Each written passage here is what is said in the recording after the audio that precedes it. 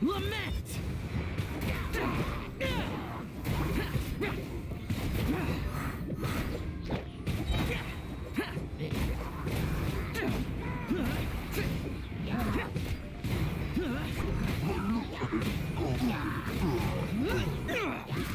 Too late for regret.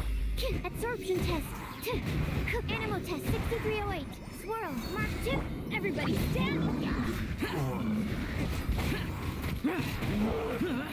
Evil conquering!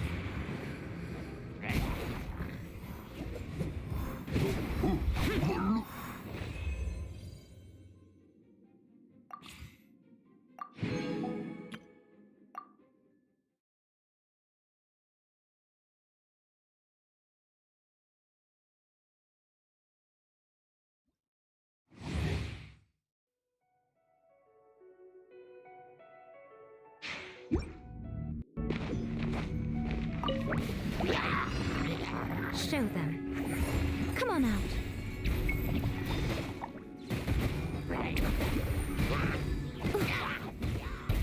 Show them. Right now.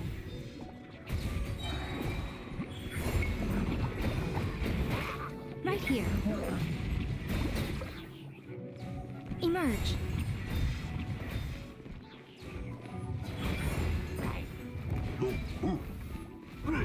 Right here.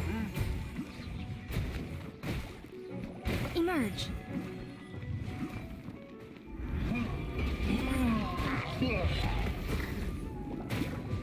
Right now.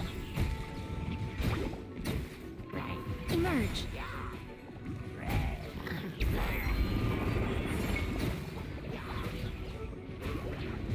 Right now. Emerge.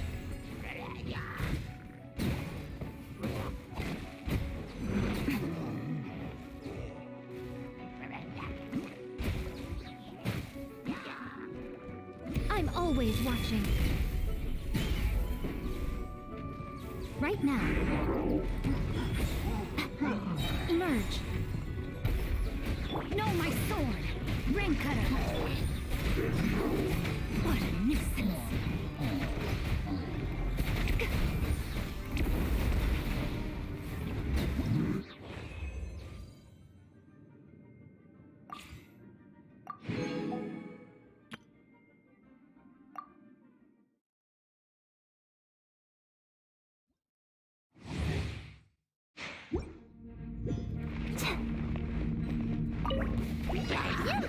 You're up!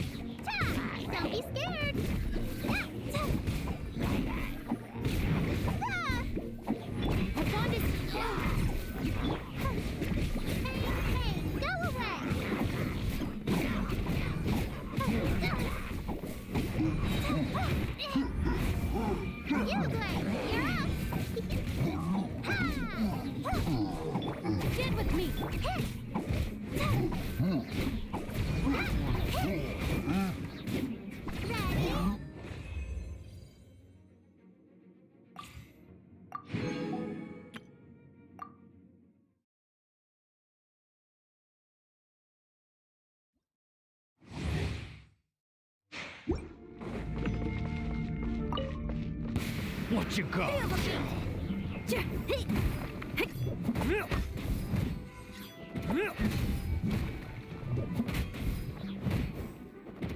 You're open.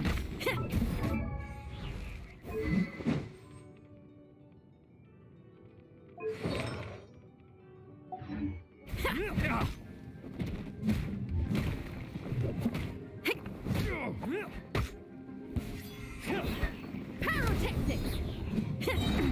Ja, amp it up.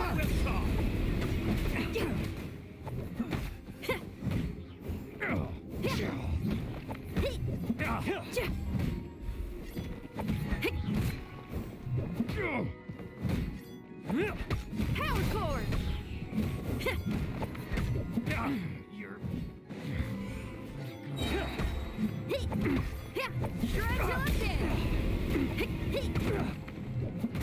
You're open. You're open. Feel the beat.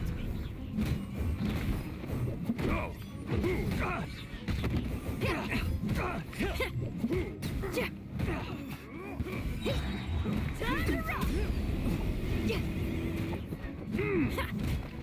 You're open. Not cool. Pyrotechnics.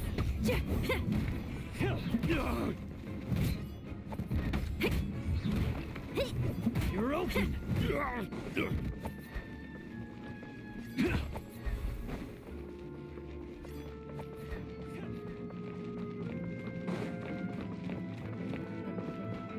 Off with you.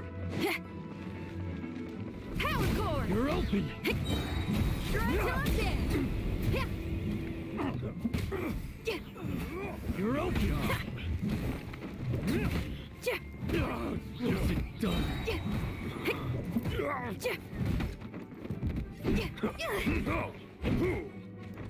Amp it up.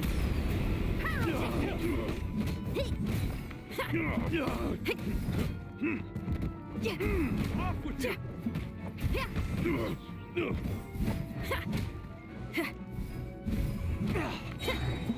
Strike on dead. Power cord.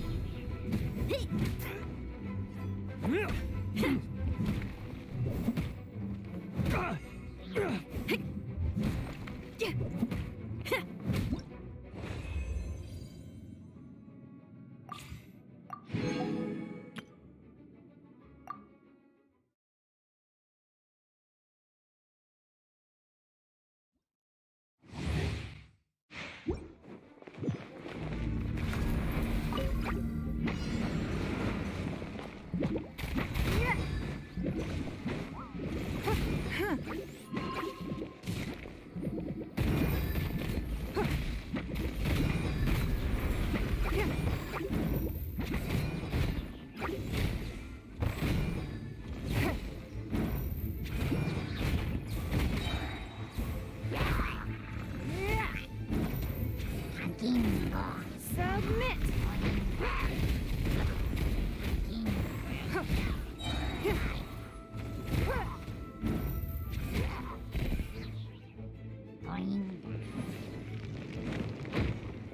Don't waste my time.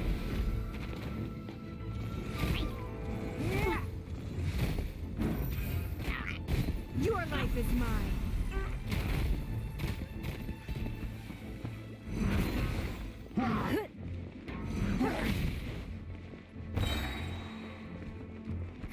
Give up. Submit.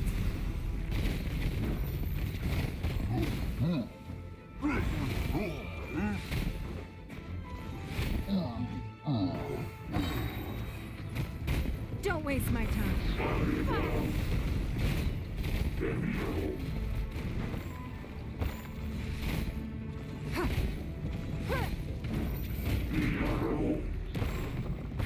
Give up. Submit.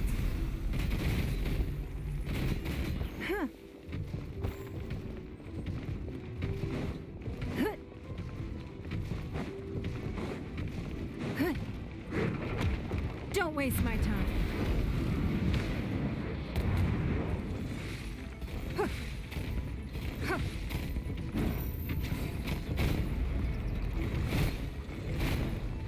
Yeah.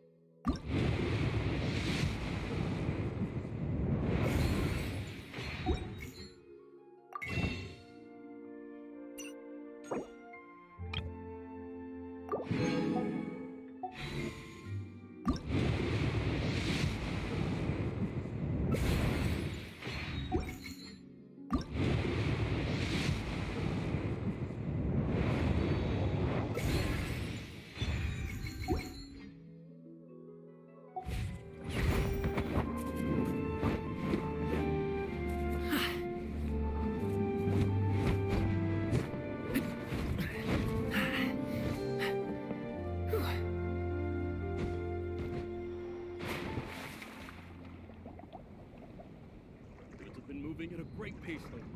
Gotta keep up.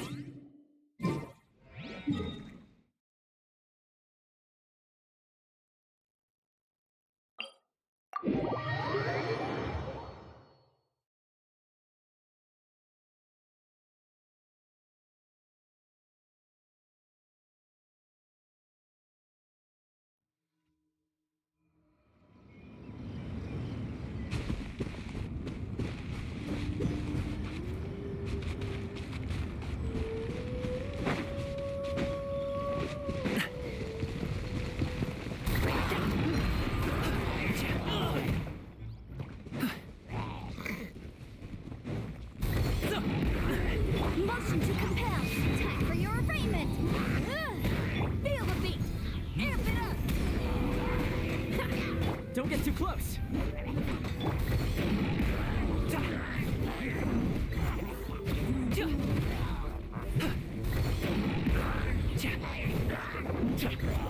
Boom boom.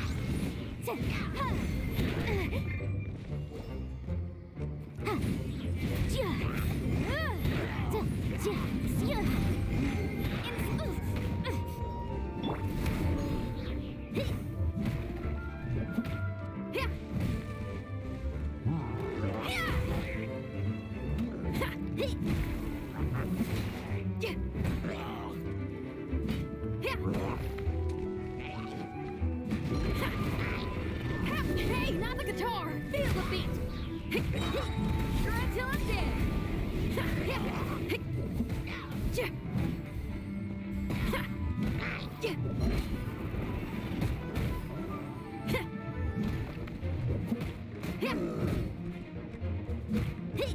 Pyrotechnics!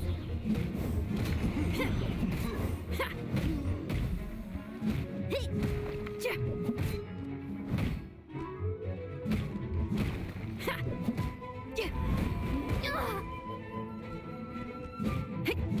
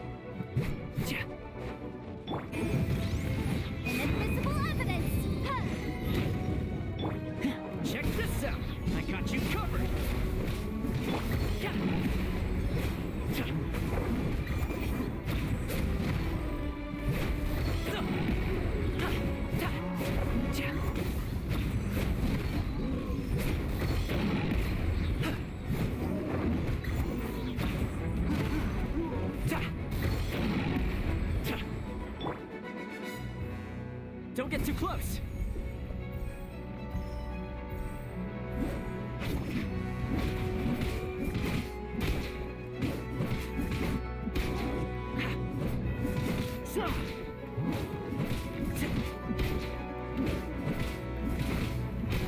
Check this out.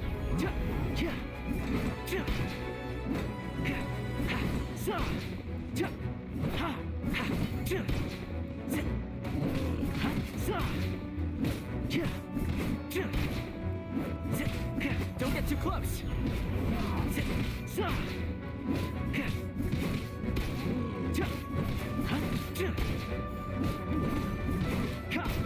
Stop it! Fire it up!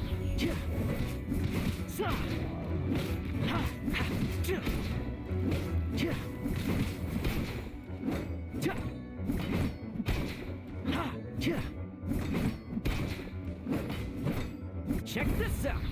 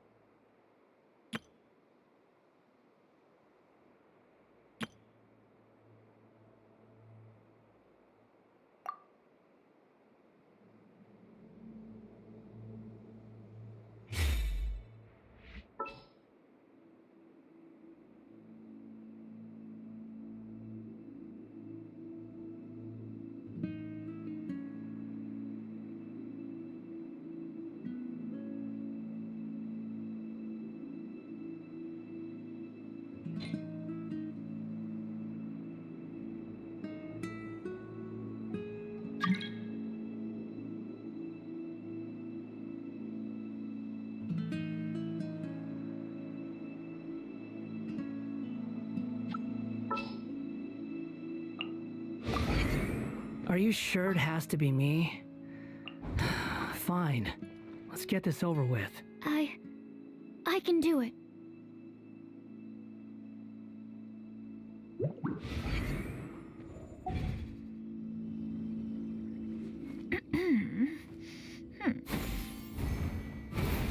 Got her!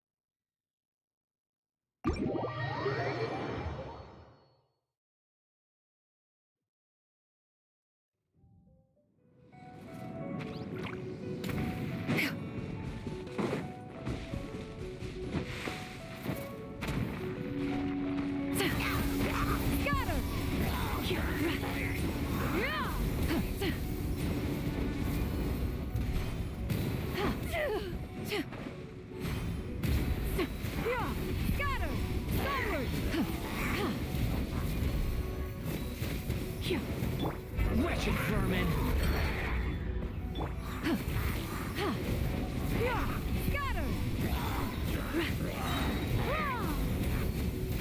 Seize the skies!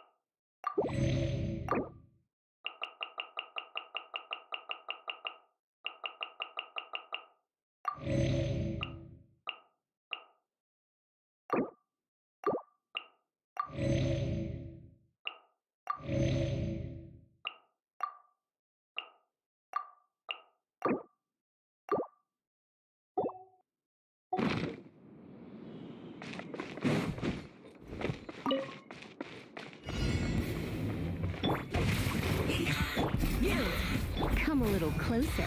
Squall and fury. Unsightly insects. Yeah. Yeah. Ha. Body and mount.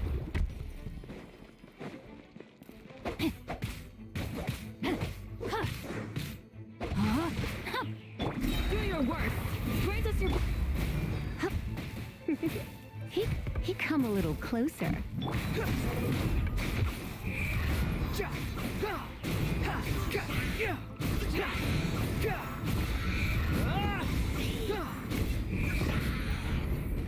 Quit following me. Body and mind. No, my sword.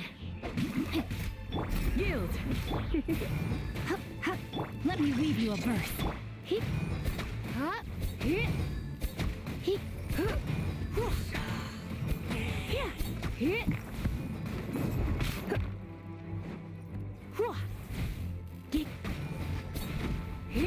You're in for a little shock.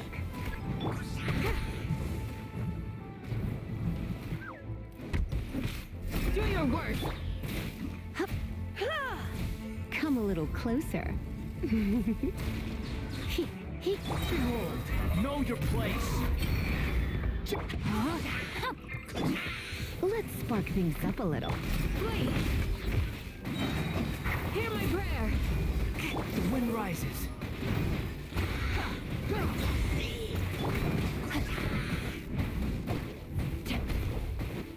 Time to act.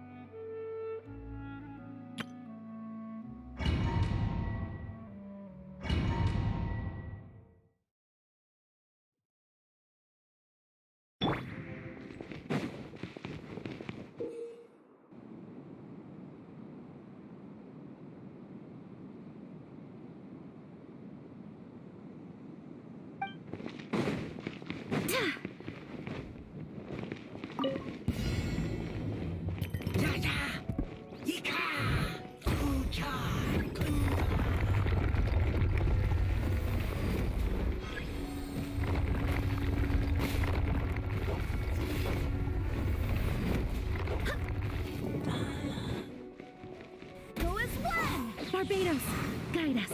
I'll protect us. Do your worst. Get him.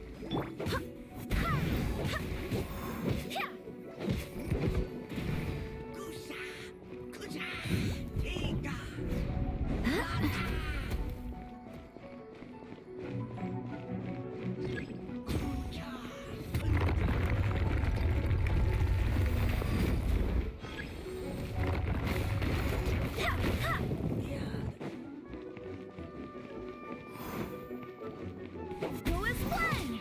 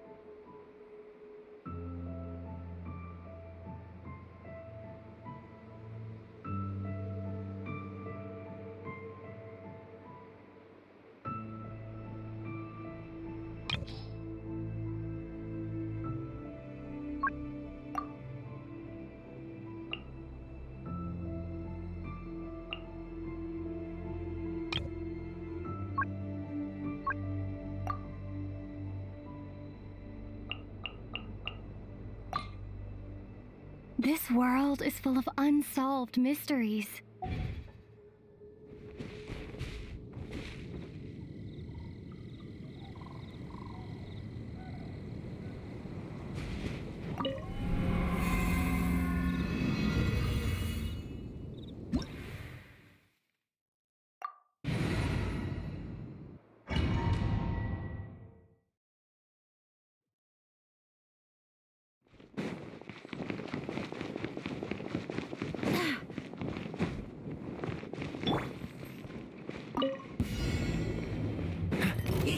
Cool it.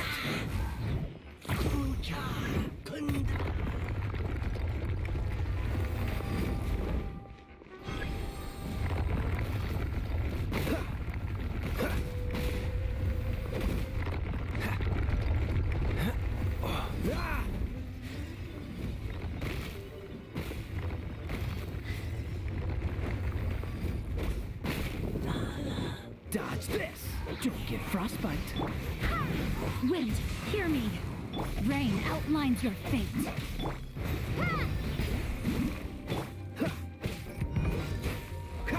Rain cutter.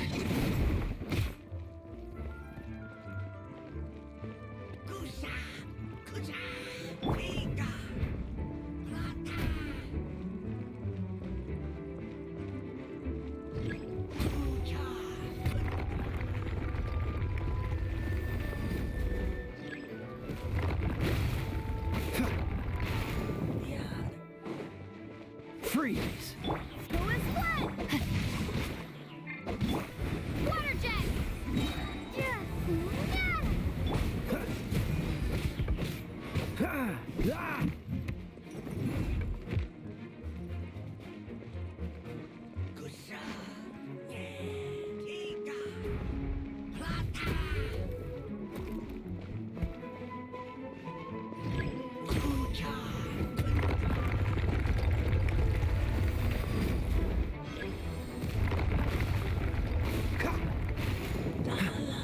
Dodge this.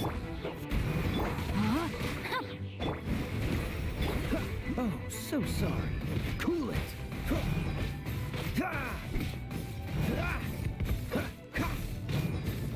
Dodge this.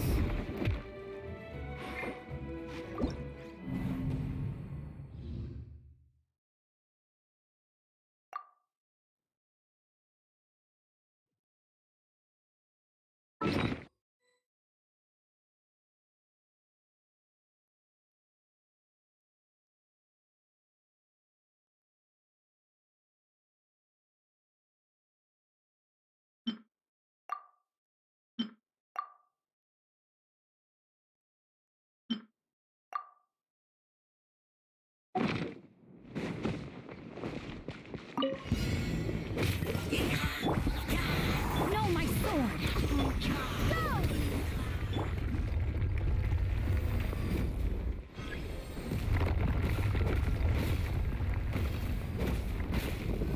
What's the cool it? Witness the power of good. Dodge this. This moment will be frozen in time.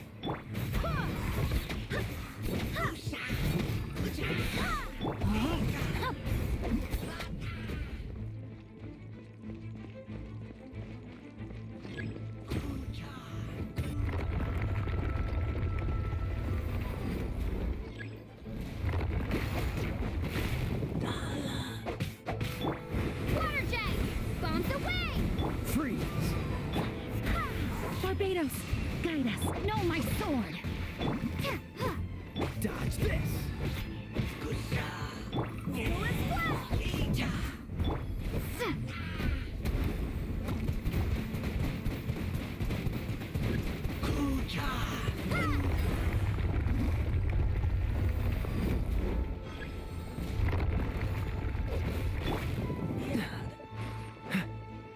Freeze.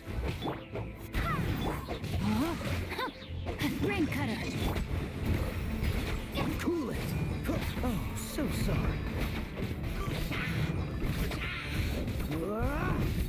Freeze.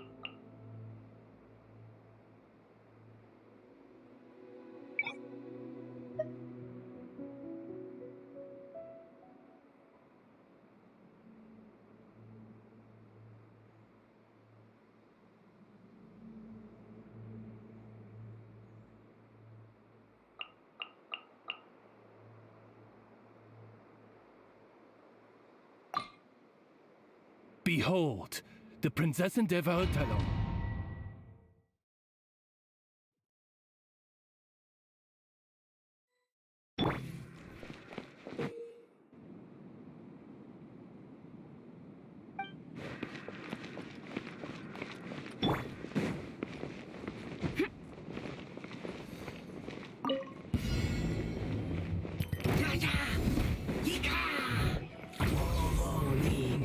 By royal decree.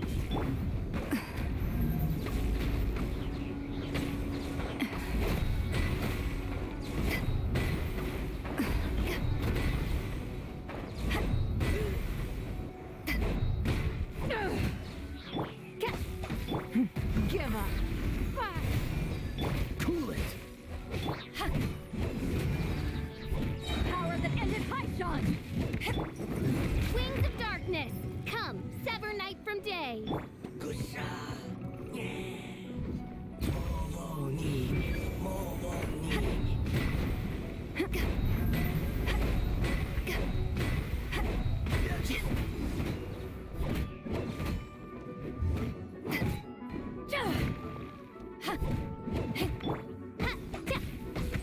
Oz, reveal.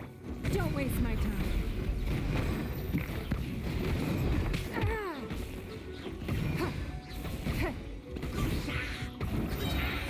Submit.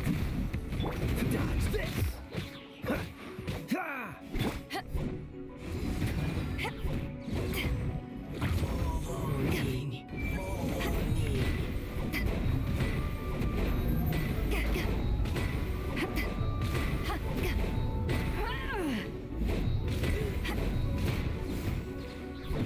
Cool it.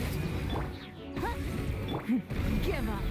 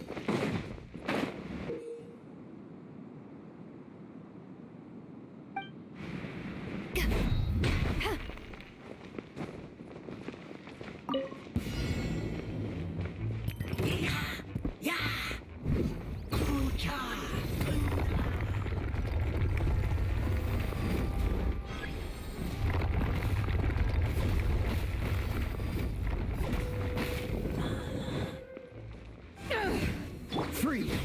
This moment will be frozen. By royal decree. Don't waste my time. Your life is mine. Dodge this. To ashes.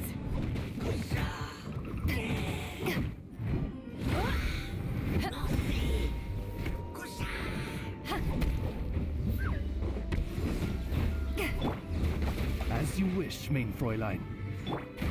Give up.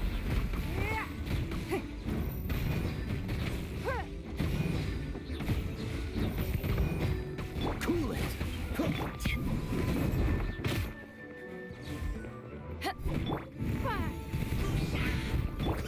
Oz, reveal thyself.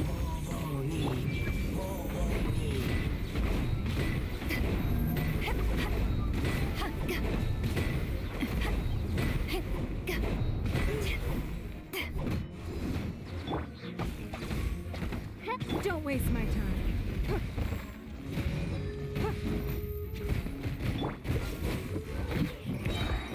Oh, so sorry.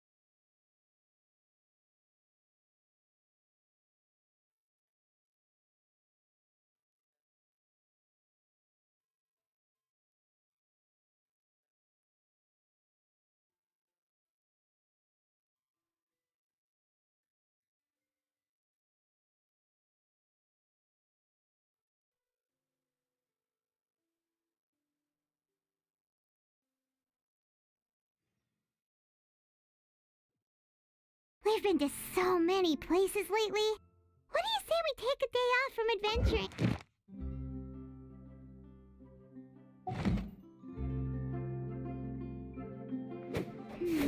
Let Paimon think. Where are some nice places we could go? Oh, why don't we pay Cloud Retainer a visit at Mount Outsong? It's been a while since we last saw that illuminated bird. She's always the one popping up.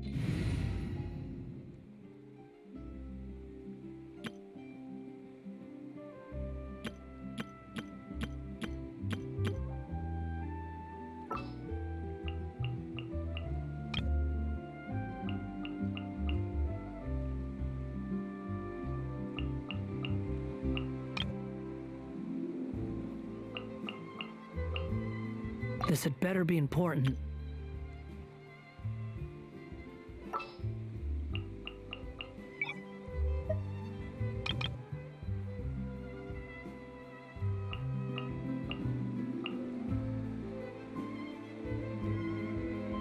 We may leave at any time.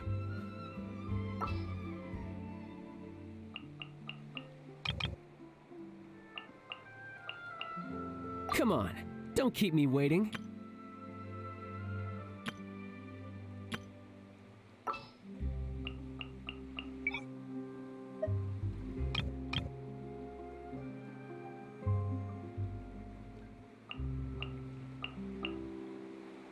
Oh, how exciting!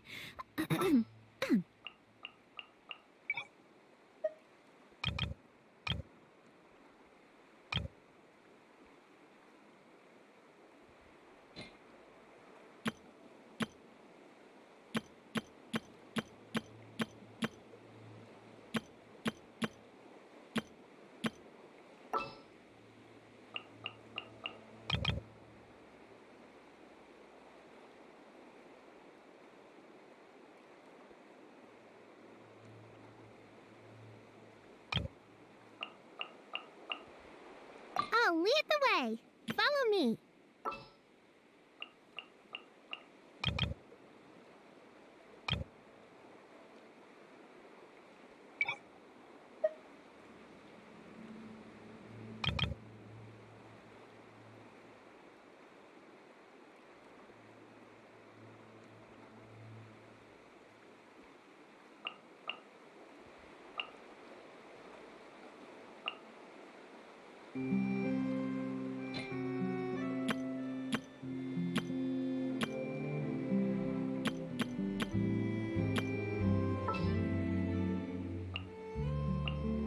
I'll bring my seasonings.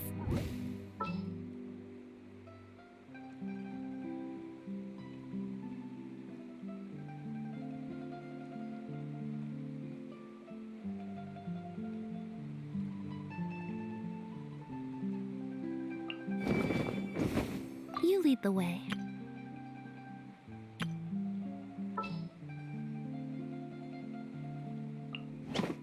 You want me on your team? At the ready.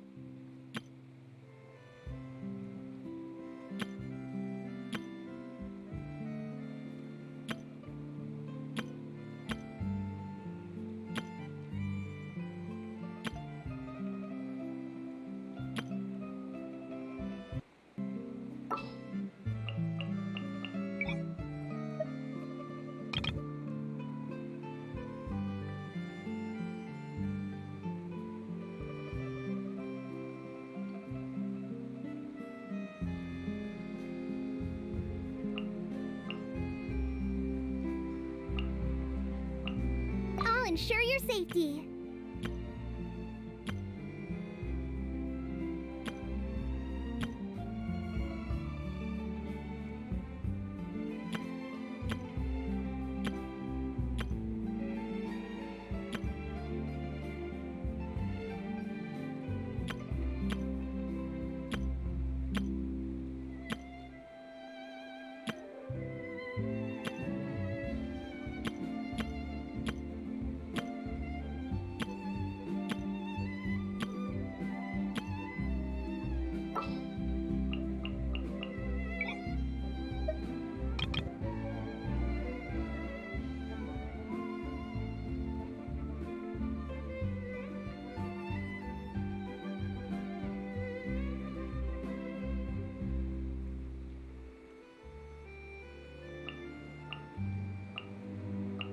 I applied for vacation.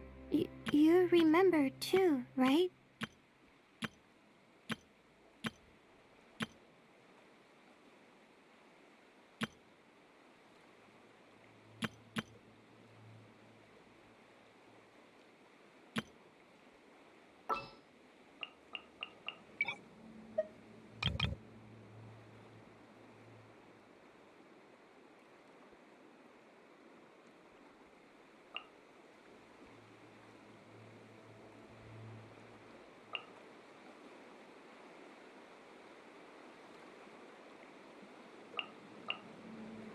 Time for a house call.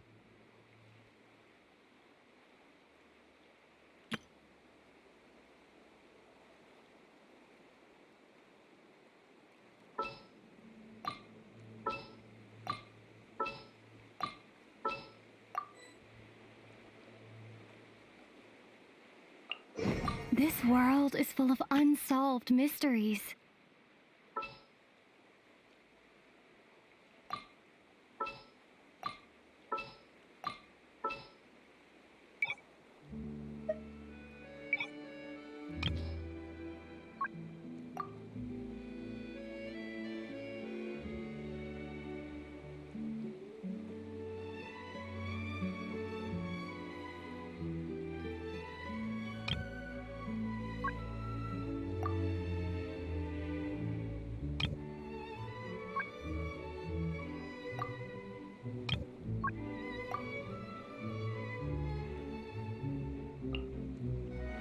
The threads of your fate lie in my hands.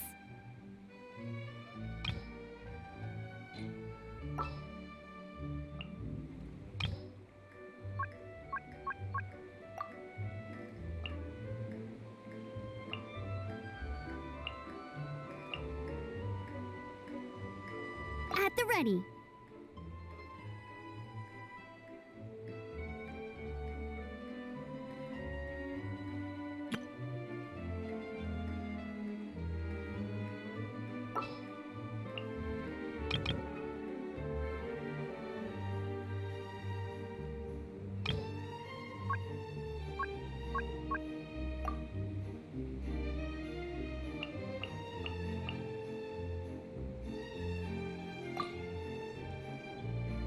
Outrider Amber, reporting.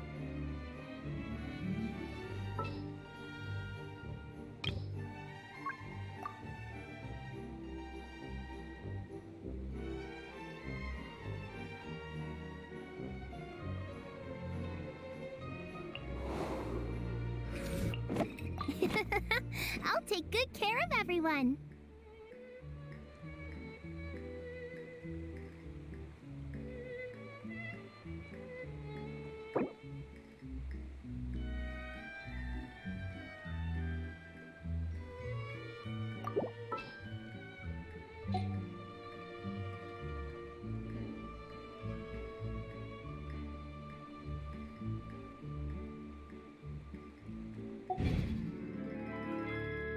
Jean will be upset if she catches us lazing around like this.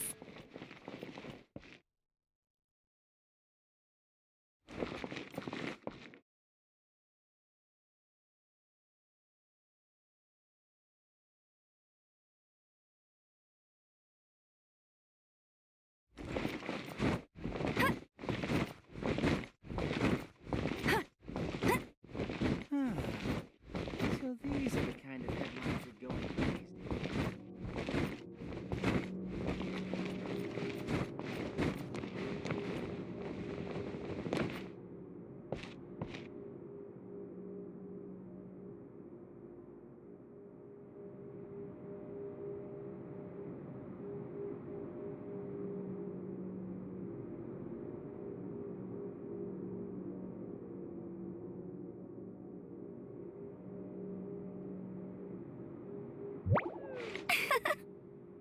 Hmm.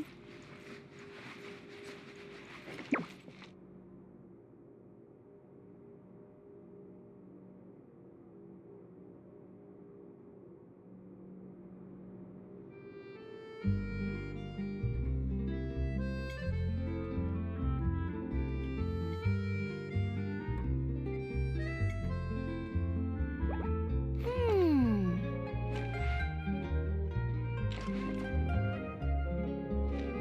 There's no point worrying about the future. Hey, Sarah, Sarah.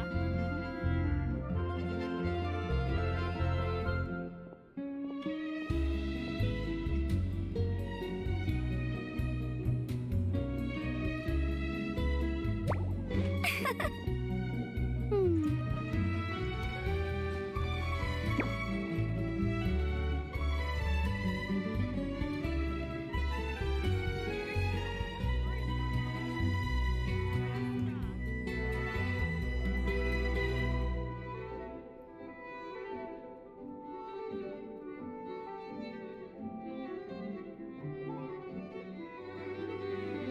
I feel like running.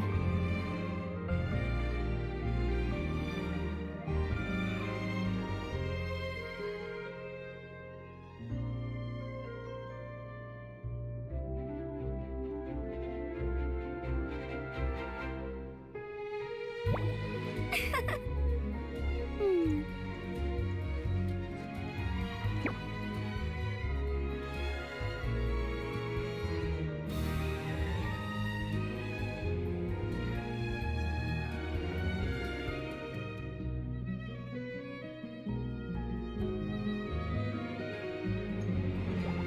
Hmm.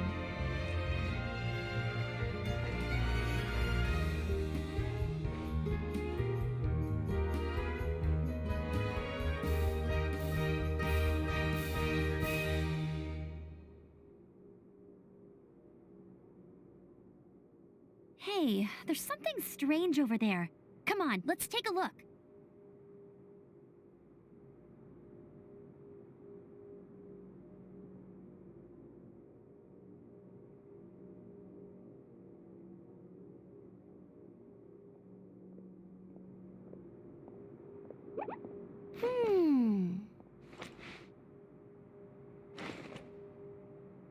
There's no point worrying about the future. Que sera, sera.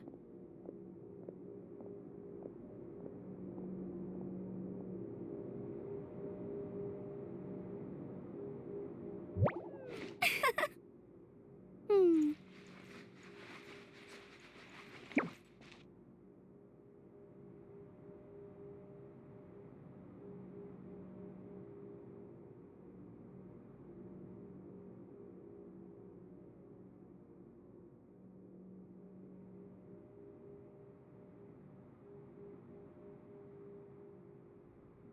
I feel like running.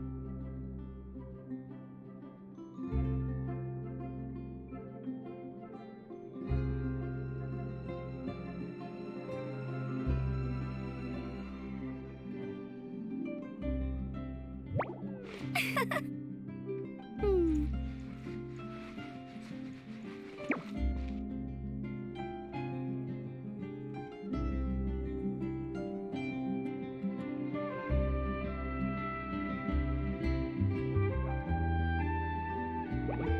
Hmm.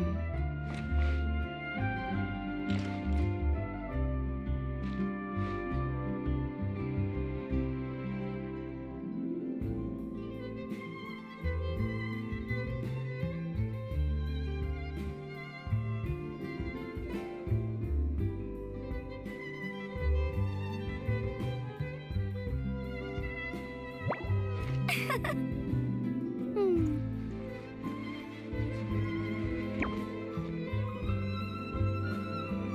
There's no point worrying about the future. Que sera, sera.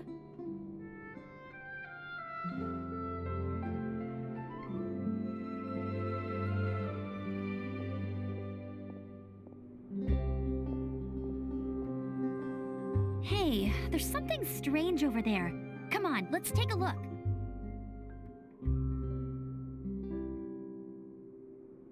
There's no point worrying about the future. Que sera. Hmm.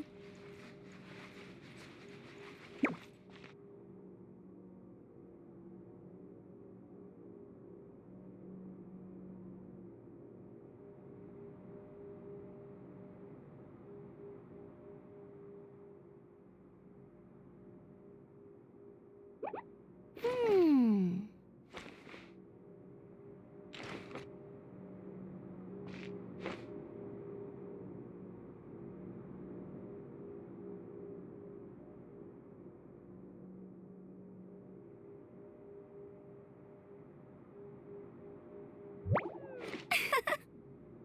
Hmm.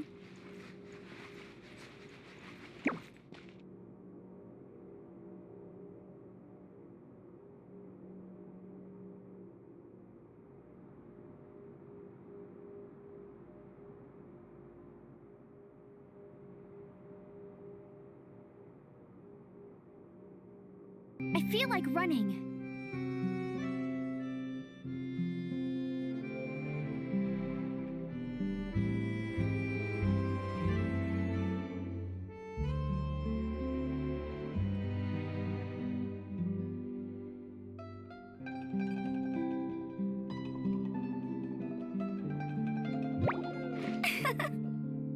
Hmm.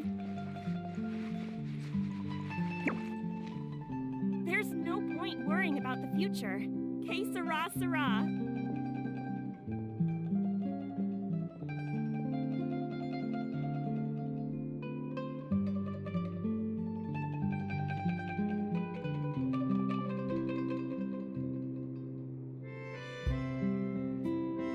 Jean will be upset if she catches us lazing around like this.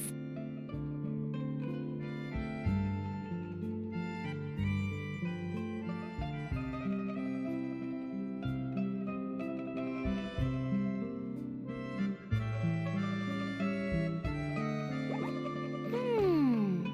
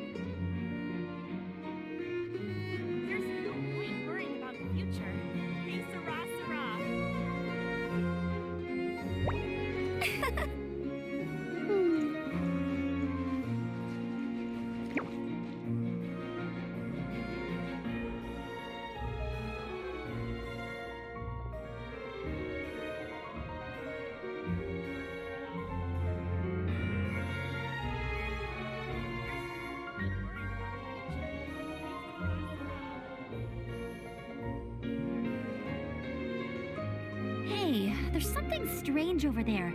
Come on, let's take a look.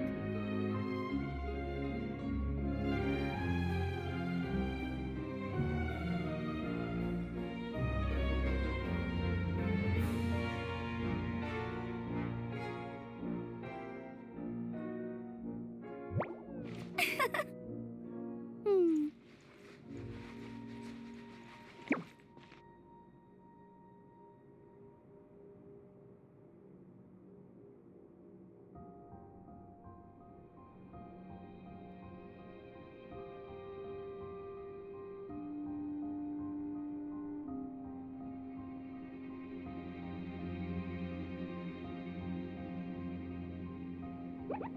Hmm.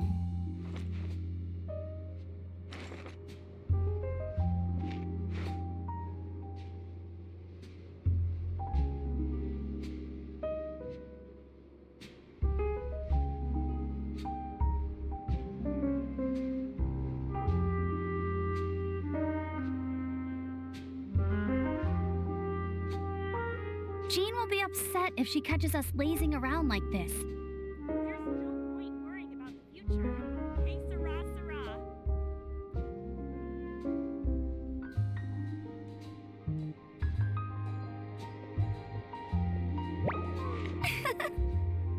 Hmm.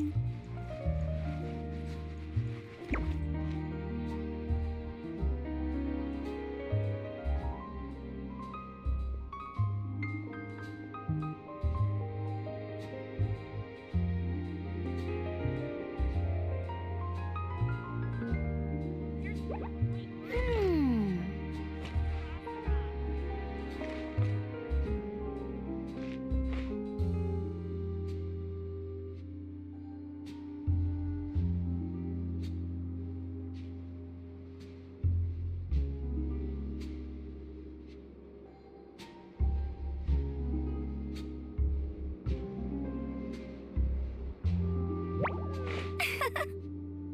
Hmm.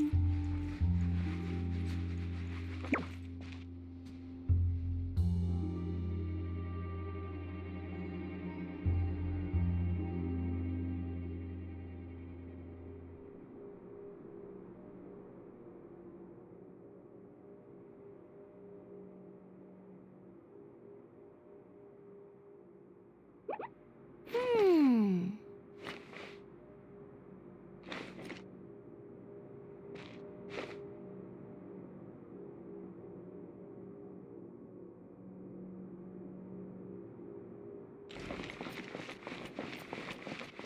I'll race you there.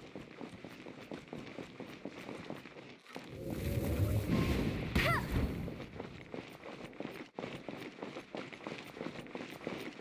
I'll be the guest.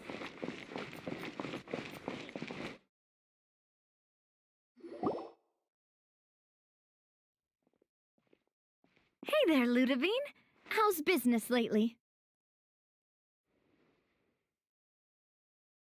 Ah, the Demoiselle of Spina de Rosula. I must say, your generous patronage is the one thing keeping me from going bankrupt. Nonsense. We all know what a talented businesswoman you are.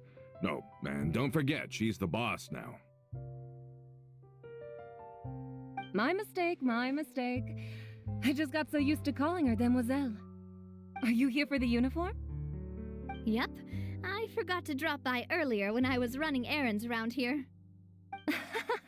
I didn't expect Demoiselle to come and pick it up in person. It's just a uniform after all. Any of your folks could have come instead. Navia's always liked to take even small things seriously. Hey, that's not the only reason I'm here. We mostly just needed a walk to clear our heads. There are few things more uplifting than taking the first step on a new journey. Boss has got a point.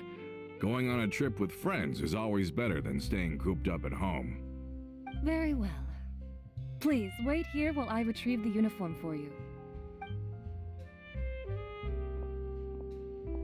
Can someone remind Paimon again why Adele wants to join the Spina? She hasn't given me any concrete reasons. All she says is that she really looks up to me. After we cleared her father's name, She became a lot more cheerful and outgoing. It's probably because she now knows for sure that her father was never a bad person.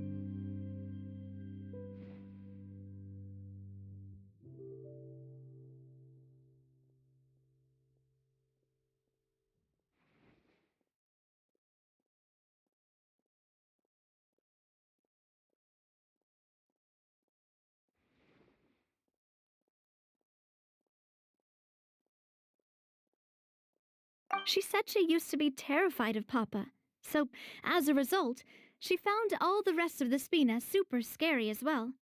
But the Spina is very different now. She mustered up the courage to talk to me, and felt like I could really understand her. Yeah, you could say that. By uncovering the truth about the case, I was able to give her closure at the same time. She said that she wanted to become someone like me, someone who could lend a hand to others, instead of standing still and waiting for others to help her. From the sound of it, she'll be a wonderful addition to the Spina. I think so too. But for now, let's focus on giving her a great atmosphere to grow and thrive. She can commit to us once she's older, and can really make that decision for herself.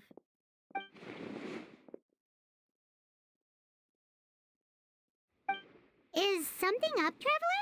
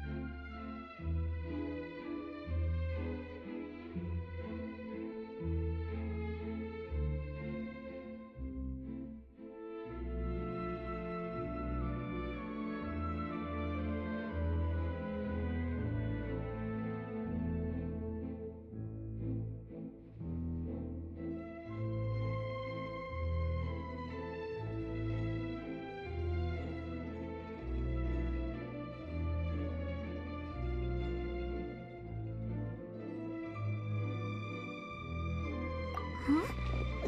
Tailing? Oh, Paimon's coming. I'll go check it out too. Coulter, please hold on to this for me. All right. Paimon saw them too. They headed up. Stop right there!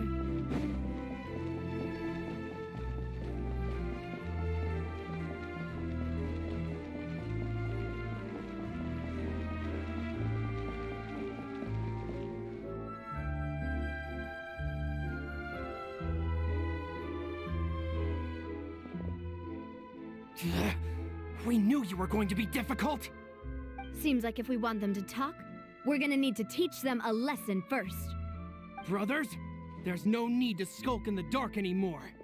Let's take them out!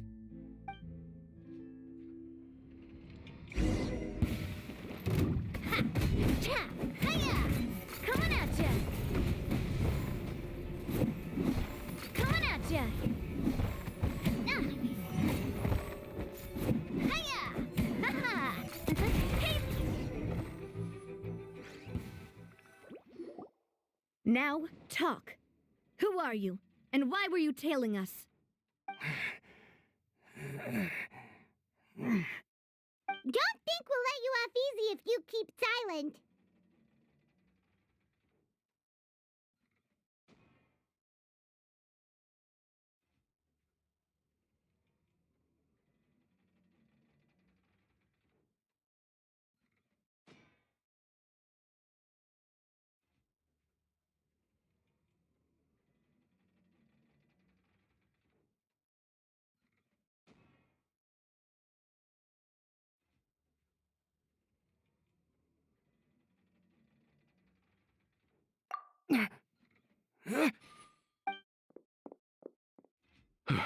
How did it go, boss?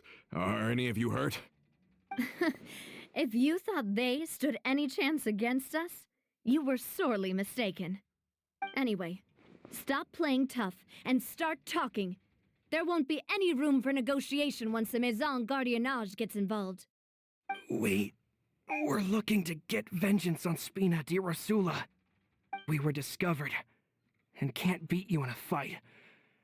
We admit it. We lost. Get revenge? Wait, you're not Romeu's followers, are you? You actually know that name?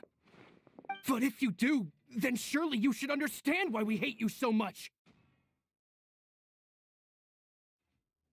Indeed.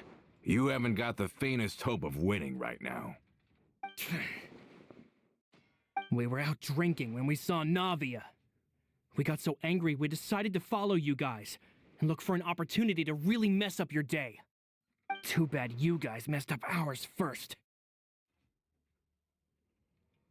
Huh?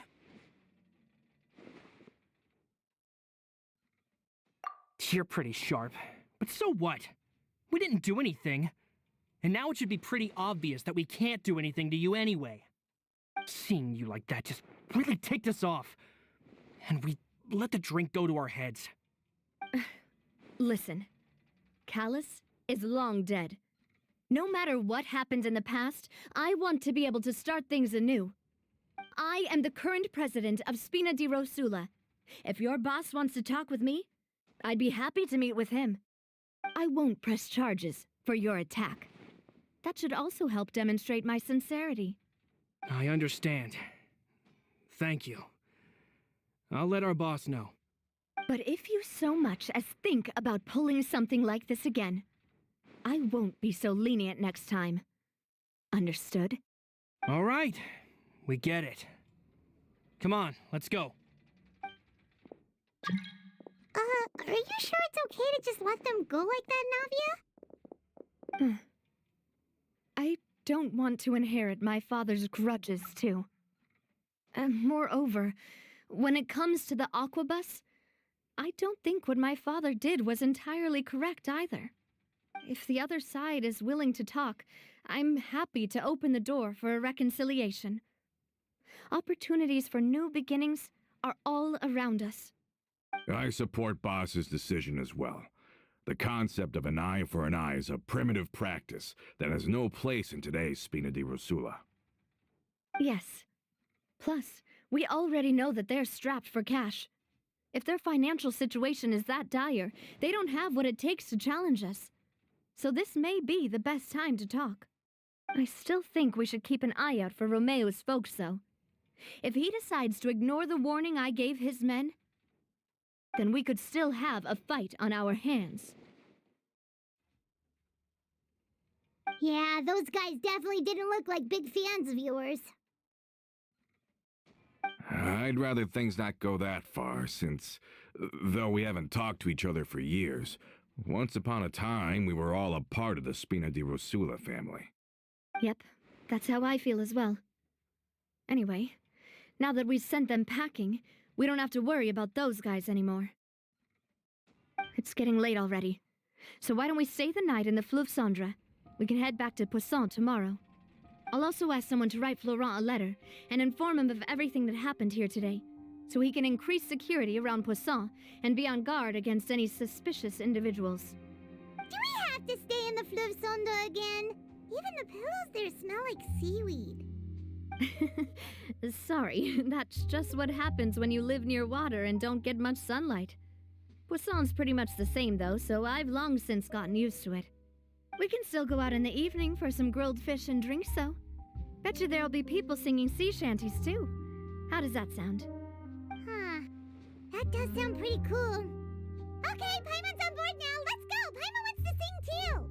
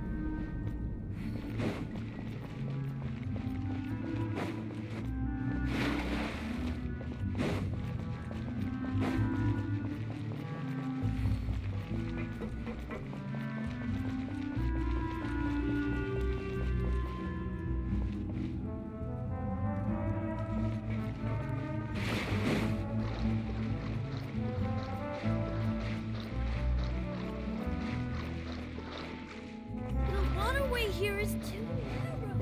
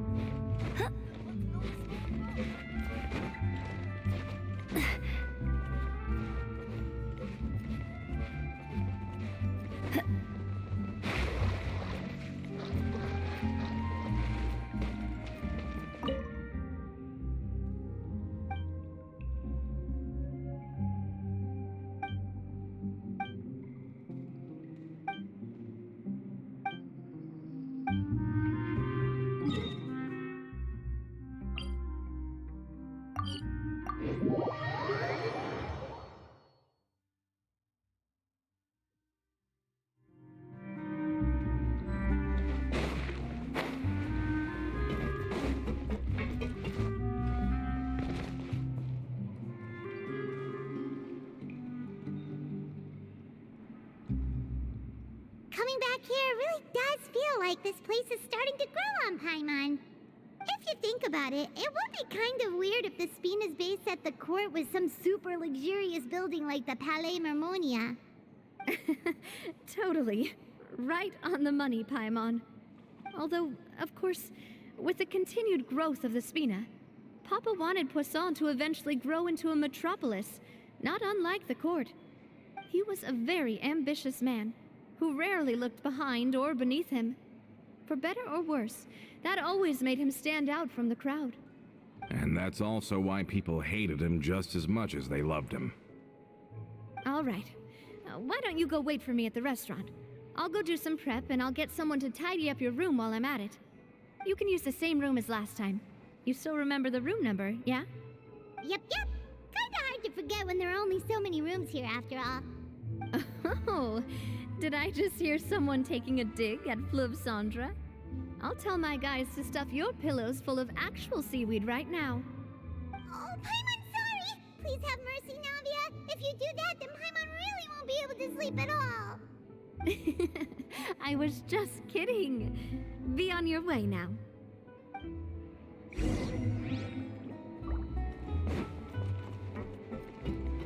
guess I'm finally on the right path.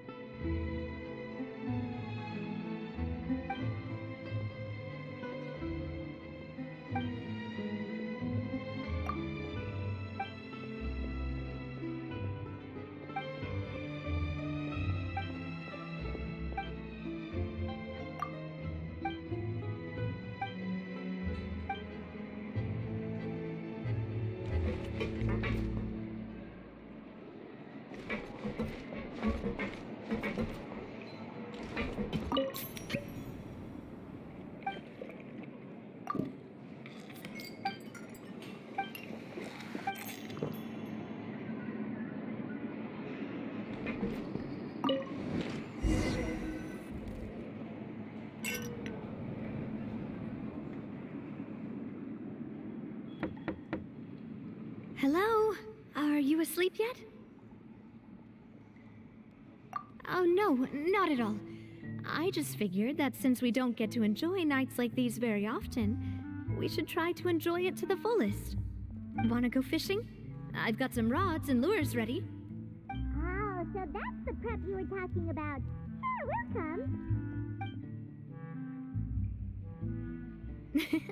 Hopefully I didn't wake you or anything. Don't worry, you don't have to do any actual fishing if you're too tired. Just think of it as keeping me company. How does that sound? Okay, let's go. To the fishing spot.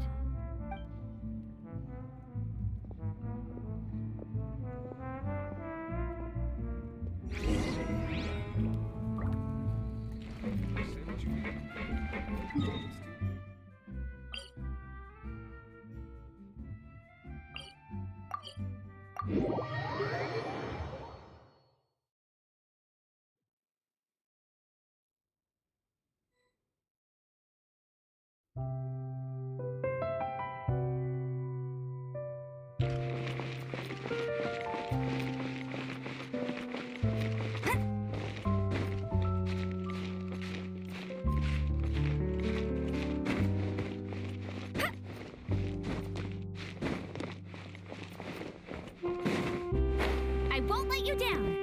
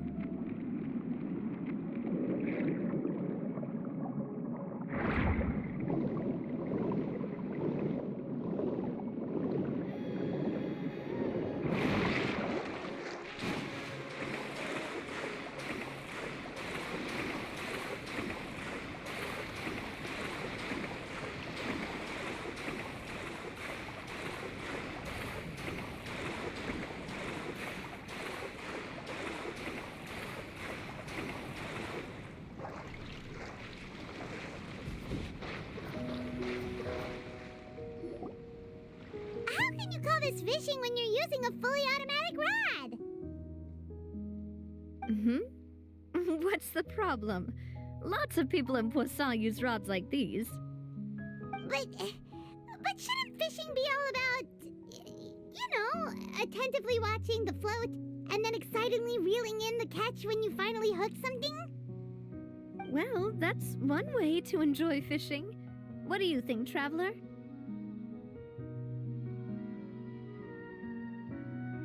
Then, let's try regular rods next time.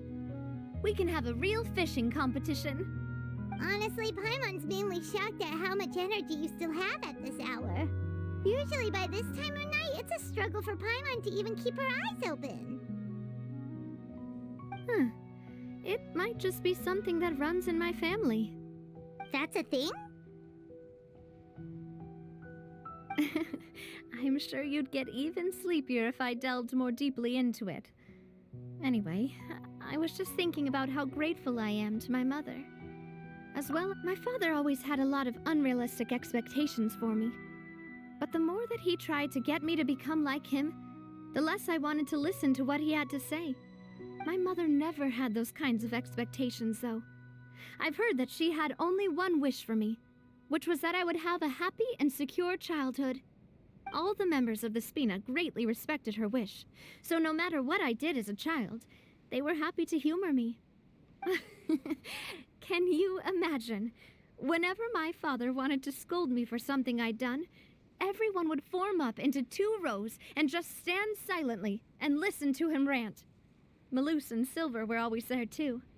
No matter what Papa yelled, nobody else would say a word. Eventually, Papa must have recognized scolding me over trivial matters was pointless, because he eventually stopped getting on my case so often. Paimon would have never guessed. Yeah. Looking back on it now as an adult, I can hardly believe how patient and kind everyone was. When I was young, I often thought that I could do whatever I wanted, because there'd always be someone there to clean up after me. But once, I saw Maloose come back wounded. He wouldn't tell me how he'd been injured, but I could tell it had something to do with me. I learned then that there's always a cost to making a mistake. The more you care about those around you, the more you should care about doing the right thing to the best of your abilities. Because if you do falter, there'll inevitably come a time when you'll have to face the consequences. And when that time comes, those most precious to you really will throw themselves in front of you and pay the price for your mistakes.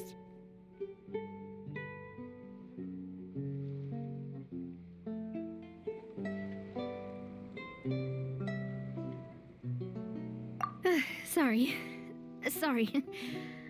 I shouldn't have brought that up. I wasn't planning to talk about sad things tonight.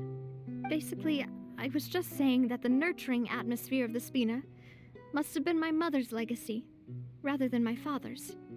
And if that's the only way that I can continue to feel her love, then I'd like to pass that warmth on. Is that why you let those guys go today? Although, maybe there's a part of not wanting to repeat the mistakes of the past. I want to be reasonable, at least. Hey, look! I think you've got something on the line! But why isn't the rod automatically reeling it in? Oh, there must be something wrong with how I installed the mechanism. It was my first time putting one of those rods together. We can't let it get away. Come on, you two. Let's catch it. You want Paimon to help too?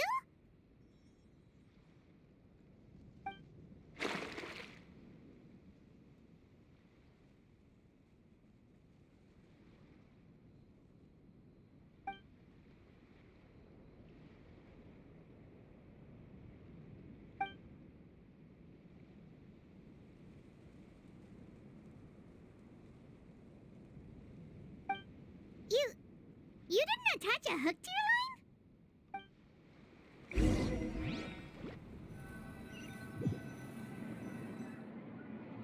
Stop wasting time! The boss ain't gonna wait all day. We'll go ahead with the operation tomorrow. Do with that information as you wish.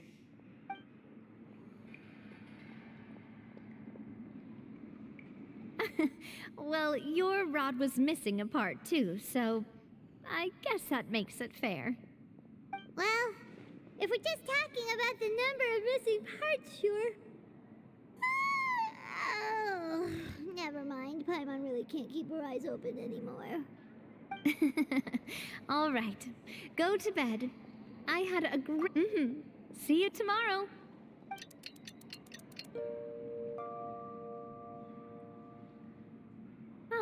So how was last night? Did you get a good night's sleep?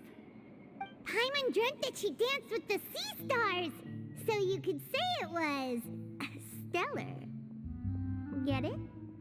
Huh.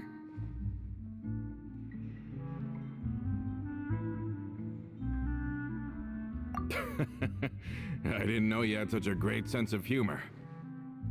See? This guy gets it! Anyway, let's head out. I'll arrange for a boat to take us back to Poisson. I'm sure Adele will be happy to see you two again. Paimon hopes she'll really appreciate your gift. I hope so too.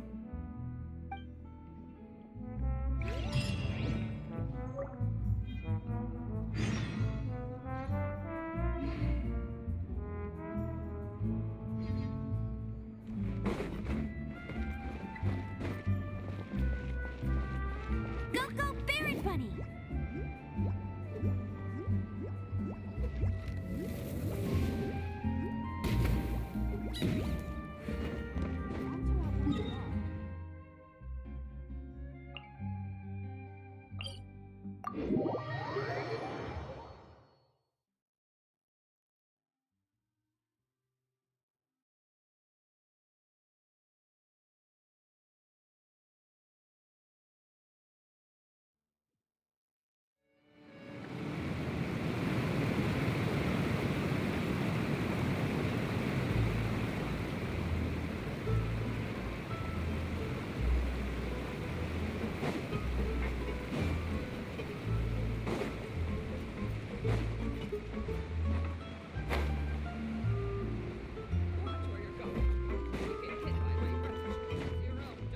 I'll race you there! Adele, we're back! We brought you a gift from the court too. Whoa! Thank you so much, boss! Don't call her boss, okay, Adele? Just Miss Navia would be fine. Oh, it's all right. I don't mind. Besides the gift, I've also got another surprise. Guess who's here? It's been a while! Oh, it's you two. It has been a while indeed. Thank you so much for your help on Jacques' case. I've heard that you also helped save all of Fontaine. You're truly just like the great heroes of legend. You're really amazing! And if Miss Navia's your friend, then she must be super amazing too! What's in this thing? Can I look? Of course. Go ahead.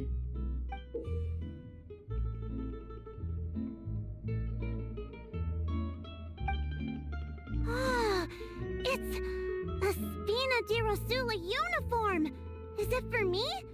But isn't it a bit big? Well, it's a gift for future you.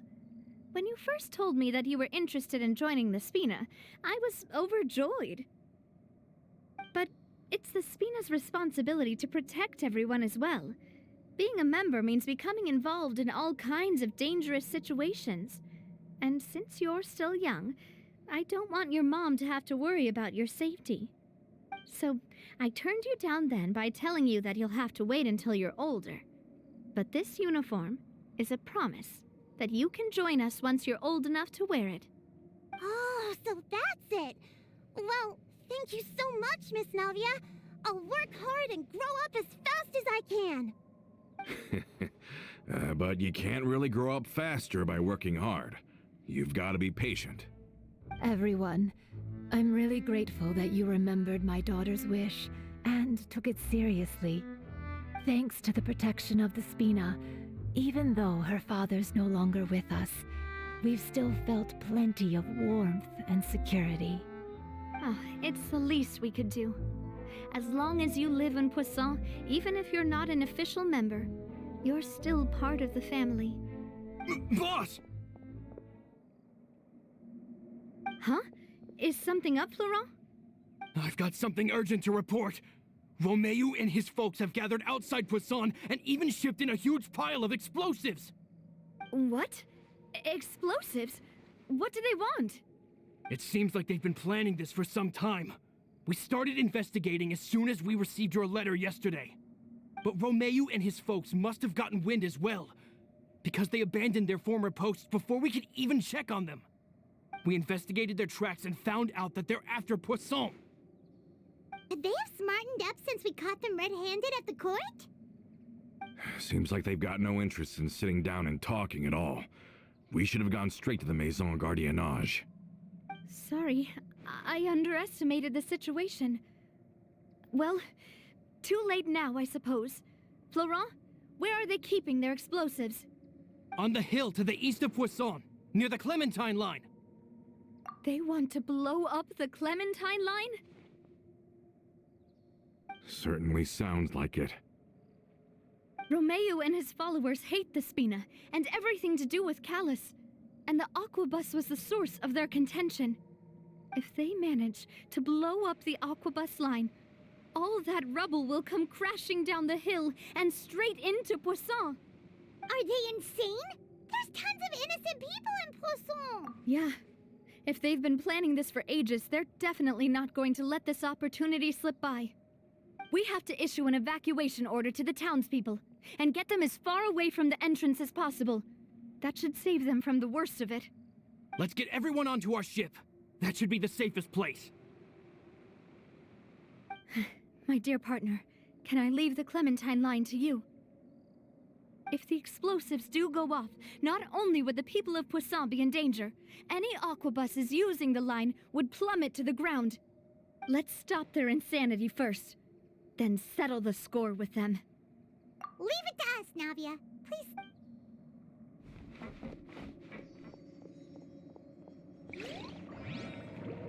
Let's go, you two. We've got to act fast.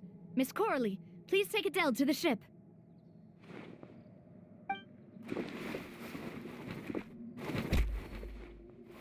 Watch out, boss!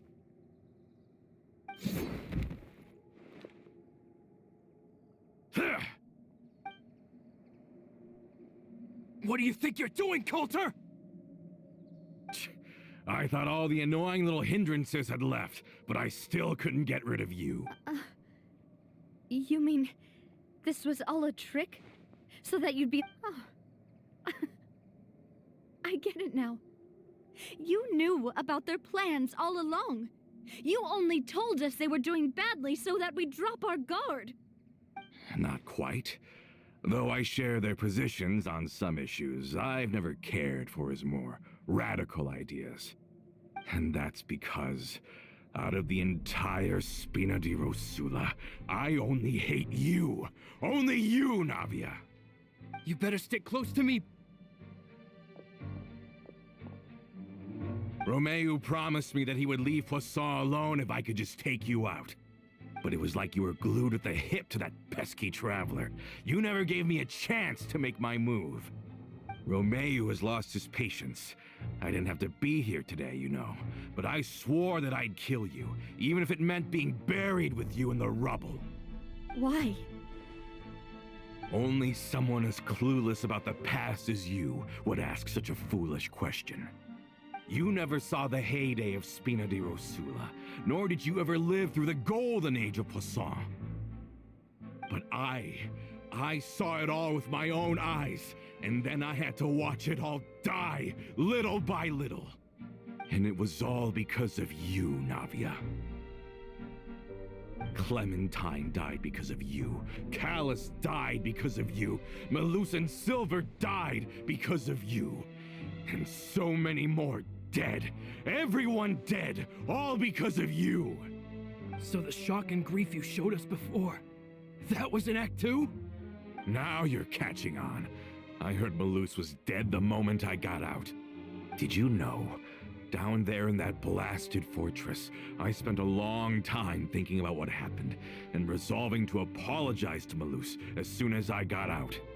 Back then, because of that aqua bus, we had a huge fallout. I was convinced that all he cared about was loyalty, and that he had completely lost his capacity for critical thinking. The years passed by in a blur after that. I thought I had finally begun to understand him, and that he could help me relive the good old days again. But then he died, and it was because of you again, Navia! It's always because of you! I once loved the Spina and Poisson more than anyone else. But what is left now of either besides death and ruin? You've single-handedly destroyed everything that was beautiful. Everything I've ever loved. Don't listen to him, boss! He's just spouting nonsense! Have you ever considered that maybe the people around you don't actually care about you at all? Have you ever considered that maybe you only get respect because you're Callus and Clementine's child? That you've never done anything worthy? That you're just a big nothing? Have you ever considered that maybe people don't stay in Poisson because of you, but only because they have such beautiful memories of the past before you came? Because if you do falter, there'll inevitably come a time when you'll have to face the consequences. And when that time comes, those most precious to you really will throw themselves in front of you and pay the price for your mistakes. Yeah, looking back on it now as an adult, I can hardly believe how patient and kind everyone was. But is that really why they support me? Is their kindness real? Shut your mouth! I, for one, really like Miss Navia, and my mom loves her too! I don't know how to explain it, but I like her, and that's that! I'm sure Mr. Malus would be extremely disappointed in you right now! You've somehow managed to pin the blame for every mistake and tragedy in our history on the boss herself! Get out of the way, Florent! I don't want to hurt you. You're gonna have to! Boss, there's no time for this! Stop hesitating and get out of here before you get buried! Maybe you think you're being the realist by painting the history of the Spina and Poisson like this. But the love that I felt from everyone was just as real. I felt it. They've helped me get to where I am. And even now, I will continue to believe in that love. So let me show you just how much I love the Spina di Rosula!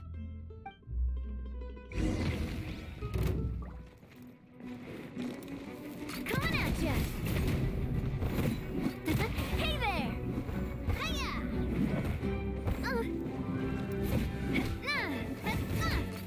Hey there! A proper send-off from the Spina with love. Hey there! Hiya! Ha!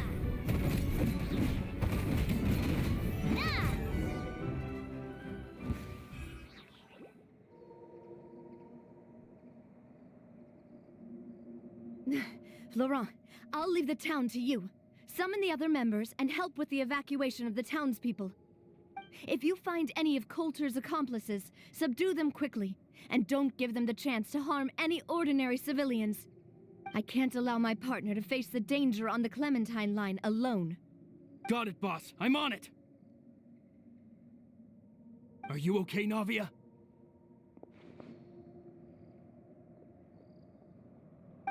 I don't know, but I have to go.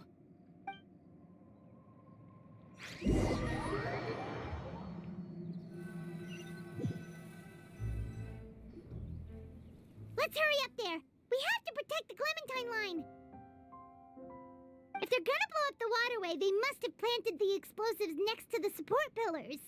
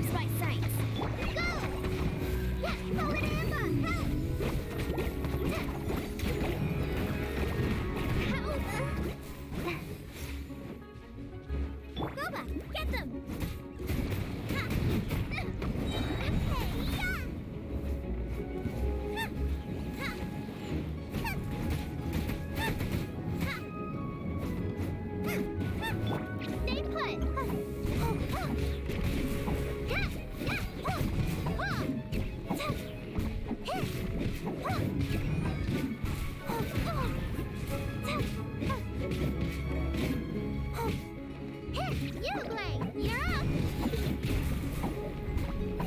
Hey! Out of the frying pan, into the fire! No escape! Don't be scared! Hey, go away!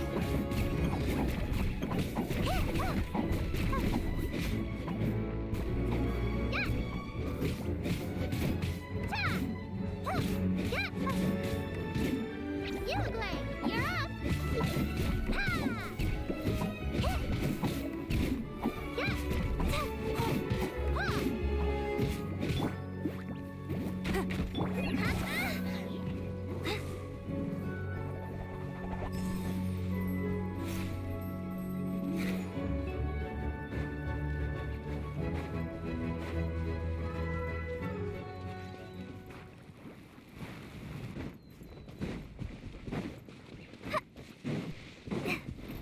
Just like we rehearsed, nice and spicy. Real good, stay put.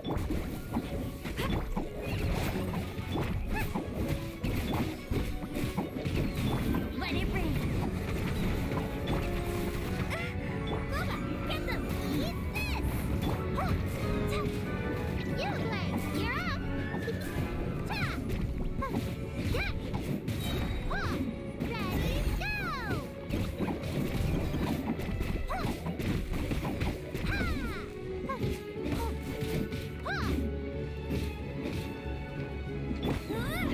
That's cheating! Go, go, Barret Bunny! No one escapes my sights! Fallen Emma, help!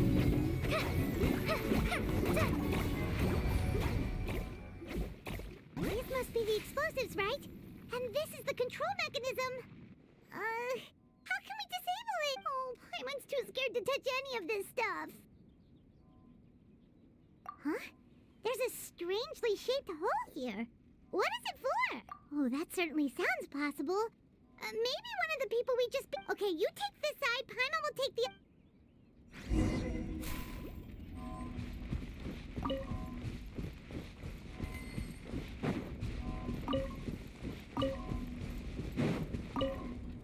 Let me turn this guy over.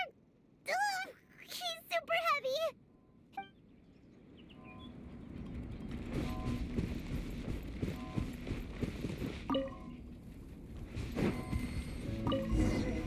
Oh, you found it! That's amazing!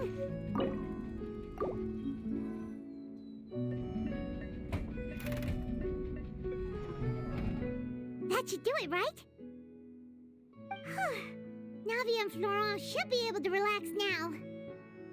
Oh, you're right. They could have set explosives elsewhere, too.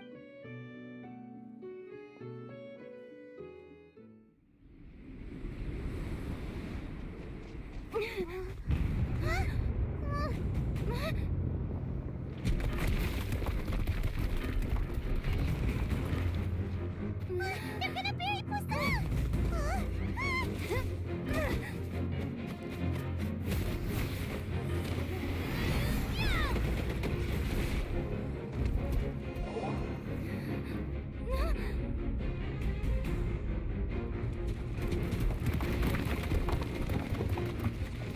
Great work, partner. Just leave the rest to me. Watch out, Navia! You can't block them all! Block. I'm doing this the Spina way.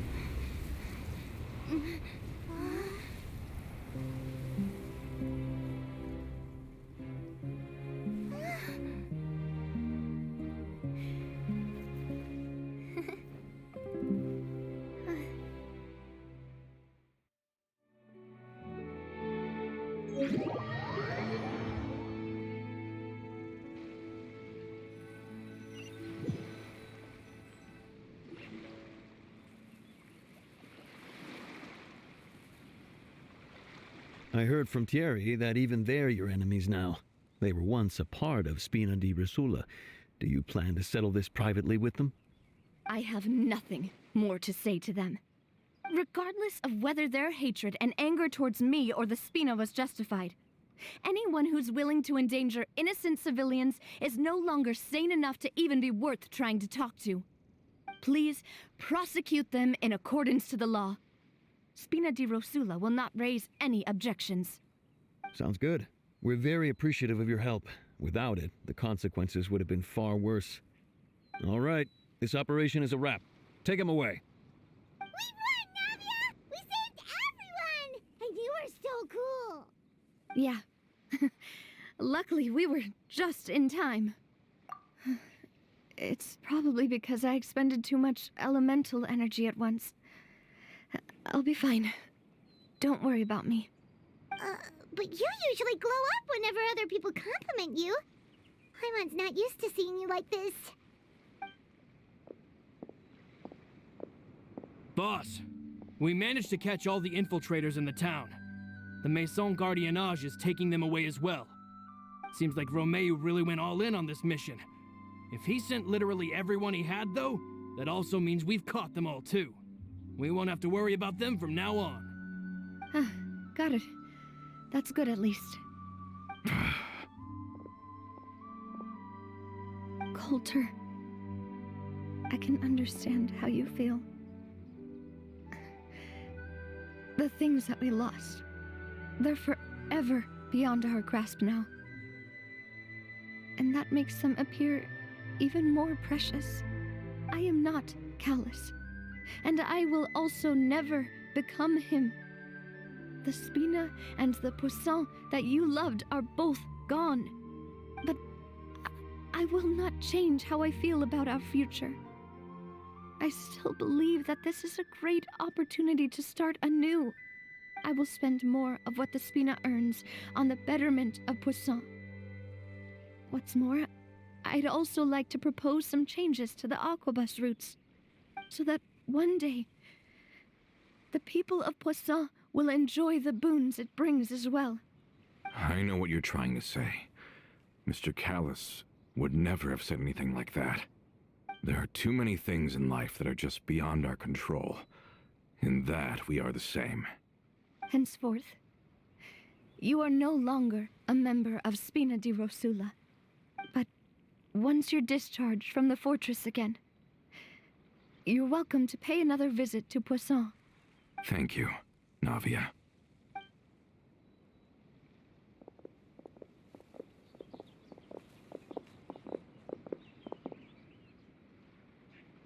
As I thought. Boss really is a kind and gentle person. She is also, I must say, a truly unlucky person. Thank you for protecting the Clementine line. I was actually really scared, you know. I mean, even the Callus line won't be getting rebuilt anytime soon. If I'd lost the Clementine line too, I wouldn't know how to live with myself. A name is a way to etch a memory onto the world. Losing the line that bears her name, that I can see every day, would be like losing my mother all over again. Seeing it still standing there, tall and proud, it makes me really happy. What happened while we were gone? Honestly, you look more upset than tired or anything. Just give her some time.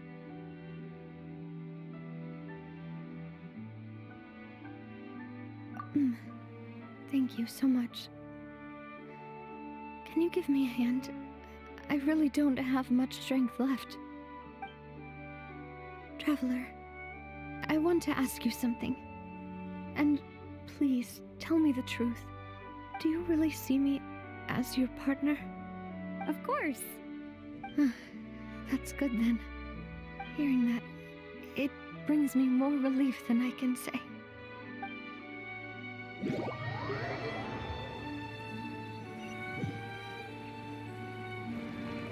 How do you feel, Navia? Any better after taking a break? I feel quite a bit better. But I should probably still rest for a few more days. Sorry, partner. I said some weird things earlier. Feel free to just ignore me. I used to think that I'd never doubt myself. But you could say I've discovered that I'm not as strong as I thought I was. Coulter mentioned my parents, as well as Malus and Silver. It's all thanks to them that I've made it this far in life. Do you think they ever regretted the choices they made? Has my existence made this world a better place?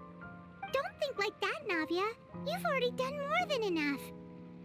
No matter what others think, we'll always support you to the end of the world.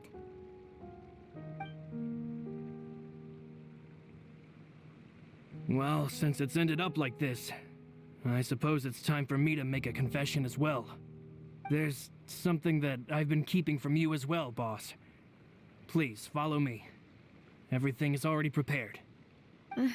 Florent, I hope you can understand that I can't deal with any more shocking revelations right now. Don't worry. This surprise will be a pleasant one.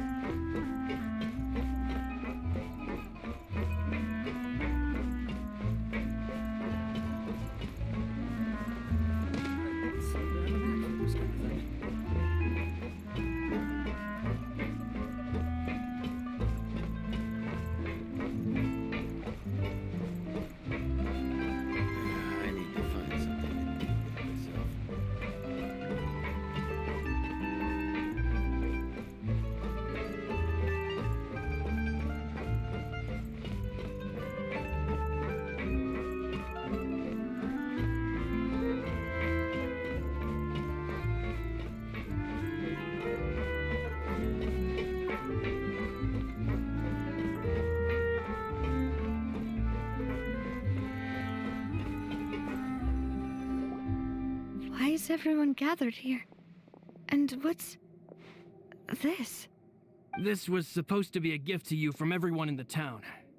We were originally planning to show it to you once it was finished, but special times call for special measures. I've never seen you look so defeated before, so I've decided to show you the designs before the final product was done. Do I really look that bad? Well, if you're ready, I'll unveil the present.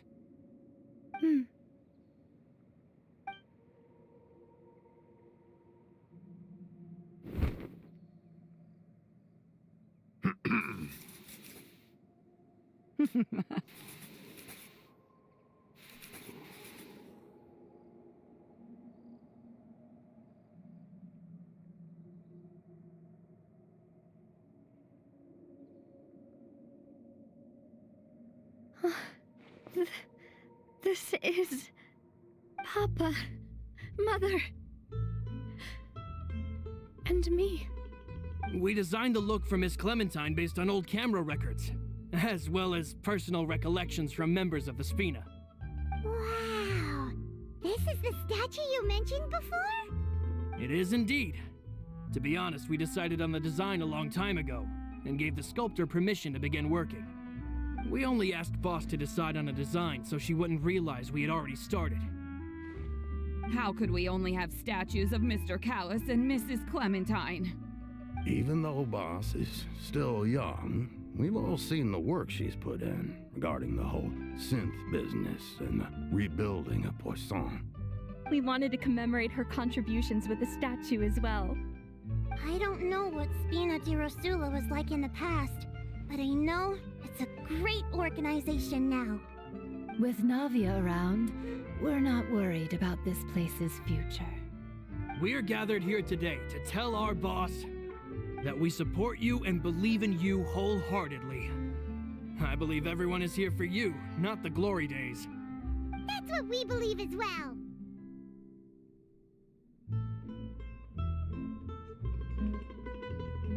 Thank you so much, everyone. Then I'll be brave and just accept everyone's support for what it is. This really is quite the surprise. I never thought that I'd have the chance to stand next to my mother. Not even in my wildest dreams.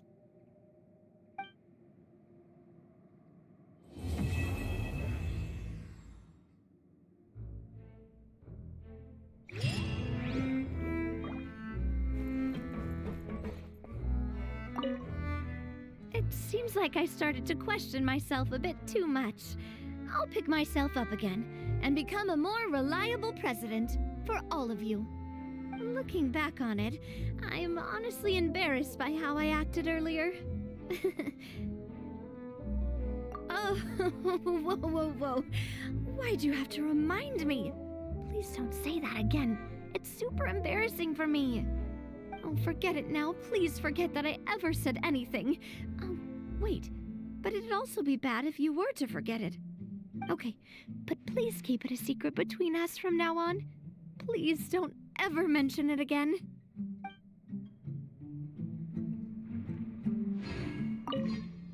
It seems like I start looking back on it. I'm honestly embarrassed by how I acted earlier. You know, I've thought about it. Even though my parents had the Aquabus project, I think that's probably why she didn't...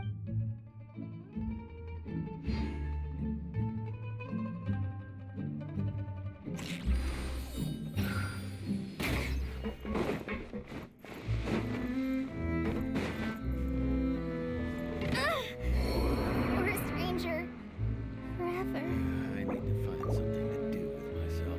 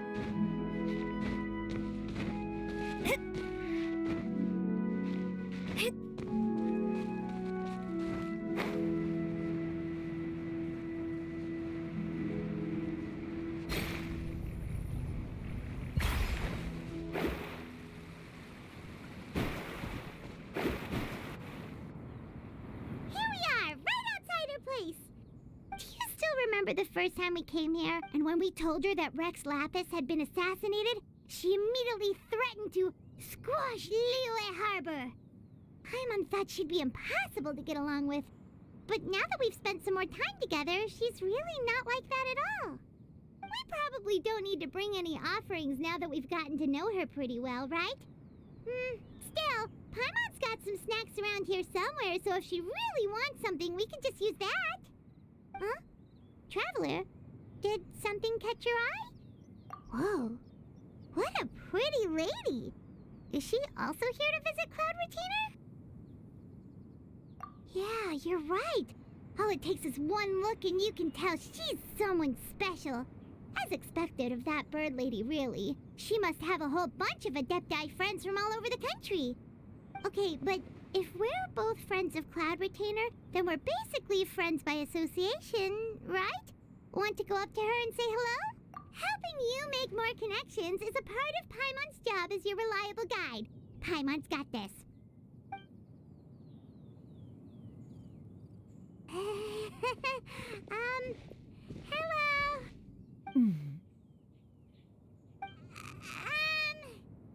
Paimon is Paimon, and this is the Traveler.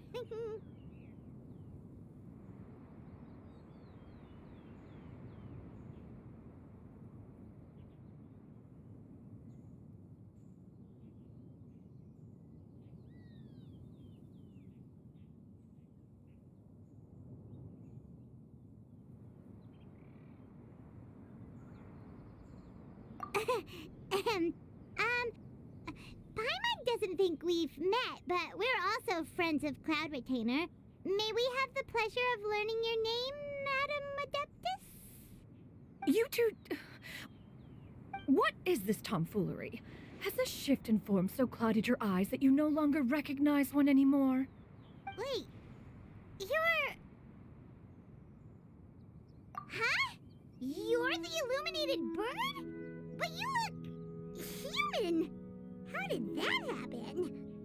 Oh, donning human form is scarcely any test of one's abilities. As for your confusion, one merely had no reason to indulge such inclinations before. So, you're indulging now because? Well, one has made plans to pay a visit to some disciples at Liyue Harbor. Taking on a human form for such a trip is simply a way to make matters less conspicuous. You? Worrying about keeping a low profile? You're the one who likes to pop up out of nowhere all over the place. In fact, Paimon can think of several examples. Like last year, when you suddenly appeared on the top of a roof without any warning. Or...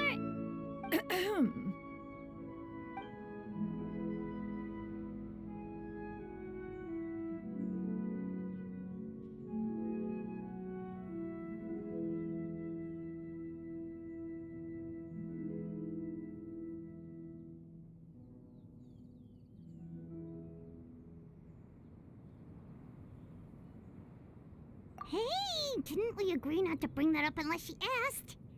Oh? So you have taken care to follow the proper rules of etiquette after all. Most commendable.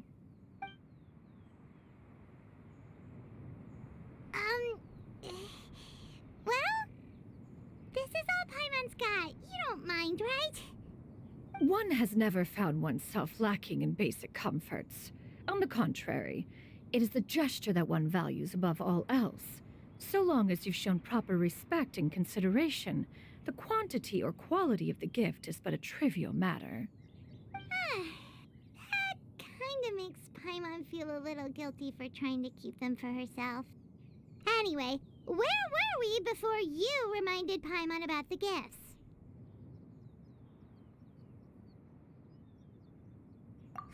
Right. So by disciples, you must mean Ganyu and Shenhe. It's also been a while since we last saw them. Maybe we can come too. One planned to extend the invitation even if you had not raised the matter yourself. Shenhe and Ganyu should be quite pleased to see you again. However, one would first inquire as to the reason behind your visit here. You have cause to seek one's company? Yeah, we just found ourselves missing you and wanted to see how you were doing. We were hoping you'd tell us one of your stories. Who knew we'd run into your human form while we were at it? Is that so? If there are no urgent matters at hand, then let us make haste for Liyue Harbor. Ganyu is likely still working at Yuehai Pavilion, so that shall be our first stop. Sounds great! Then let's all go to Liyue Harbor!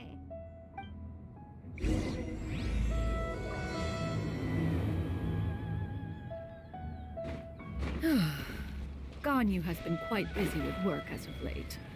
One can count on one talon the number of times she returns to Mount Outsong each year. Shanaha has also secured employment recently. In her correspondence with me, she wrote that she shall have no need to return for the foreseeable future. Did they think one was so easily mollified? One shall investigate everything with one's own eyes and decide for oneself if their living conditions are satisfactory. Stay put! Dissipate!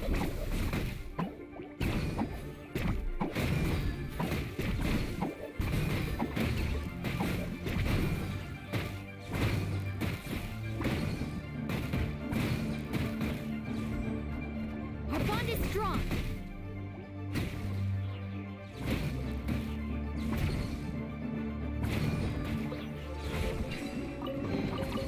All right.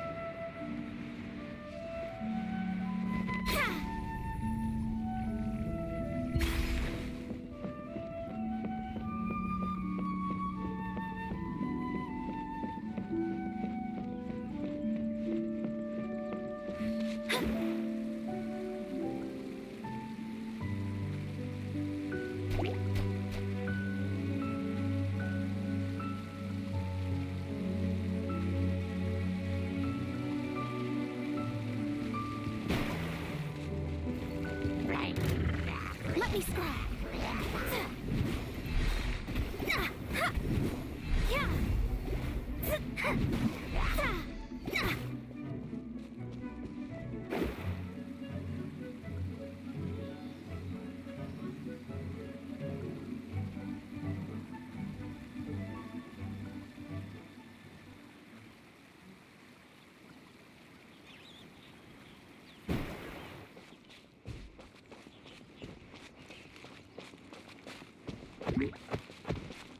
Delve into destiny. Observe. Don't be scared.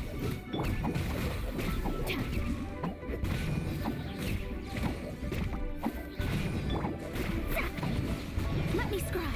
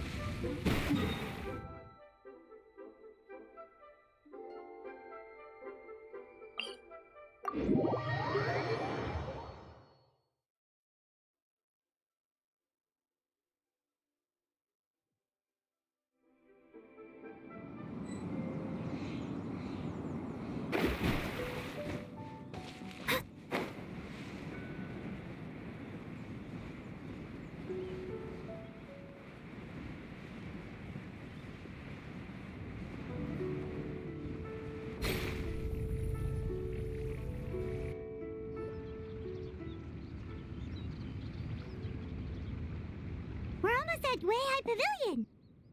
Hey, do you think Ganyu will be shocked to see Cloud Retainer like this?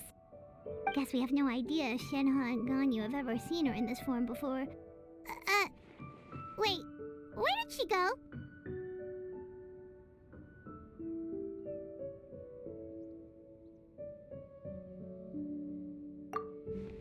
Why are you just standing there, Cloud Retainer? Quietly now. One shall stay here. You two can go and meet with her. But why? Isn't it better if we all go together? If one were to proudly proclaim one's presence, Ganyu would surely profess herself otherwise unoccupied and drop everything to attend to one's visit. One fears that would only result in her staying up all night to make up for lost time. One does not wish to trouble her. Conversing vicariously via you two shall suffice. Do remember to inquire as to her recent well-being. Again, do not mention one's presence here. Fair enough. Makes sense. All right then, we'll just pass on your regards and... Cloud Retainer? Oh, Oh, busted. Is that lady someone you know, Ms. Ganyu? She is indeed. I'm sorry, Huixin, but could we delay the upcoming meeting for a little bit? I believe my schedule today is quite full. Although, perhaps I could move some work to later in the evening. Oh, not to worry, Miss Ganyu. I'll make the necessary arrangements right away. Thank you, Huixin.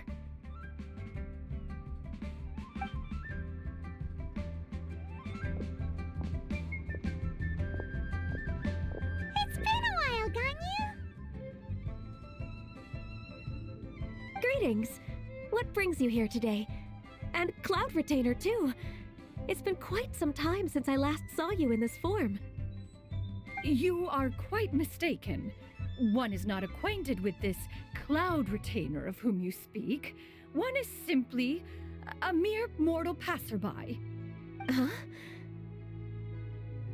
Seems she's not buying it. That was but a simple test. One did not expect you to be able to recognize one so easily, especially after so many years of only seeing one's other form.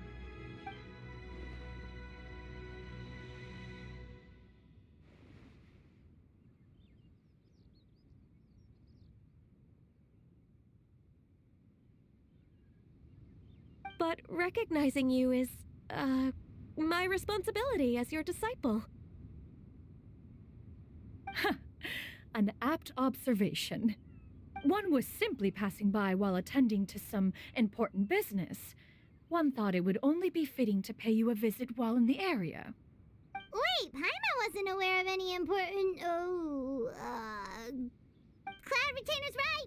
We've still got something super important to do, so we can't stay here for too long today.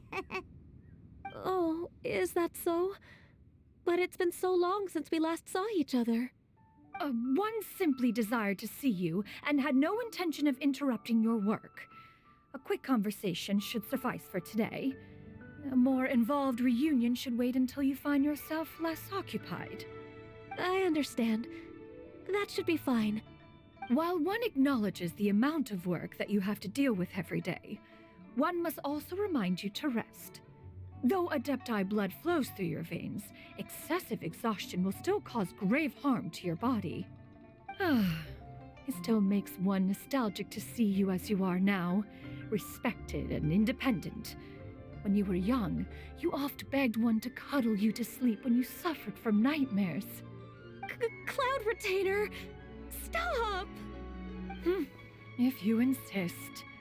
We are running short on time regardless, so one will refrain from going into each and every story. Why don't you continue your conversation? One shall simply stand by and listen.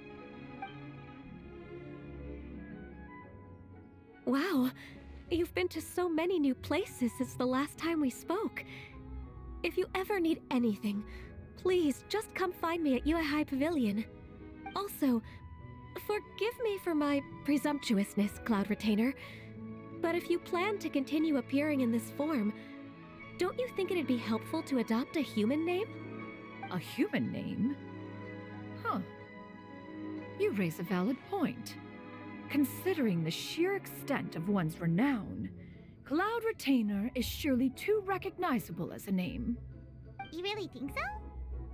Not that you're not famous or anything, but that famous? You presume to know the extent of one's illustrious achievements. One would hardly think such a thing to be possible. Nevertheless, Ganyu's advice cannot be ignored. From this point on, when in public occasions, be sure to refer to one as Shenyun. Canyon? Ah, I assume that's a reference to the full record of Pristine Pavilion. An Adeptus of years past would rise with the clouds and rest with the moon. They were enlightened and wise, free and unfettered. The writer referenced Master's name to describe her carefree and spontaneous nature. Oh, that sounds super cool! Paimon feels like only the most powerful of Adepti could rise with the clouds and rest with the moon. Actually, those lines were originally written to describe Cloud Retainer herself. Huh? Wait, so you're really that powerful? And what of it? Did you truly take one to be nothing more than a bird of bigger than average size? Not exactly. To be fair, Cloud Retainer rarely speaks of her past accomplishments. The tales of her past can only be found in ancient texts. It is said that once, a long, long time ago, there was a severe drought in Liyue. Left with no choice, many people left their homes, while others spent day and night praying to the Adepti. Although I did not live through such tragedy, simply reading about it is enough to gain a visceral understanding of all the pain and desperation during that time. On top of the drought, a noxious gas also began to spread through the land. If not for Cloud Retainer's efforts, much of Liyue would be nothing more than a barren wasteland today. The books had this to say about what happened. Upon arrival, the Adeptus borrowed the wind to retain the clouds. Immediately, the clouds gathered together, and abundant rain burst forth from the heavens. Drought and plague were both driven away, and the people were saved. Wow, that's incredible! Mortal records add embellishments to dramatize past events. One did merely what one ought, and even if one had not interceded, the other Adepti would surely have stepped in to help. Even so, you stopped an entire drought!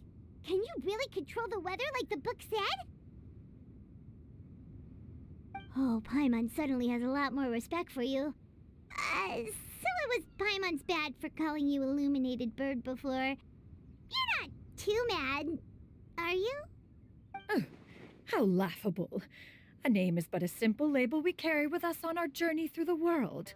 Why would one be offended by such a trivial matter? That's a relief.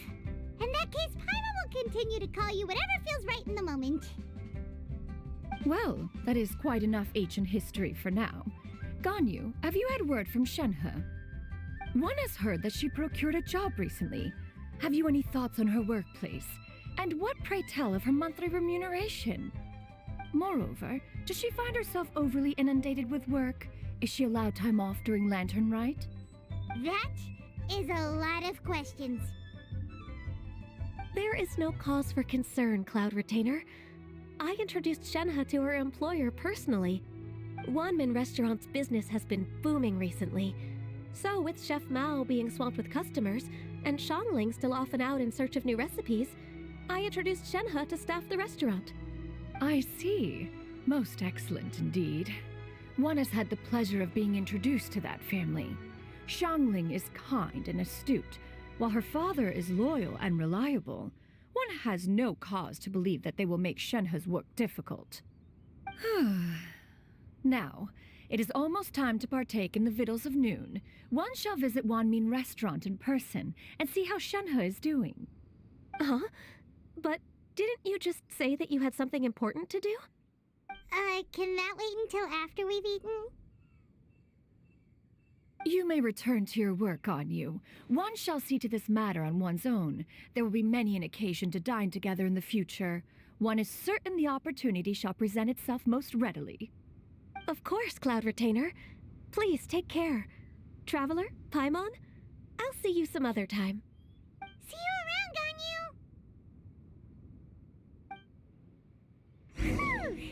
Paimon was pretty quick on the uptake there, don't you think? As soon as you mentioned important business to attend to, Paimon Paimon realized that you were just looking to cut the conversation short and not take too much of Ganyu's time. Is Paimon right? No, in fact, it was not an excuse. One is indeed visiting Liyue Harbor for an important purpose. Wait, for real? The moment is not yet upon us. Still, the truth will be revealed to you in time. Huh. She really seems to be playing up the whole mysterious Adeptus thing right now. Is it because we just heard that cool story about her powers?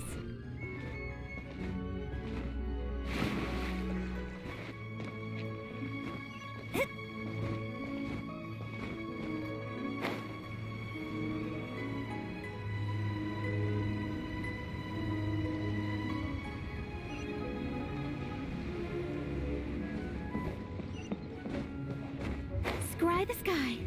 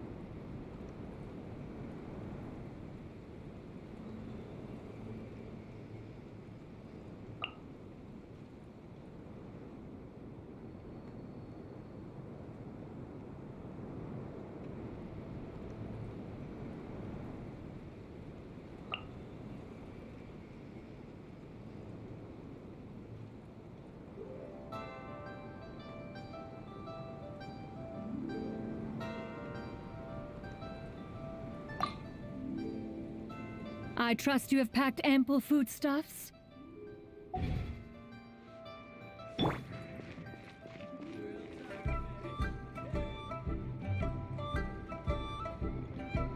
You get what I'm saying, right? Yeah, how can I not? Not even fine food is enough to distract from the presence of a fine lady, eh? Oh, I'm far more interested in getting her details than ordering any dishes. Hey, how about you ask her? You do it. No. I think you should. Wait, she's coming. What can I get for you today? Greetings, miss. I was just wondering if you'd be willing to... What would you like to order?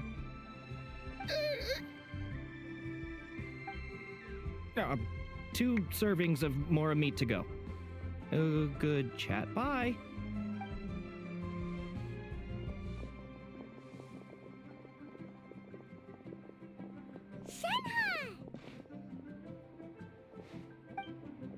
Welcome. It's been a while. May I take your order? Don't welcome us as guests and greet us as old friends in the same line. It's weird.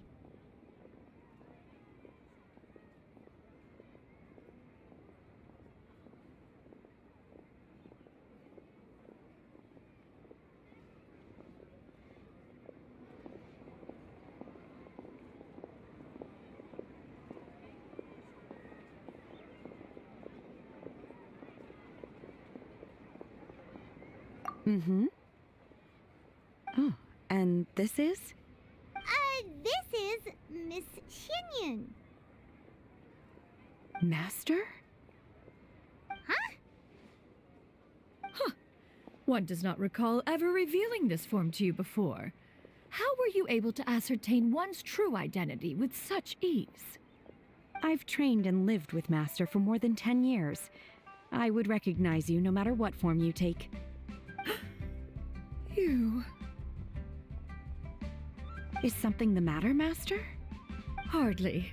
Hardly. One simply learned of your employment from your letter and came to check on your well-being. And check out the great food, too! Indeed. It's almost lunchtime. My apologies. I'm still on the clock and can't talk for very long. Well, if it isn't the Traveler in Paimon, are you here for Shenhe? The lunch rush isn't in yet, Shenhe. So I've got things covered for now. Go ahead, sit down and enjoy some time with your friends. I'll let you know if things pick up. Thank you, Chef Mao.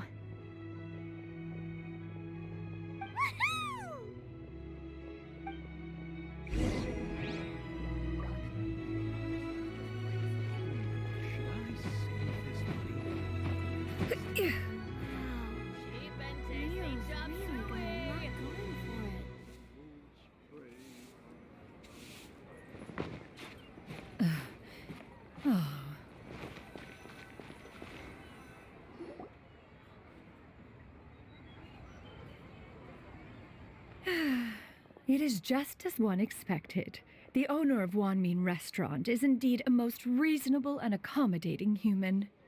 Still, the work here entails dealing with quite a varied group of people. Has this been difficult for you, Shenhe? It's been manageable so far. I sometimes run into strange people, but I have figured out a way to deal with them. Seems like you've been making progress. So by dealing with them, you mean...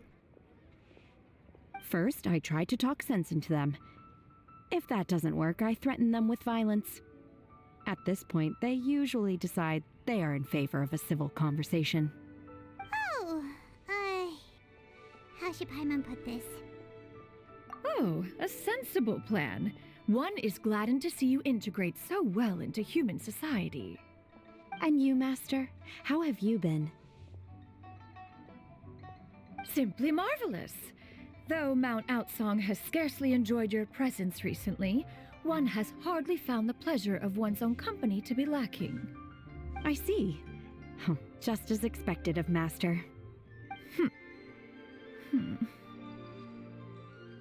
I have missed Master quite a bit too.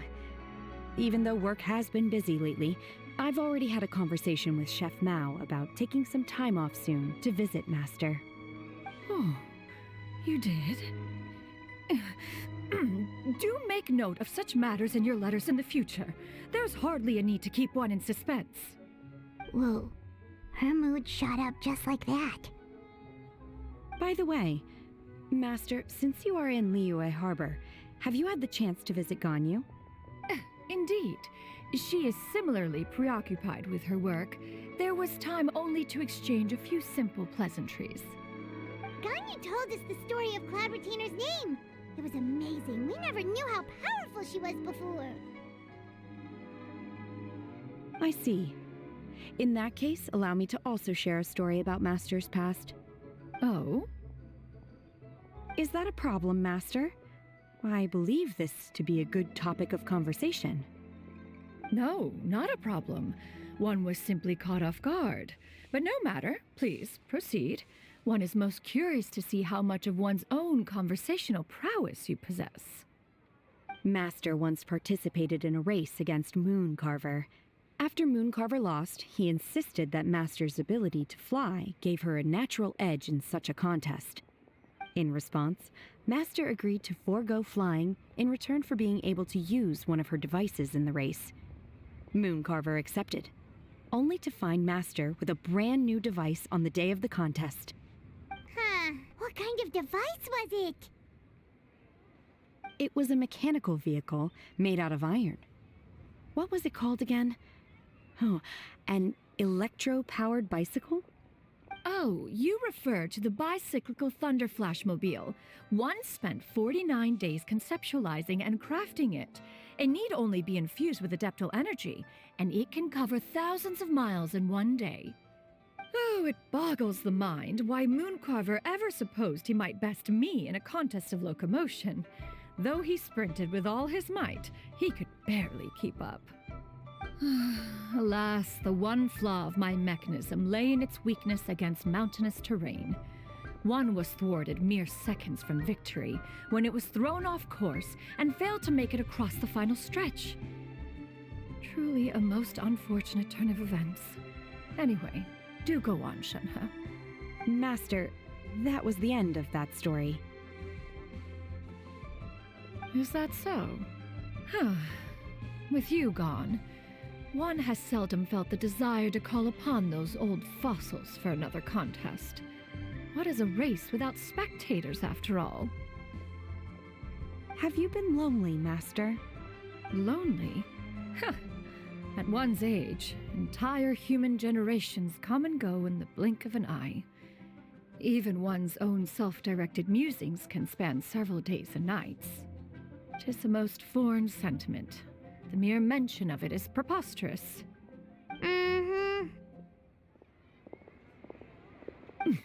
What is the reason for that look upon your face? It's nothing. It's just... Well, Paimon gained a lot of respect for you after listening to that story of you summoning the rain and everything. But all it took was a few words out of your mouth and it's like you're back to being that illuminated bird again. Paimon's just a little bit confused. Which one of the two is the real Cloud Retainer? To me, they are both, Master. One is the master that's widely revered by the people, while the other is the master that I respect and adore. Huh. One finds oneself exalted yet again with sweet words of praise and flattery of a most extravagant nature. You chose to exalt one with your words, yet you refuse to grace Mount Outsong with your presence for any extended period of time. One would almost question the sincerity of your estimations. This is not to say that your words paint an inaccurate picture. One has always lived by a single ideal. Eschew all action and abide by no rule. One does as one pleases and speaks as one pleases. Others may critique or praise as they see fit, yet one places little weight in such judgments. She got like... What, 2 sentences of flattery from her disciple? And it's as if her ego is about to burst. Do you have any empty tables?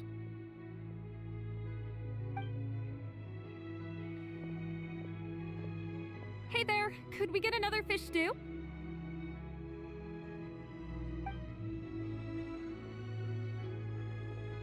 I'm hearing more guests come in. I should get back to work. Alright, good luck with the lunchtime rush, Shenhe. I'll try my best.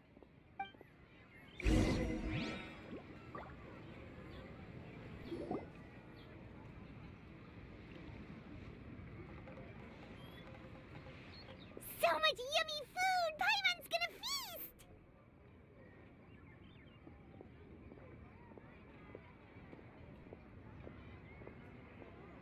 One is fond of all kinds of delicacies and delights in a multitude of flavors. The dishes here demonstrate no shortage of culinary skill.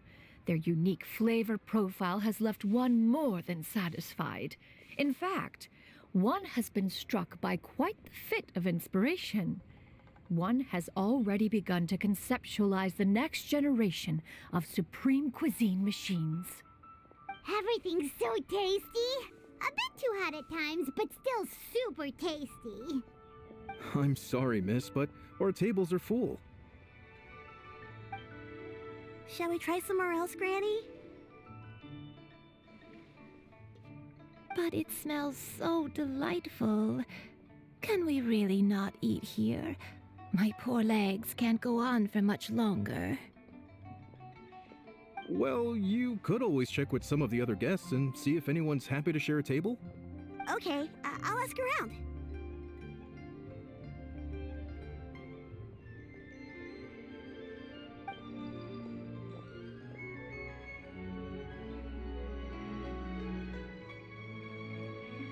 Excuse me, would you mind letting us share a table with you? There are no empty tables left, so... Ah, well, Paimon doesn't mind. What about you guys? Great! Thanks so much. My name is Shuyu, and this is my granny, Yuendai. Granny? Yep, Is there something wrong with that? No, Paimon's just a bit surprised. She looks so young. Yeah, a lot of people compliment Granny on her youthful looks, but she's actually much older than she appears.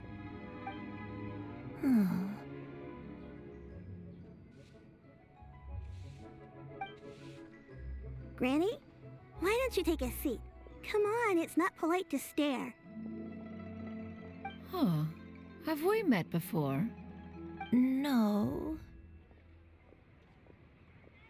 'Tis a fated meeting, then. Please, take a seat. What would you like to eat, Granny? I can order for you. I want braised earthworms. They always pop up out of the ground after a rainstorm. No, not this again. Granny, there's no braised earthworms on the menu. Braised earthworms? Well, that sounds weird. Do people actually eat that? Right, that's what Paimon was thinking too. Need any help? Help? Oh, do you mean with Granny? Thanks, that's nice of you to offer. Granny has pretty bad dementia, so her memory's getting worse all the time. She's always saying things that sound kinda confusing. Actually, her memory's been bad ever since I was little. But it's gotten so bad lately that I even have to remind her who I am every morning. They died young. It's just me and Granny now.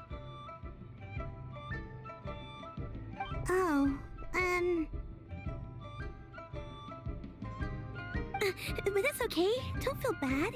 Granny loves me a lot, and I love her a lot too.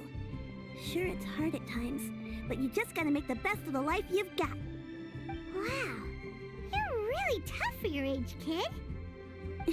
You're too kind. And me? What about me? You're tough too, Granny. Plus, you're really gentle, and you're always there for me. Yes, and it's hardly as if I forget everything. I still remember the important things.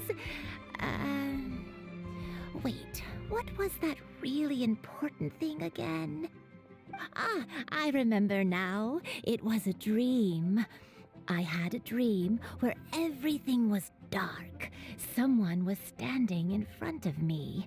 She told me to come and find her, and that once I'd found her, I would be free. Huh? That sounds super important. But how come you've never told me about it before? It was just a dream, so I forgot about it. But I'm in a good mood now, and somehow I remembered it again. You know, I believe I've had this dream a great many times. But just how many times have I had it? Now that I do not remember. Wait, so you have a reoccurring dream where someone's talking to you? That sounds spooky. Oh, does that mean you're possessed?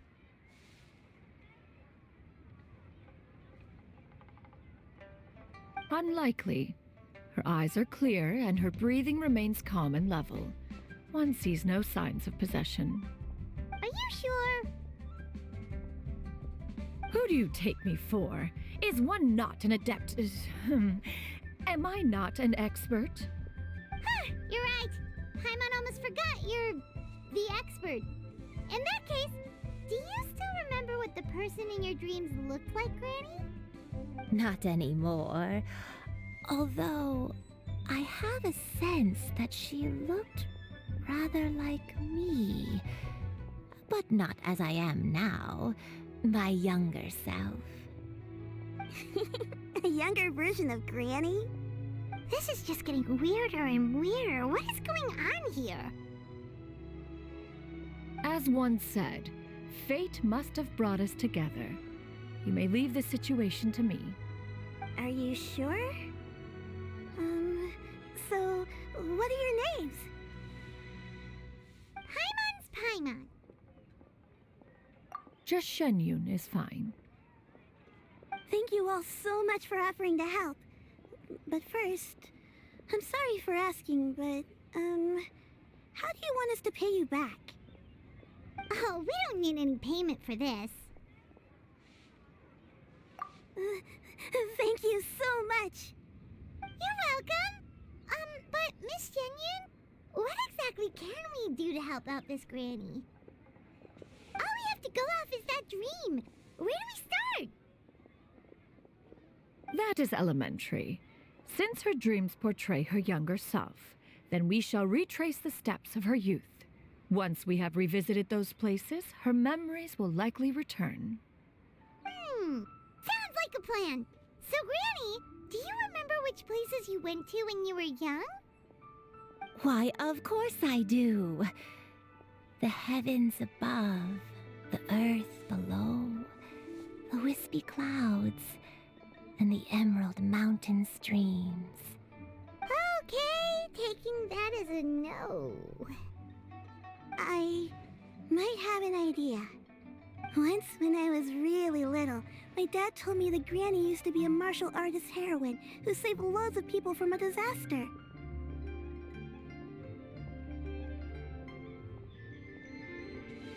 If it's true, then maybe they wrote about it in the history books or something.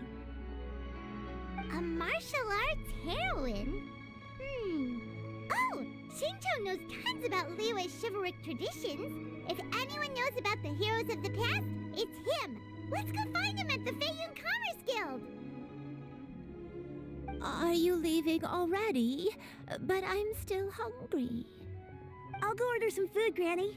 If there's nothing on the menu you especially want, I'll just get a few different things. It seems we must part ways for now. The Traveler and Paimon are bound for the Feiyun Commerce Guild, while Yuendai and Shuyu shall remain here and partake of their lunch. As for myself, I have matters to discuss with Streetward Rambler. Streetward Rambler? Oh, you mean Madam Ping! Precisely. Let us meet at Yujing Terrace once you are ready. For this price, the food is unbelievable. Everyone, please eat to your heart's content. Today is my treat. Wow.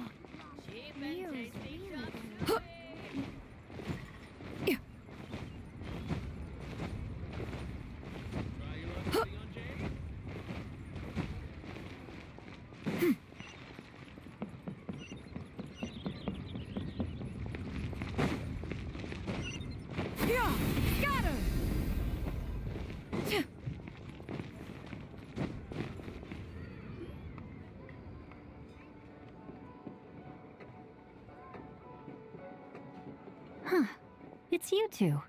What brings you here? Shincho! Great, we found you! We wanted to ask you about something.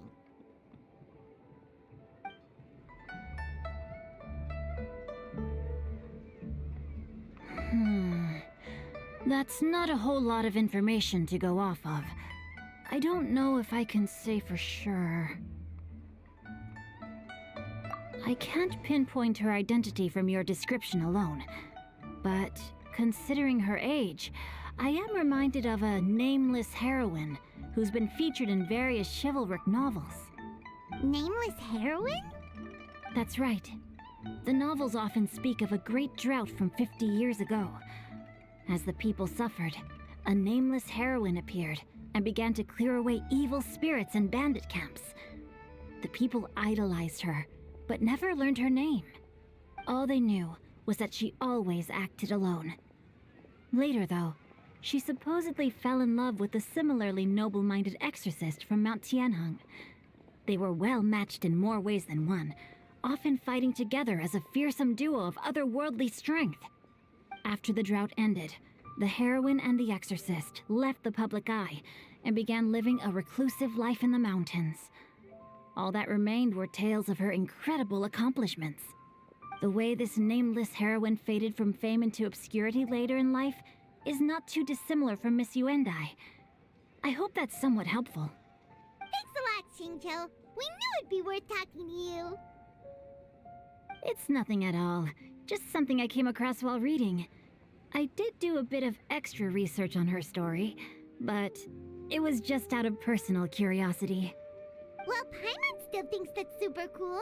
Oh, wait, Xingqiu, if you've read up on her, do you know of any places often associated with her? Let me think. In the novels, the nameless heroine always appeared near one of 3 places.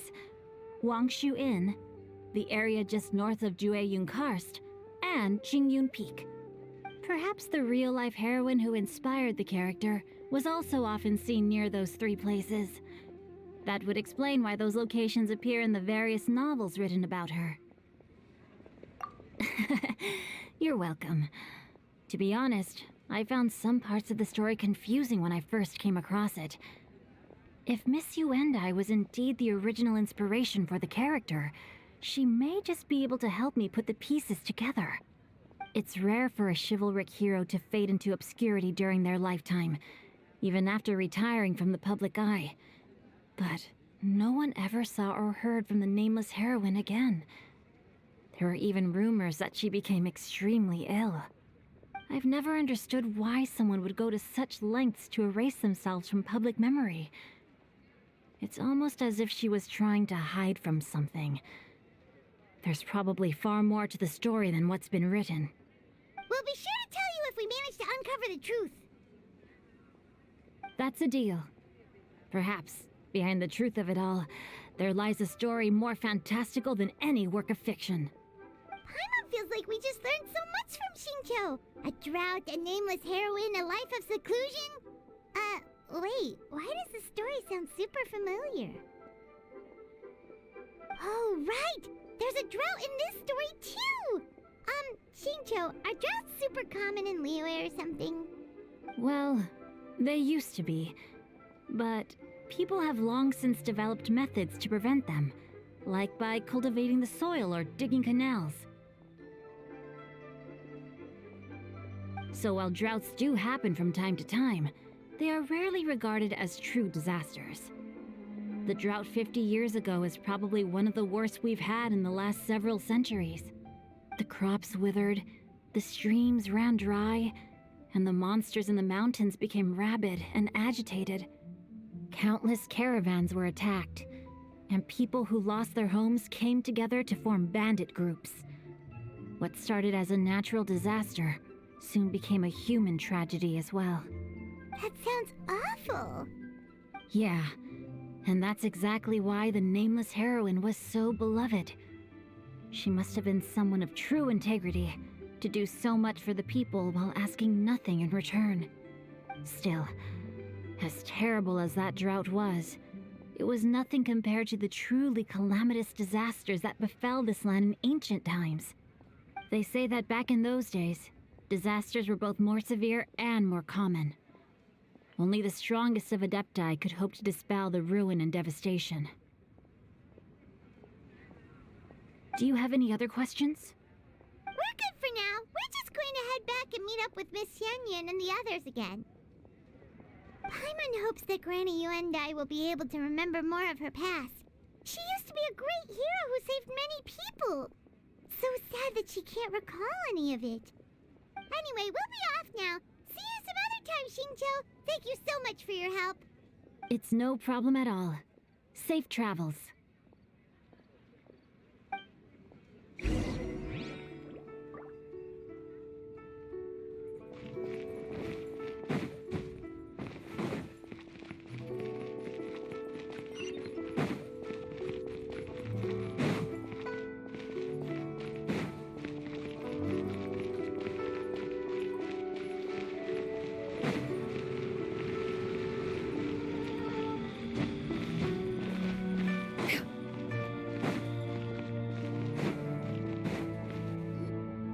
I have recorded the tune that you requested.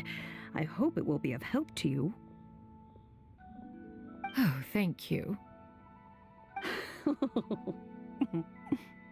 Straight word, Ping. What has amused you so? Oh, it's no serious matter. I was just reminiscing about the last time I saw you in this form. Time has wrought such change in this world, and yet you appear just the same as ever. Time has little bearing on one's existence, nor has one keenly felt its effects whilst dwelling at Mount Outsong. Nevertheless, Ping, one would like to seek your counsel on a personal matter. Oh, why so formal all of a sudden? I must say, you're making me a little nervous. What is it? Well, the inquiry is as such. Approximately how much more would one need to afford a comfortable life in the harbor, not unlike the one that you yourself lead? It does not require as much as you may think. Still, do you mean that... Cloud Retainer, Madam Ping! What are you two talking about? Nothing save for some trivial matters. Have you unearthed any useful details? Shinto has a theory, but let's save it for when Chuyu and Miss Yundai have joined up with us again.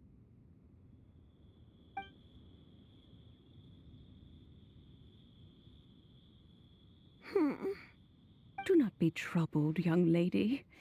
Here, have some tea. Thank you so much.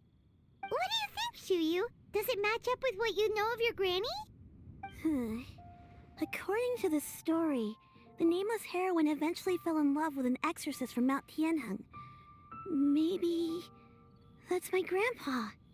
I don't have many memories of him, but there was this one time I found a box in our attic full of a bunch of weird sigils.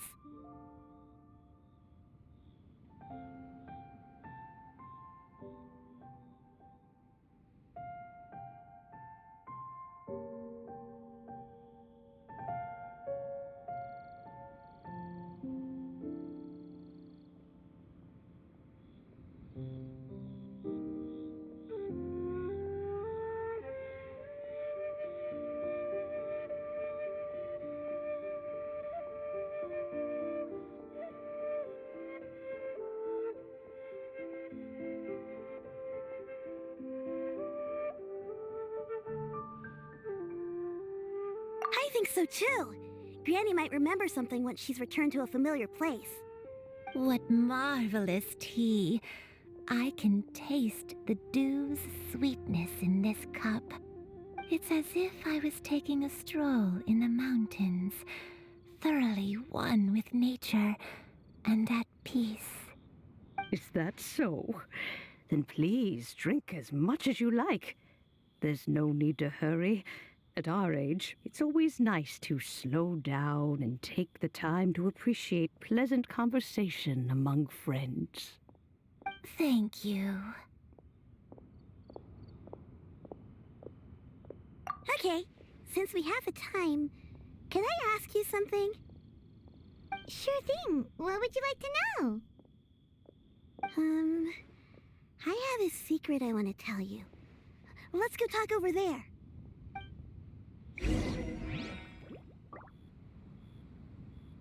Yeah! Skyward!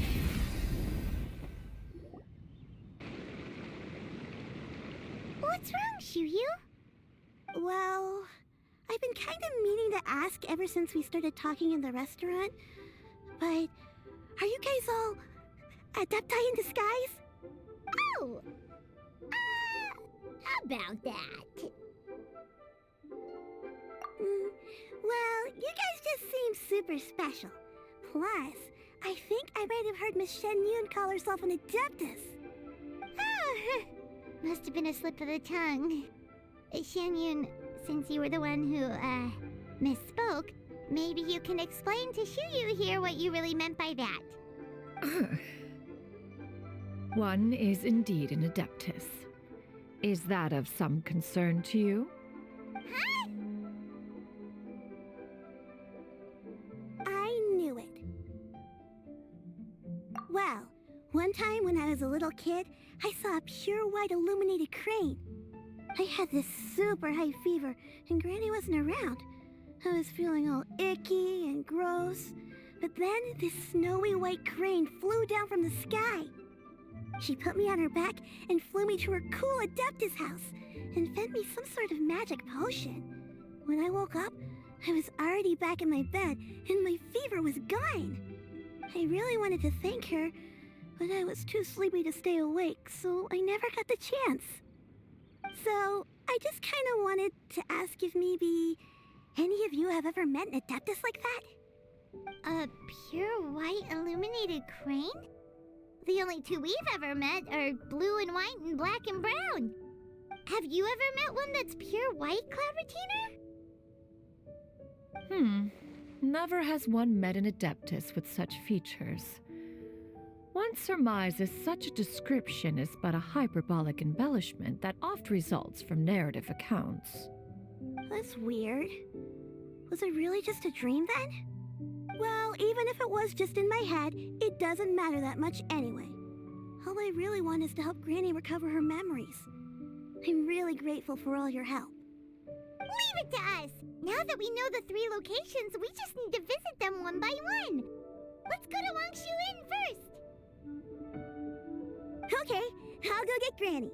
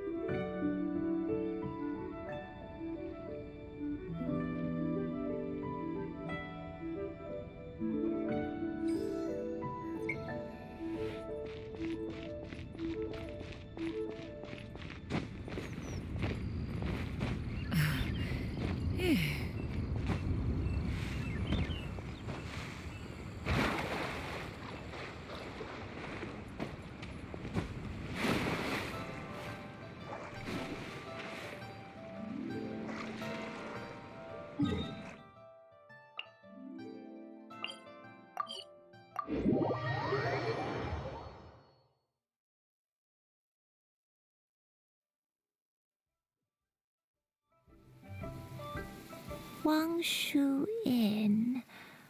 Wangshu Inn. Do you remember this place, Granny? Yes.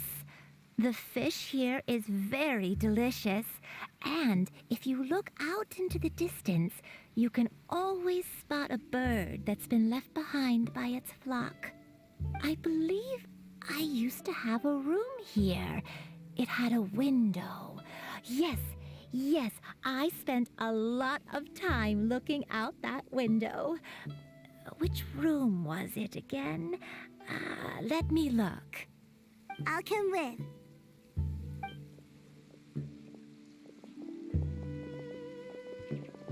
Paimon's still having some trouble understanding what she's talking about, but if she's so familiar with this place, that must mean she lived here, right? Wait, huh? Whoa! Shao! What are you doing here all of a sudden? You scared the living daylights out of Paimon! I sensed a non-human presence and decided to come take a look. If you're here, then there's likely no trouble afoot. I suppose there's no cause for concern. It's been a while, Cloud Retainer. I see you have returned to your previous form. I have indeed. I fought alongside her in this form on many occasions during the Archon War. Oh, wow! What was she like during the war? Oh, wait, let Paimon take a guess. Was it anything like this? Behold, the glory of one's newest invention, the Bang Bang Continuous Fire Mechanism. Hands up and surrender, or be prepared to face the full might of the Adepti. An impressive imitation. Paimon knows her all too well. Even so, Cloud Retainer was not always as ostentatious as you describe. You may be unaware, but her talent with Adepti sigils is just as formidable as her skill in mechanics. The Archon War reached its peak after Guizhong's death. The Cloud Retainer who fought beside me in those devastating battles was taciturn and solemn, only speaking when she had to activate her sigils. A Cloud Retainer who barely talks? Paimon can't picture it. But what happened after that?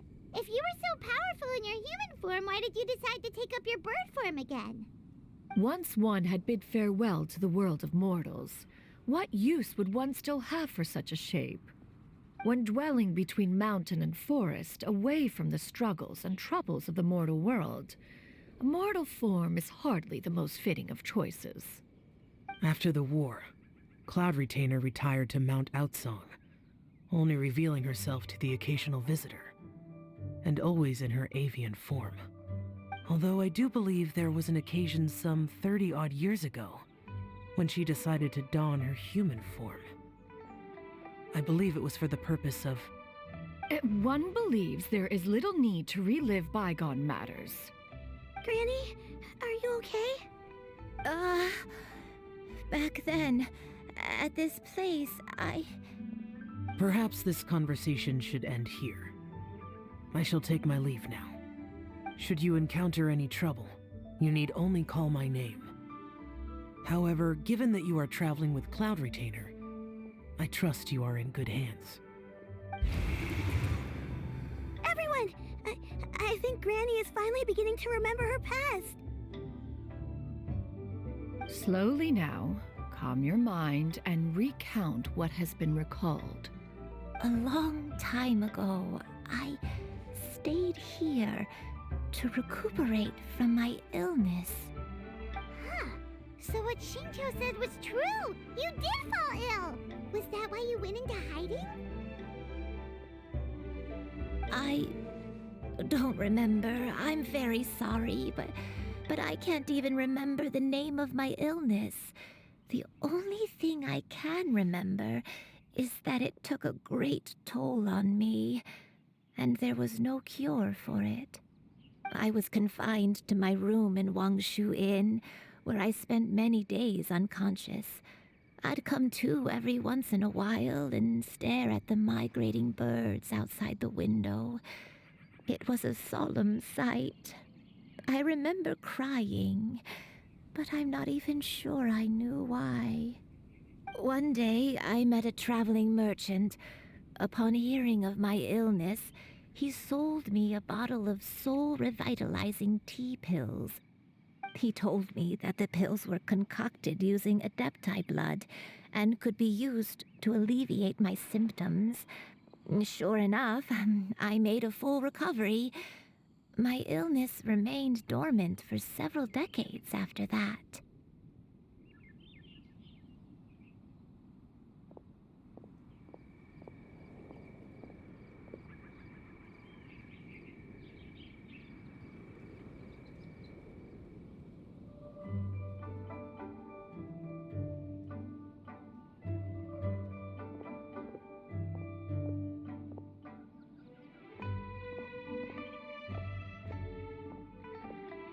Wait, but if your illness remained dormant for several decades, are you saying that what you're going through now is just a relapse of what happened all those years ago?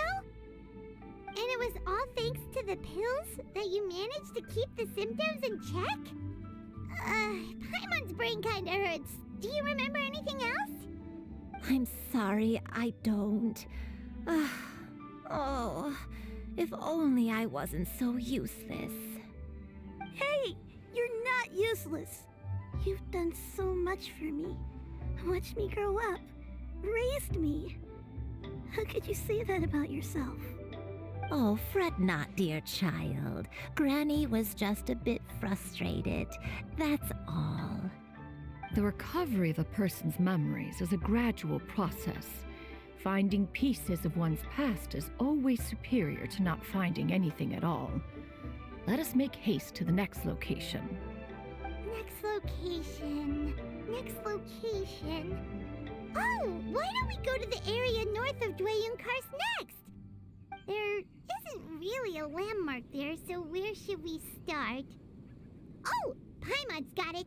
Let's check out the houses in the area first. After all, if she was there for any length of time, then she would have stayed somewhere, right? Oh, Paimon's really got her thinking cap on today. At this rate, we'll recover all of Granny Wendai's memories in no time.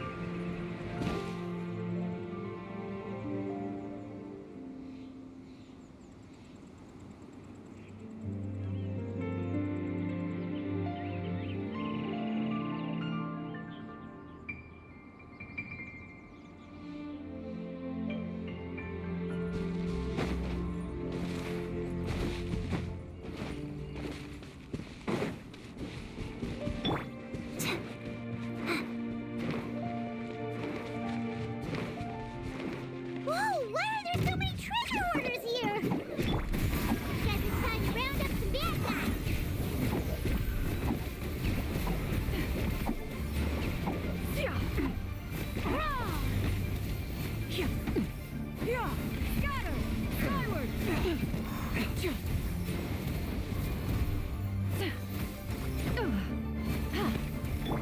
open! Stabilize!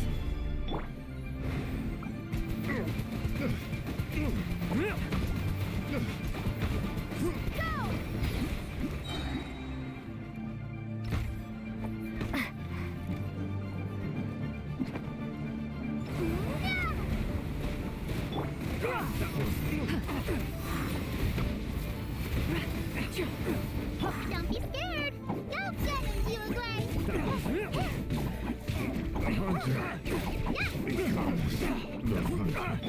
Order guide you. Quake! Yeah! Solidify! Water jet! Make way for the Adeptus!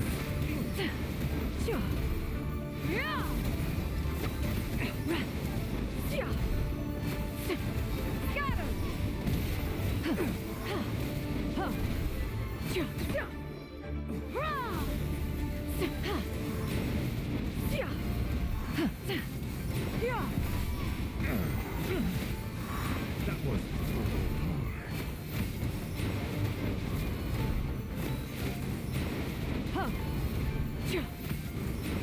Skyward!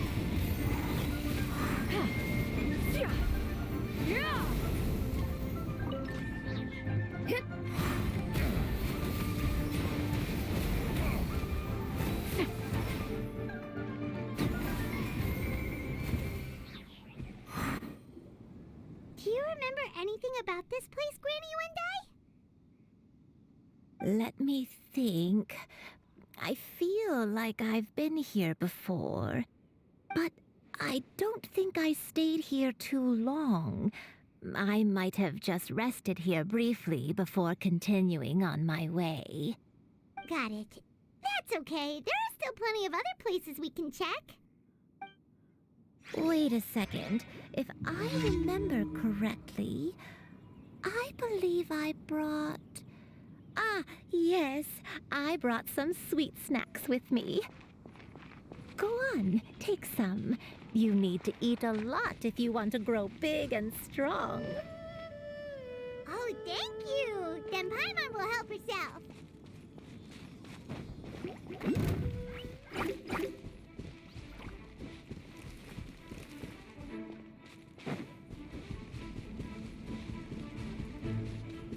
Skyward! Scatter!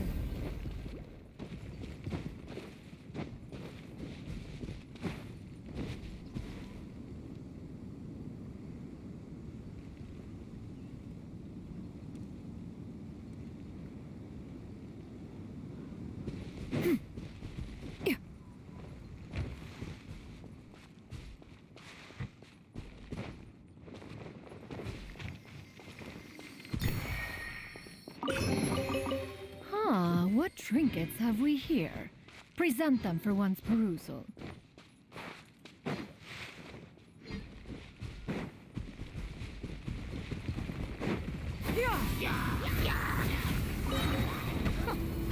Seize the skies!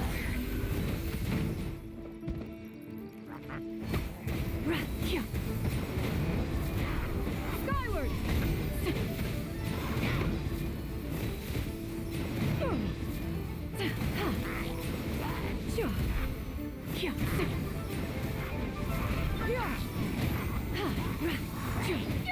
Oh.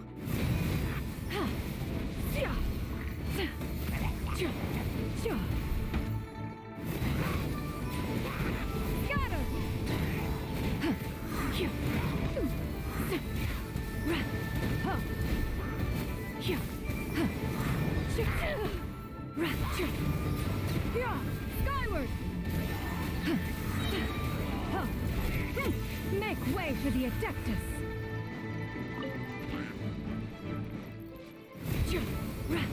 Skyward! Scatter!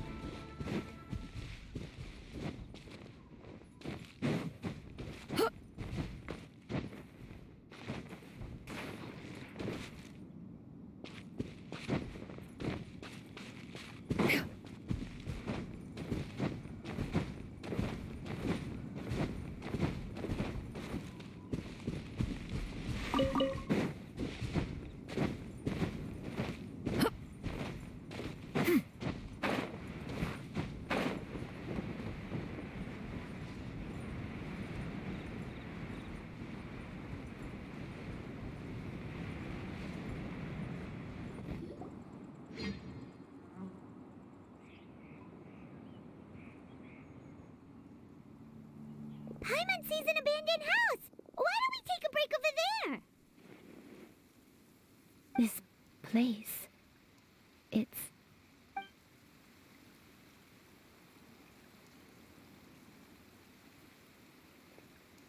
Did you remember something, Granny? I remember. Shuyu. This is where your father was born. It was a moonless night. I had been injured, so your grandpa was supporting me. We fled together with some being in the fog behind us in hot pursuit.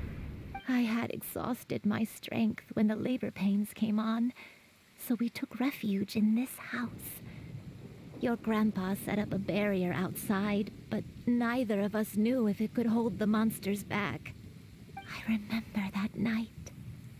I remember falling to my knees, reciting a prayer over and over. I alone am the source of this sin. Punish me as you wish for forsaking my oath, but spare my innocent child. Sin? Oath? Did you do something wrong? I don't know. I don't remember. I only remember praying in the darkness with all my strength until the sun finally rose again and the fog cleared out. Eventually, the house was filled with the sound of my baby's first cries. That baby was your father. I remember I clutched him tight to my chest and wept tears of joy. It was the first time I'd ever felt such happiness in my life. My dad? He was my pride and joy, and so are you, Shuyu. You're so much like him, and I love you both so much. But you're always going to be different from me. Why? Just what did I do? I don't care what you might have done, Granny. You'll always be the person I love more than anything. You're too sweet, Shuyu. I'm lucky to have you with me. If not for you, I would not have had the courage to come here, to try to remember what I had forgotten. All right. Let's not stand around any longer. There's one place left, yes? Let's go take a look. If one recalls correctly, the next place should be Qingyun Peak. Yuandai, how fares your health? I may be a bit slow, but I'll do my best to keep up.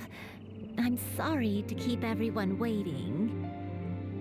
Climb on, I shall carry you to the top. Oh, such lightness of weight. All those who grow old grow frail in the end, do they not? First, you lose your memory, then your health. Eventually, you end up losing everything. My only wish is to depart this world with a lucid mind, to free myself of this torment and the burden it places upon others. Fret not, you have my aid in this endeavor.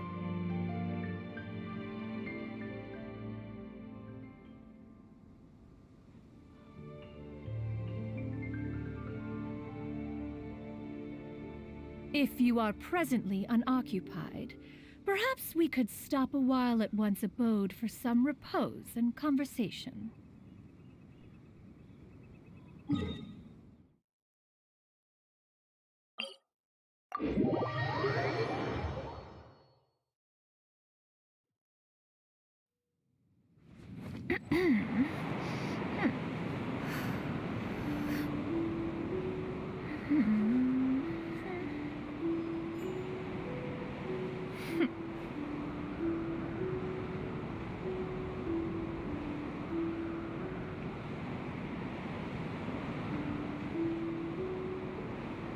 Peace prevails throughout the land, and all things are made new, as buds in the spring. This is an auspicious...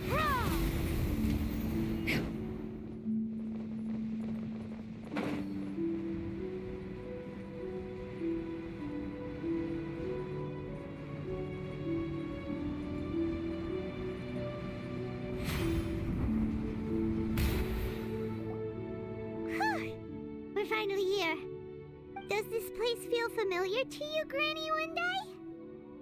Let me see.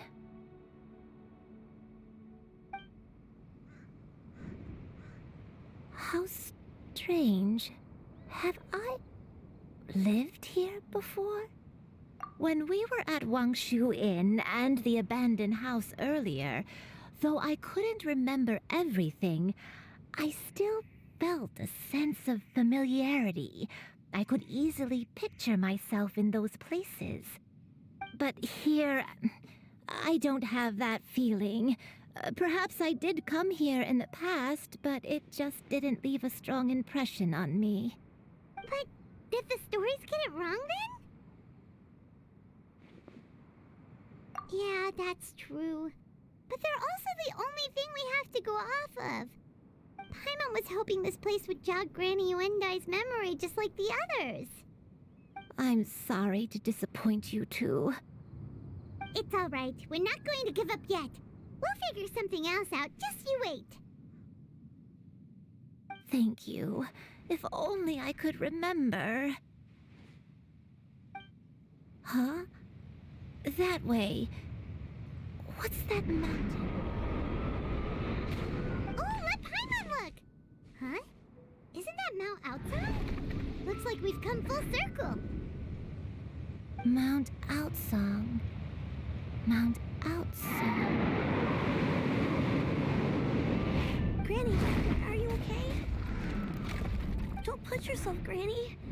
It's okay if you can't remember. You shouldn't do something that makes you sad. Mount Outsong,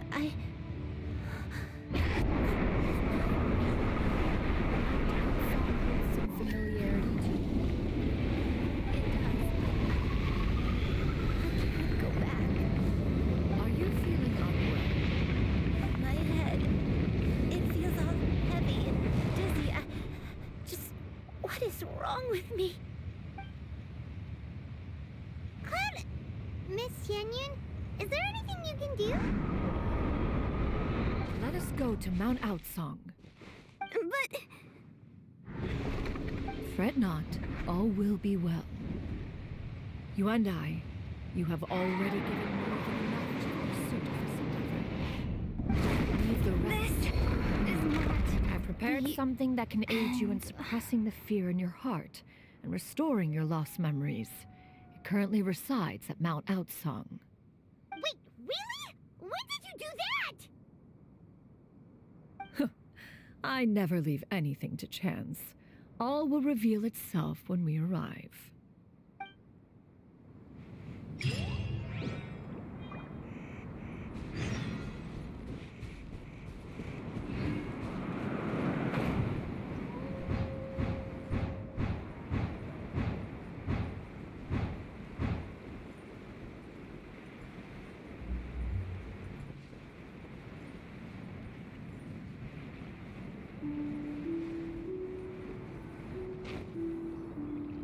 Come on, just tell Paimon already! What's this thing you've prepared? Here, this is it. Huh? But isn't this the mechanism that you were tinkering with when we first got here? Oh, is it another invention of yours? Precisely. A recent one at that. I am most pleased with the result. I call it the Suspensus Somnium mechanism. It periodically releases a soft breeze, which when paired with a gentle adeptal tune, can help the listener subconsciously relax and even enter a semi-hypnotic state. Soothing agitation and anxiety, relieving exhaustion and insomnia, its potential uses are numerous indeed. And of course, it can also aid in the recovery of lost memories. Whoa, what a cool gadget! But if you had it all along, why did you keep it to yourself until just now? We could have come to Mount Outsong right off the bat and saved Paimon a lot of floating. How preposterous.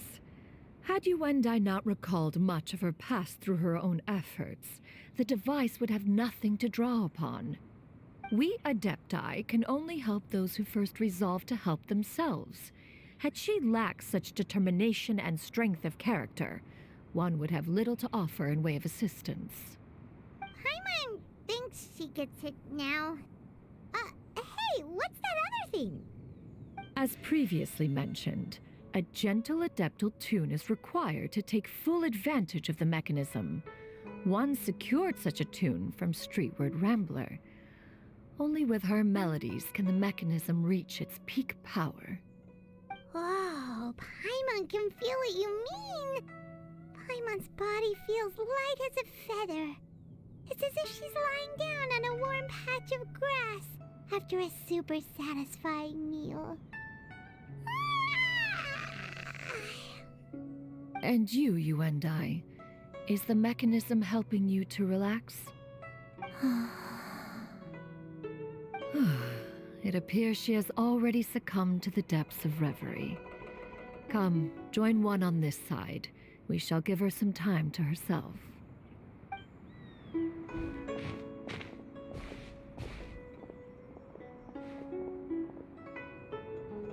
The drought is over. But why do you look like you want to cry? The potion. It's nearly run its course. I've never regretted meeting you. Not even for a second. Please. Please, no.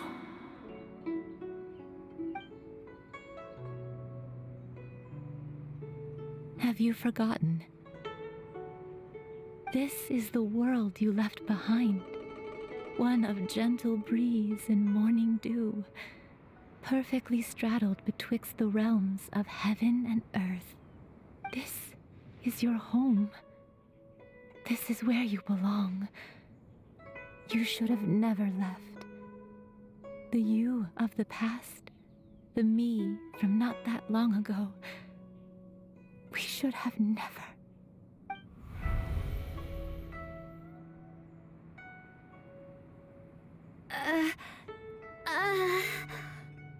So that is the truth. No wonder this place is so familiar. Granny!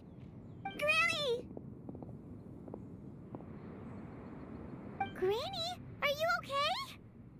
Cloud Retainer. Your memories have returned?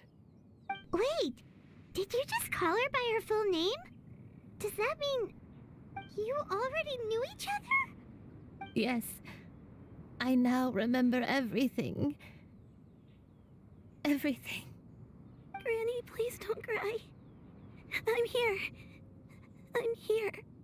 Oh, don't worry, my dear child. Granny is fine. I'm so sorry, everyone. You've gone to so much trouble on my behalf. It's all come back to me now. The most important thing that I had forgotten was the truth of what I once was. One can sense the guilt that now plagues your conscience. Reclaiming a truth long buried is sure to come with a myriad of complex emotions. Perhaps one should recount the story on your behalf while you compose yourself.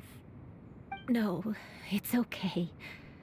Now that I've remembered, I must face my memories head on. Shuyu, everyone, I cannot thank you enough for all your help.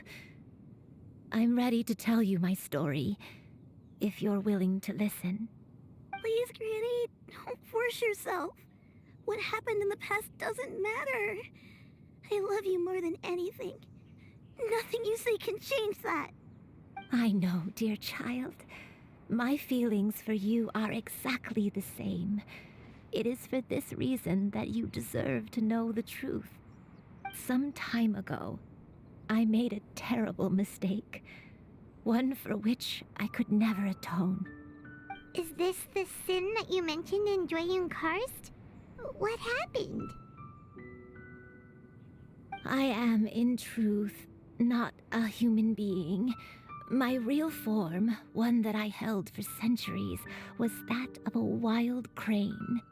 I spent many, many years living on Mount Outsong, bathing in the soft breeze and drinking the sweet dew of the mountains, at some point, I somehow gained wisdom and sentience. The Lord of the Mountain, Cloud Retainer, became aware of my existence and began to share many stories with me. She even passed on the secret of cultivation to me.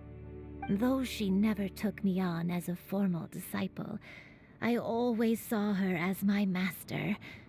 Whenever she took out her tools to work on mechanisms or new inventions, I would also stand next to her and watch. I even contemplated completing my training and becoming an adeptus in my own right. I followed her teachings, and time gradually passed us by. Until that fateful day 50 years ago. 50 years ago? That's right. Master regaled me with many stories of her past deeds. From them, I learned how she had saved people from a similar crisis in the past. She was the one I looked up to the most. More than anything, I dreamt of becoming an adeptus like her. I wanted to travel the land like she had, relieving suffering wherever I went. But I was still far from being a real adeptus. I possessed no ability to take on human form and fit in with the crowd. Once she learned of my desires, Master prepared a special dose of human mimicry potion for me.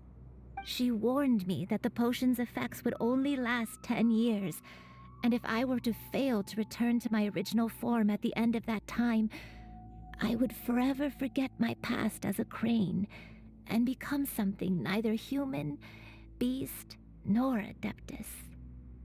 Oh no. So that was the source of your dementia all along.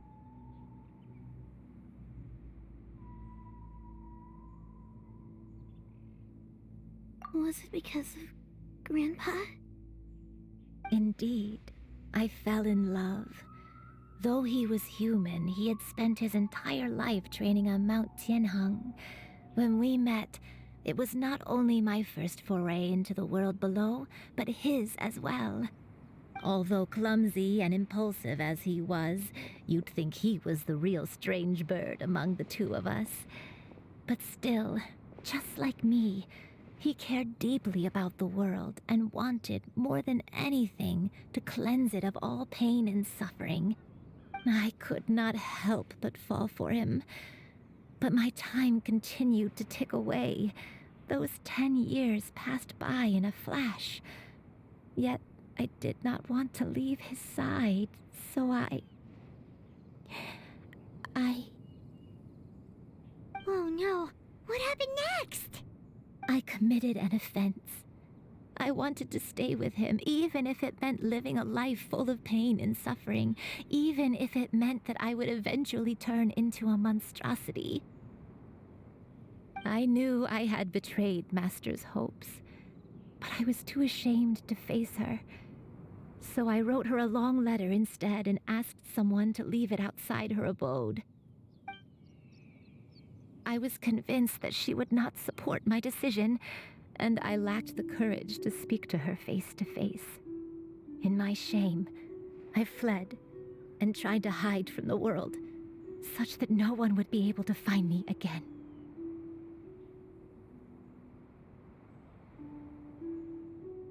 But that was only the beginning of my troubles. I began to suffer from a strange illness. My memories became hazy and confused, and I could no longer keep myself awake. I understood that my pain was caused by my refusal to return to the life I was fated to lead. Along with my memories as a crane, I soon forgot the true cause of my suffering as well. I knew only that I had committed a sin. All I could do was pray for forgiveness, even if I had long forgotten what needed to be forgiven. Looking back, I was beyond lucky to have come across that traveling merchant at Wangshu Inn.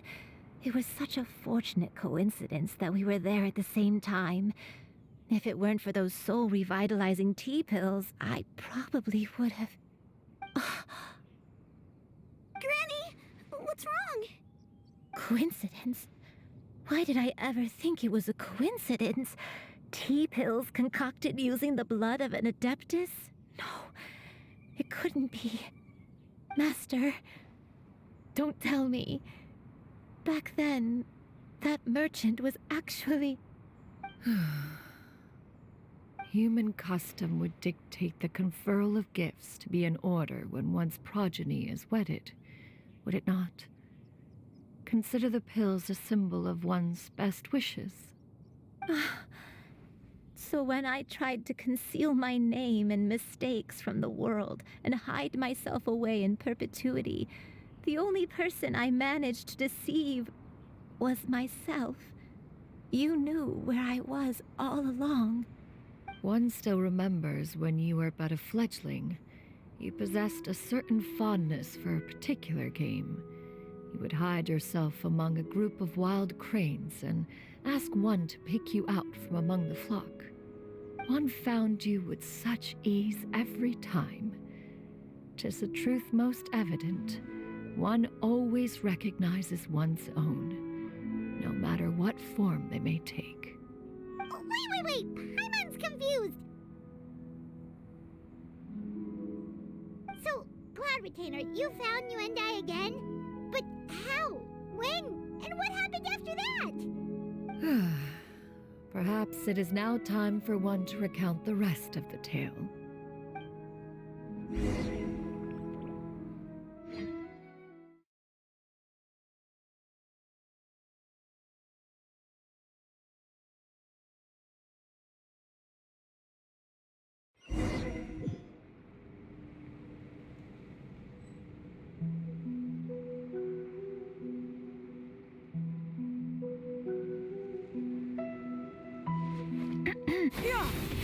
One was furious upon receiving your letter.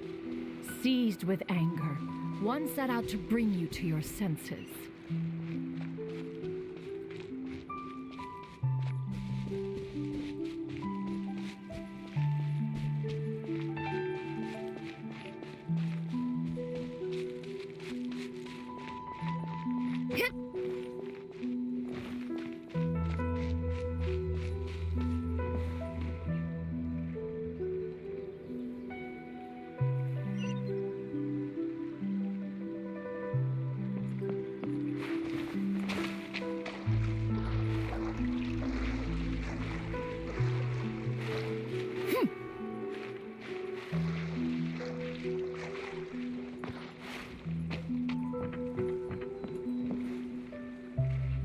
In truth, one had more than a few misgivings about your chosen partner. As an exorcist, his talent was lacking. One could hardly say his skill with sigils was any better.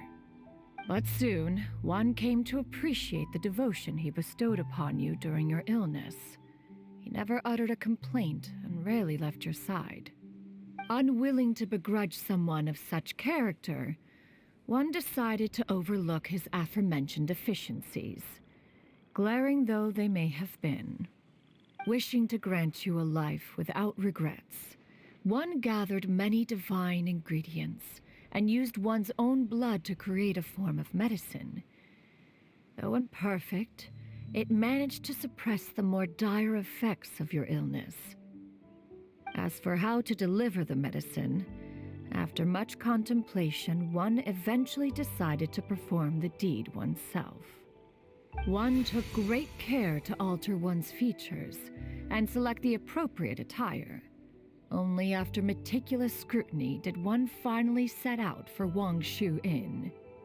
As one expected, you were most ignorant of one's true identity. You showed not even the slightest inkling of recognition. One was quite torn. Should one have celebrated the success of one's disguise, or mourn the loss of your acquaintance?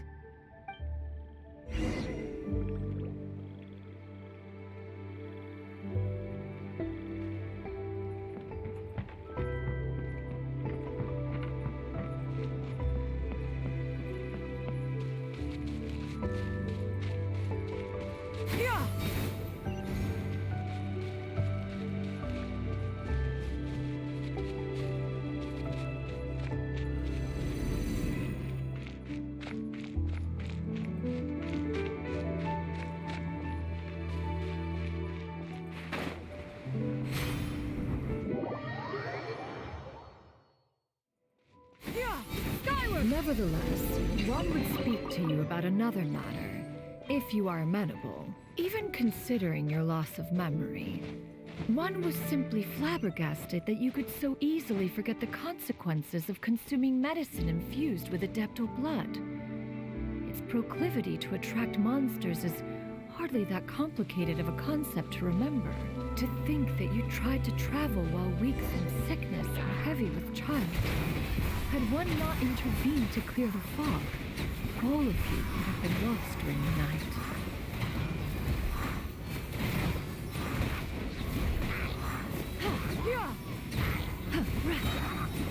Seize the skies!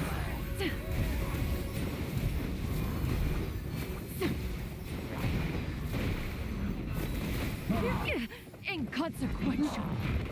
Skyward! Scatter!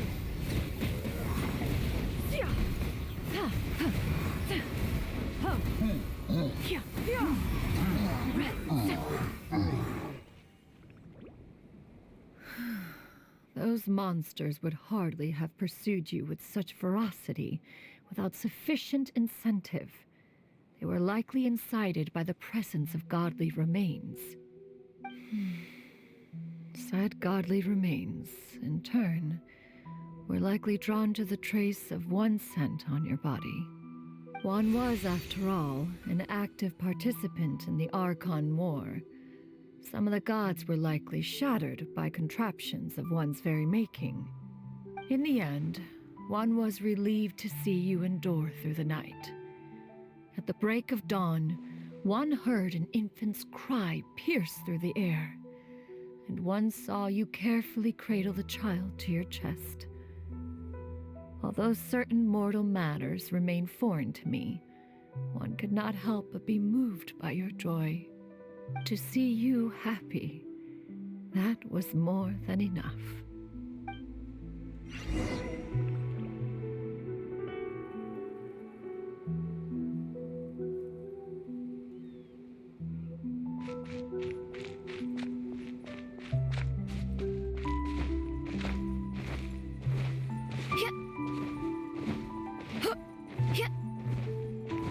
Now you should have a complete understanding of the events. Wait, but if that's true, then the crane who took care of me when I was sick must also be... Ah, one had almost neglected to recount the absurdities of that tale.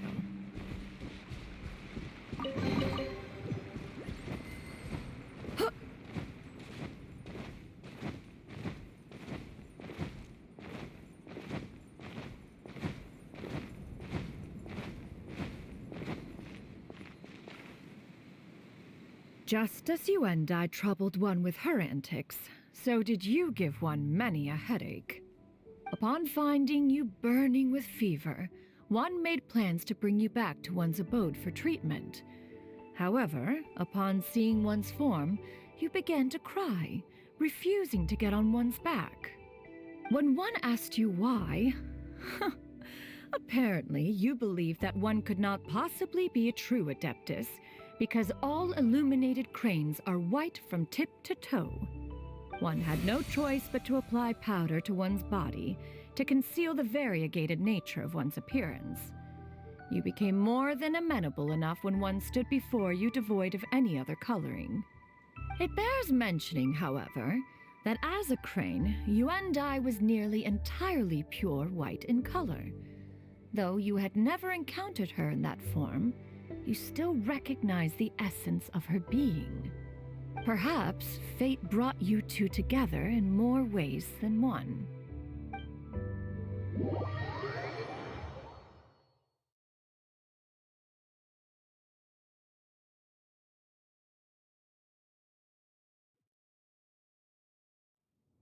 Now all has been revealed. One owes you an apology, Yuendai. One recognized you upon your very entrance into Wanmin Restaurant. One has always viewed you as a disciple of equal standing with Ganyu and Shenhe. Indeed, one wished to bring your story to a satisfactory end with this visit to Liyue Harbor. Still, one could not reveal your identity right away. Had one simply informed you of all you had lost, all those cherished memories would merely have become the fictionalized account of another. Memories are most meaningful when recalled by those who lived through them. Would you not agree? Even if the process was painful and arduous to experience. Have you any further inquiries? Master, I must ask, if you found me all those years ago, why did you leave me be, even though you knew about my mistake? Why did you not bring me back to Mount Outsong by force? One has never regarded your action as a mistake. It was a simple choice, nothing more. When it is time for one's progeny to leave the nest, it is the responsibility of an elder to let them fly free. Yet, when your wings grow weary and the night grows dark, just know that you always have a place to which to return. 'Tis a refuge referred to by many a name in mortal writing. Home, nest, haven. Whatever its denomination may be, its essence remains quite unchanged. One speaks, of course, of a place not unlike one's own abode. One's disciples are free to come and go as they wish, yet the door remains forever open to those who wish to return. One rather hopes you count yourself among them. Thank you. Thank you so much. You and I. One expects you too have sensed the rapid deterioration of your condition as of late. Have you not? 40 years ago, you chose a path without a future. Though one used one's own blood to provide you with a few decades of extra time, it merely delayed the inevitable. One may have extended the path, yet one was unable to alter its final destination. Even the power of an Adeptus has its limits. Had your condition continued to deteriorate, you would have forgotten your life as a human entirely. In the end, you would have turned into a creature lacking in the ability to even comprehend its own monstrousness. Fortunately, you were able to avoid that scenario by reclaiming your memories. Though one sped the process along by providing some guidance, the result is entirely a reflection of your own effort. So, what's gonna happen to Granny? One will help her reclaim her original form as a wild crane. If it be fated, she may recover her sentience one day. She's gotta go back to being a regular crane, huh?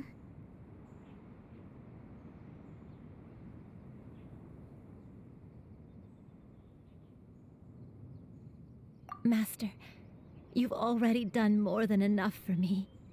I don't know how I could possibly repay your kindness. This is a better result than I could have ever hoped for.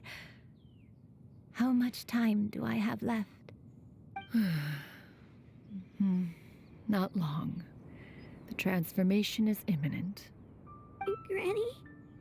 Please don't leave, okay? You're all I have left. Please.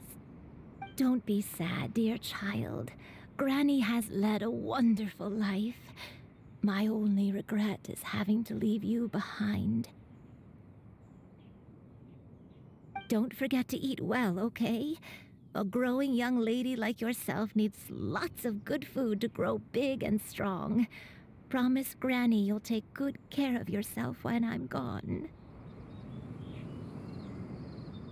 I promise, Granny. I'll do whatever you say. Good girl, good girl. Don't worry. It's not goodbye forever. Granny's gonna become the most formidable crane in all of Mount Outsong. Granny will train day and night. I won't stop until I can turn into a human without having to rely on anything but my own power. When that day comes, we'll be able to live together again. You and I. How's that sound? good. That's a good girl. Even though we won't see each other for a little while, as long as we both work hard, we're sure to meet again someday. I'll eat well, Granny.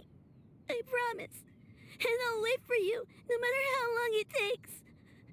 I'll wait for you to come back. That's a good girl. Then Granny really has no more regrets. I'm so sorry, Master. Thank you for everything.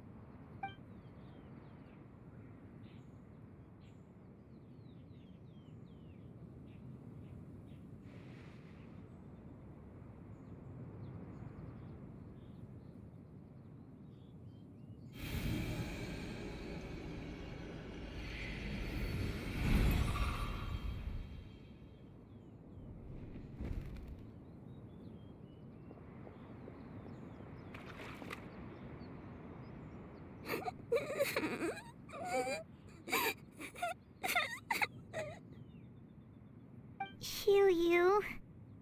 Let her be. At her age, crying is a natural, if not fitting, response to such an event. Tears are a necessary part of maturation. Sometimes there is scarcely a better vehicle to wash away the toll of stress and misery. Now that the issue has been resolved, you should also take a moment to relax. Give yourself some time to rest. Take a nap if you must. One will wake you in due time.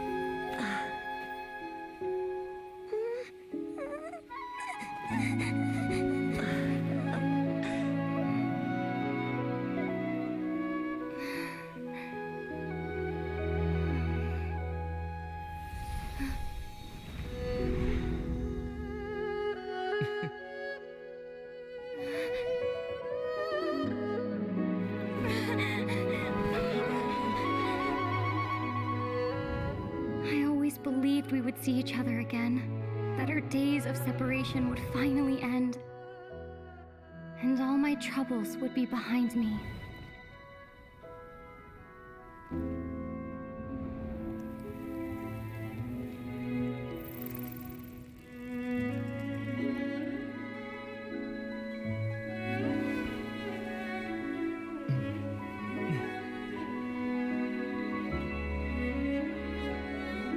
If only things could stay this way forever.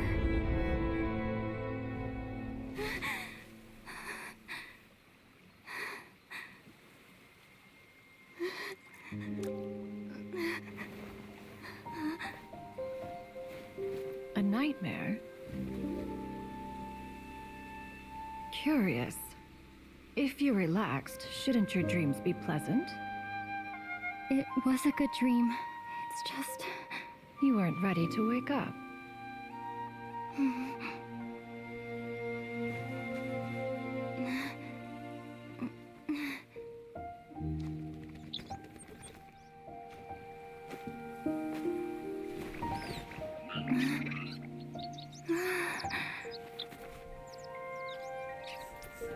Eloquent as one may be, words of comfort are not one's strong suit. You are doing all you can. One can see your strength of will, your fearlessness in the face of danger. And so, whatever your dream may be, one believes that you shall achieve it. Of course, Whenever the perils you face overwhelm you, or you become weary, one is always here for you. After all, as an elder, it is only right to look out for the young ones.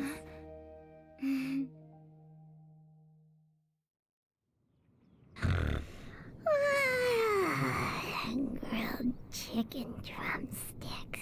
Huh?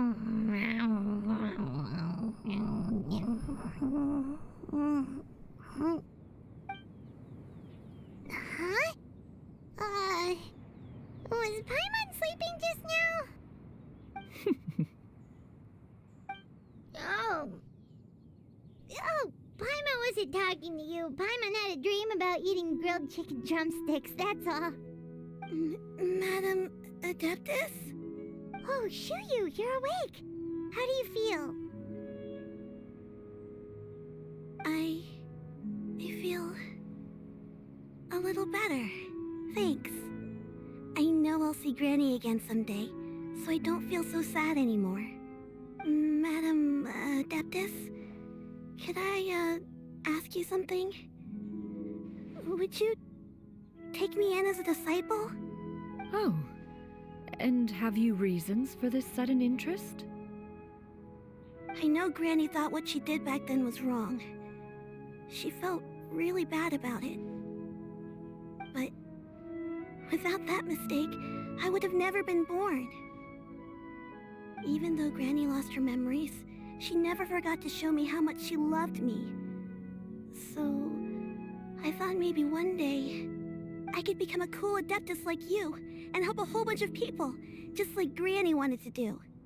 Upon some reflection, one supposes you are no mere mortal. The fact that Yuendai's blood flows through your veins is proof enough of that. If this is what you desire, one shall make it so. Thank you so much, Madam Adeptus. No, I mean, Master. Shuyu, are you sure about this? Paimon's gonna let you in on a little secret. We've seen Cloud Retainer's 2 other disciples, and they pretty much eat nothing but bitter herbs like Chinchin and violet grass.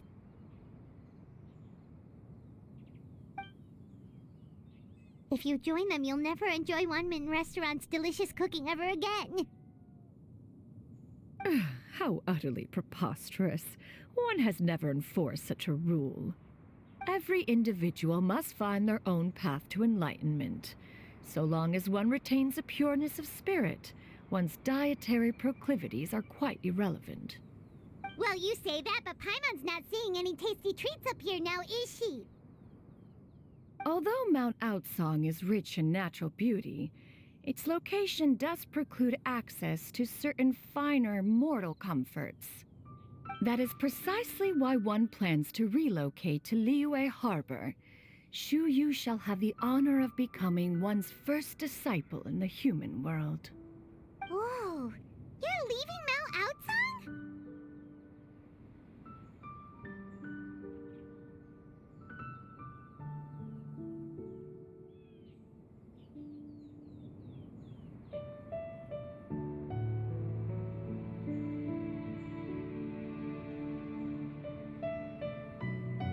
One has never concerned oneself with the location of one's residence.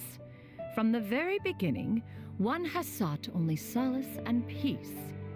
Yet in the end, all of one's disciples ended up in Liyue Harbor. Ganyu, Shenhe, Yuendai, they all chose a life among the mortal world. One has reflected on this fact for many years now. One can only assume that it is due to some failing on one's part as an elder or master. A failing, perhaps, of recognizing what it was they truly wanted. One is most curious as to what aspect of Liyue Harbor could have enticed them to remain there. One could hardly offer an opinion on the matter, but perhaps some time in the harbor will prove instructive. Why are you all so silent? Paimon is, just a bit shocked, that's all.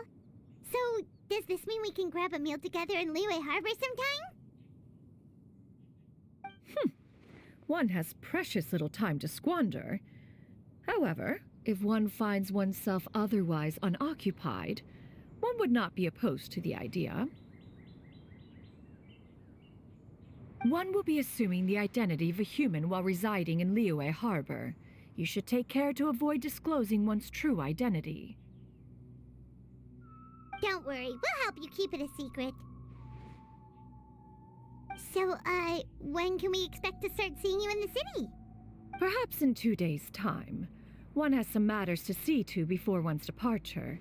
Preparation is the key to success, after all. One plans to put up various items from one's collection for sale.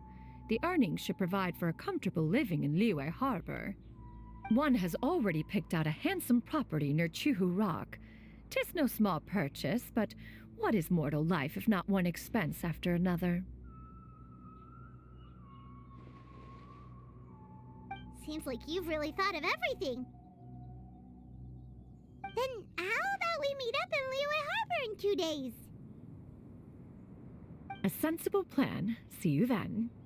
Oh, also, why don't you take this suspensus somnium mechanism as a souvenir? Anytime you should feel ill at ease in the future, you may try quieting your mind and sitting in meditation as you listen to its melodies. It might help you find a new perspective. Awesome! Thanks, Cloud Retainer! Hey, didn't we promise Shincho that we'd tell him what we found out? Should we make a trip to the Feiyun Commerce Guild? It's totally up to you. So, about your move to Liyue Harbor, you gonna tell the other Adepti about it? I have left an explanatory note in my abode. Those 2 old fossils will discover it, I am sure, should they come seeking my company. Considering their recent penchant for going off on private escapades, however, I find myself caring little for how they shall receive this news.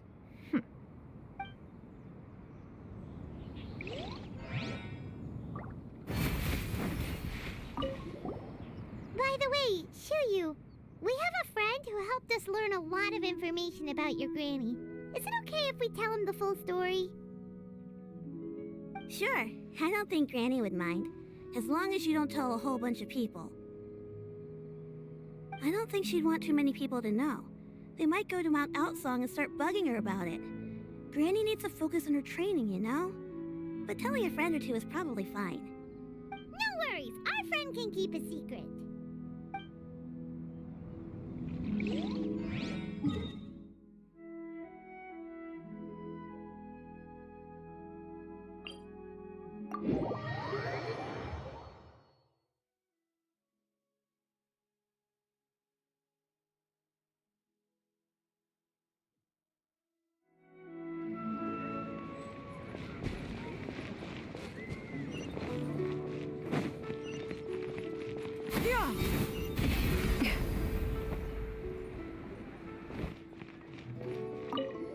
We meet again, dear friends. How did everything go? Great! And it's all thanks to you! Ah, I see. So the stories didn't get it right after all. Even though she was a celebrated heroine, she had to bear a heavy burden that most could not hope to understand. Thank goodness for the help of that Adeptus. At least she was able to recover what she had lost. Although I cannot claim to know exactly how their story will unfold from here, I trust the ending will be a happy one. Those united in a common purpose always find a way back to each other in the end. Thank you for helping me fill in the gaps. And don't worry, I'll keep this all to myself. It's not my story to tell, after all.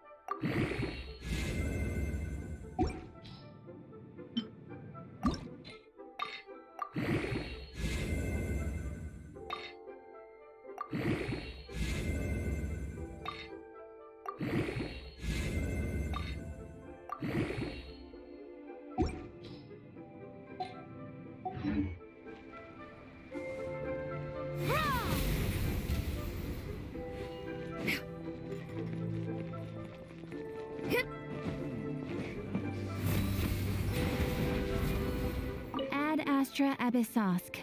Welcome to the Adventurers Guild. Thank you for completing today's commissions.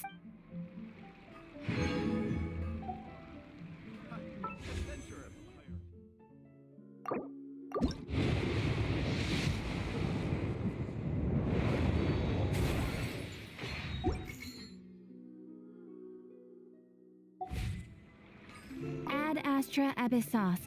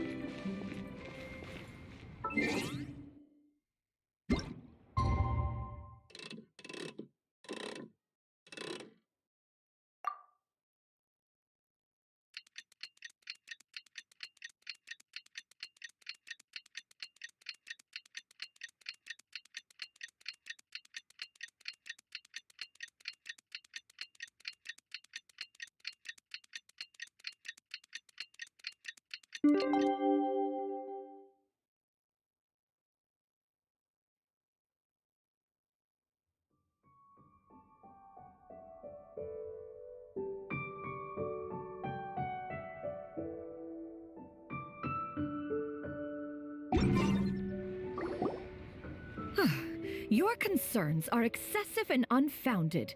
This is but a simple collection of ordinary valuables. Such intense scrutiny is hardly necessary. To be quite honest, your insistence on that fact is my primary cause for concern. In what way are any of these ordinary? Every single item here could be worth more than everything I own combined. I simply can't risk shelling out that kind of mora without proper scrutiny. If I'm wrong, I would never be able to earn it back, not even if I worked every single day for the rest of my life. I have to be careful. Yes, you can never be too careful. We're here, Clow. Miss Shenyan, what are you guys arguing about? Ah, perfect timing. This ignoramus is questioning the authenticity of my wares. I'll have you know, these items have remained untouched in my personal collection for several hundred years. To question their legitimacy is pure folly. Several hundred years? Indeed. They're family heirlooms, you see, passed down over many generations, as families are wont to do. Yep, they've definitely been around a while. We can vouch for her on that one. Hear that? Had I not found myself in need of mora, I would scarcely have had the heart to part with them. Indeed, you should consider it an honor to even have the opportunity to behold them with your own eyes.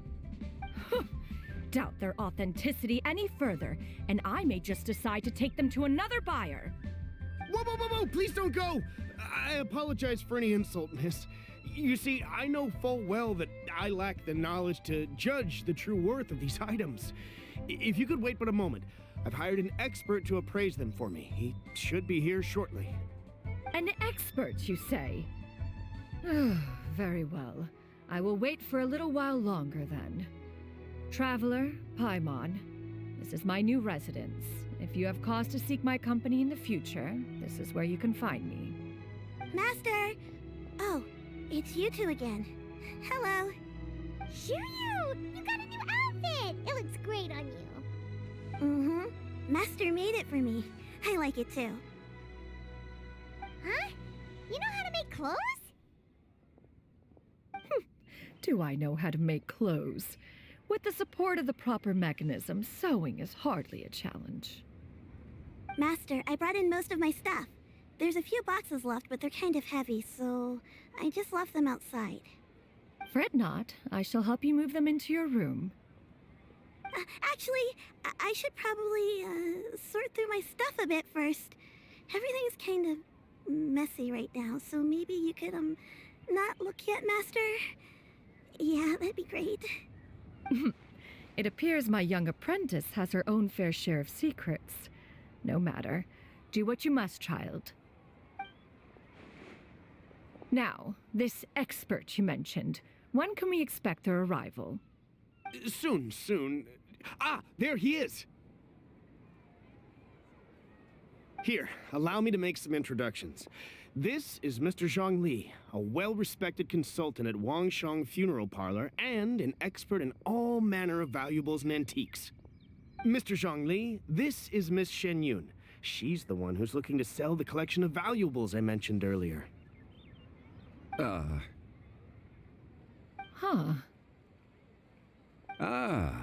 If it isn't Miss Shenyun. It has been quite some time since our last meeting. What a serendipitous reunion. Indeed, most serendipitous. Have you been faring well as of late, Mr. Zhongli? Quite well, thank you. I was fortunate enough over the past few days to enjoy both a stroll in the mountains and a fresh brew of tea from the most recent harvest. The experiences left me with such insight and peace. Huh. So you two are already acquainted? Indeed. How fortunate we are that fate has brought us together again. If you are otherwise unaware, allow me to inform you that Miss Shenyun is a well-regarded collector and appraiser. She is well-versed in all fields, and oft-celebrated for her impeccable taste. You stand to gain much from this opportunity. You are too kind, Mr. Zhongli. True collectors pride themselves on their wealth of knowledge and eye for detail. I can say without a doubt that you are foremost in that regard. Why, you flatter me, Miss Shenyun. It would seem that you are as self-effacing as ever.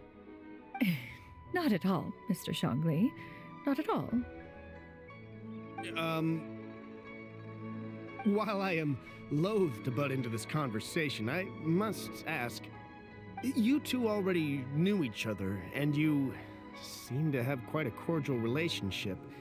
Can I be certain that you're not working together to swindle me? I mean, you never know. Huh! A preposterous accusation. The heavens themselves would collapse before we would conspire to do such a thing. Miss Shenyun speaks the truth. Contracts are built on honesty and trust. If that proves to be beyond your capabilities in this instance, this transaction may be taken elsewhere. Say no more. Let us depart. I jest. What fool would still harbor doubts after Mr. Zhongli himself has vouched for the goods? Miss Shenyun, wait!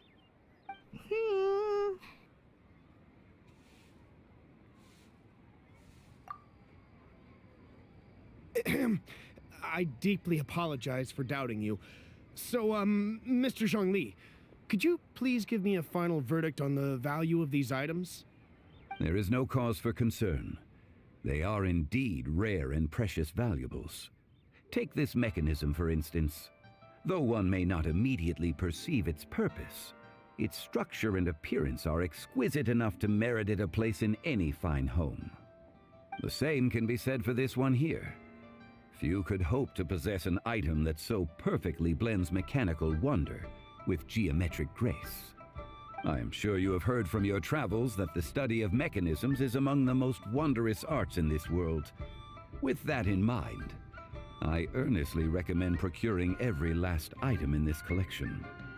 All right. Since I hired you as my consultant, Mr. Zhongli, I shall, of course, trust your good opinion. Then, in that case, Miss Shenyun, I'll take the lot. However, since the final sum is quite large, how about we start with an initial deposit through the Northland Bank? The Northland Bank?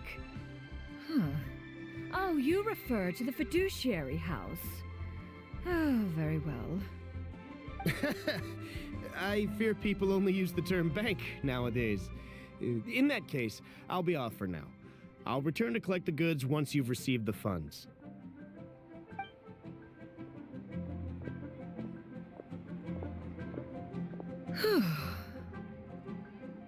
Zhongli! My friends, have you been doing well? We've been great! How about you? Paimon didn't know you were such a busy consultant! My days have been quite pleasant as well. I had been quietly enjoying a cup of tea when Mr. Xiaozu requested my services. As for you, Miss Shenyun, I presume you must be looking to settle in the city? I must say, the name Shenyun sounds exceedingly strange coming from you. Perhaps you could dispense of that particular epithet in further conversation. Whatever for. Am I not addressing you as a friend should? Well, that is true, but... Alas, refer to me however you will.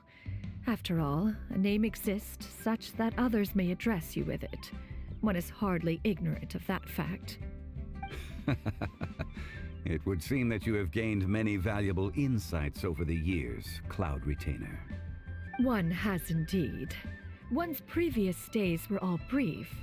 Now that one has made up one's mind to move and settle, one has gained a much better appreciation of the hubbub and commotion of the city, as well as the people's hard work and ardor. This city is much changed from how it was more than 1,000 years ago. Not unlike the ocean tides, so too shall the movement of people ebb and flow. From turmoil to peace, enlightenment to aspiration. Human society possesses limitless potential. In another 1,000 years, the scene we witness here may change in ways that are impossible for either of us to imagine. Alright, that's enough reflection for one day. No need to get all sentimental on us. You make a valid point, Paimon. Now that the sale has concluded, what say one plays the host as we try some specialty dishes together? One must profess great interest in trying bamboo shoot soup. Perhaps you have forgotten, Cloud Retainer, but I once tried my hand at that dish. You were at the table on that occasion, so logic dictates that you should have already tried it. Oh? What occasion was this? It was a reunion between friends several centuries ago. Alas, you must have been too preoccupied to secure yourself a portion. Or perhaps our other companions simply availed themselves of faster reflexes on that occasion. Ha! Hardly. 'Twas most certainly out of consideration for the others in attendance. In but a moment, one will show you what it means to have a true deftness of hand. It is settled then. Bamboo shoot soup, mora meat, crab roe tofu, triple layered consommé. We shall enjoy the lot. One has already passed word to Shenhe and Ganyu to make a reservation. It is prime time for them to meet one's newest disciple. Is that agreeable to everyone? It should be a most splendid occasion. Shu Yu, come now, it is time to dine. Ah, this gentleman over here is Mr. Zhongli. He is, A humble employee of Wangsheng Funeral Parlor. Pleased to make your acquaintance. Nice to meet you too, Mr. Zhongli. That should be everyone, right? Let's go!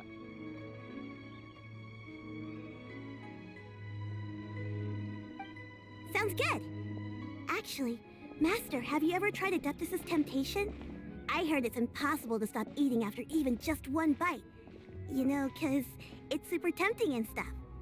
Is that true? That sounds rather implausible. Although with the right preparation, certain dishes can be too delicious to resist. Huh? Why are you all walking so fast? Hey, wait for Paimon! Hey, wait up!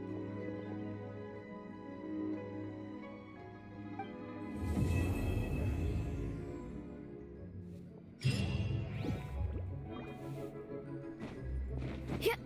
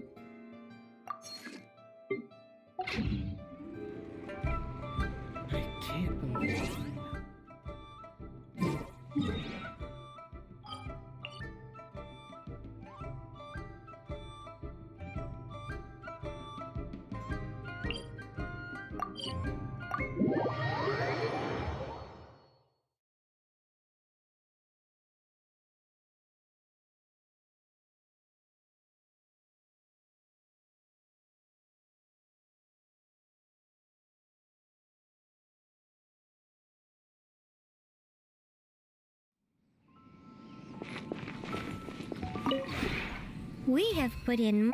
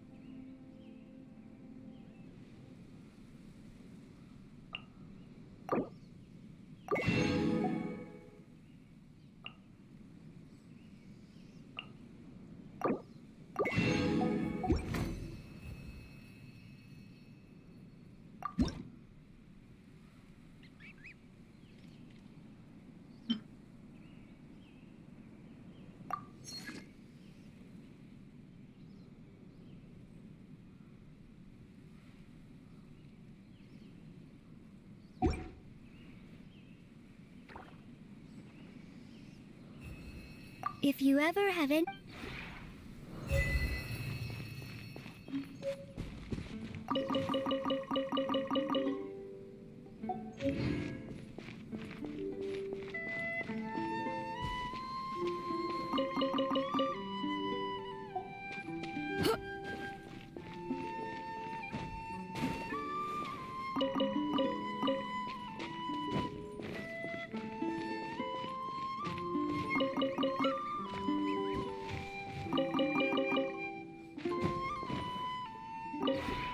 We have put in much...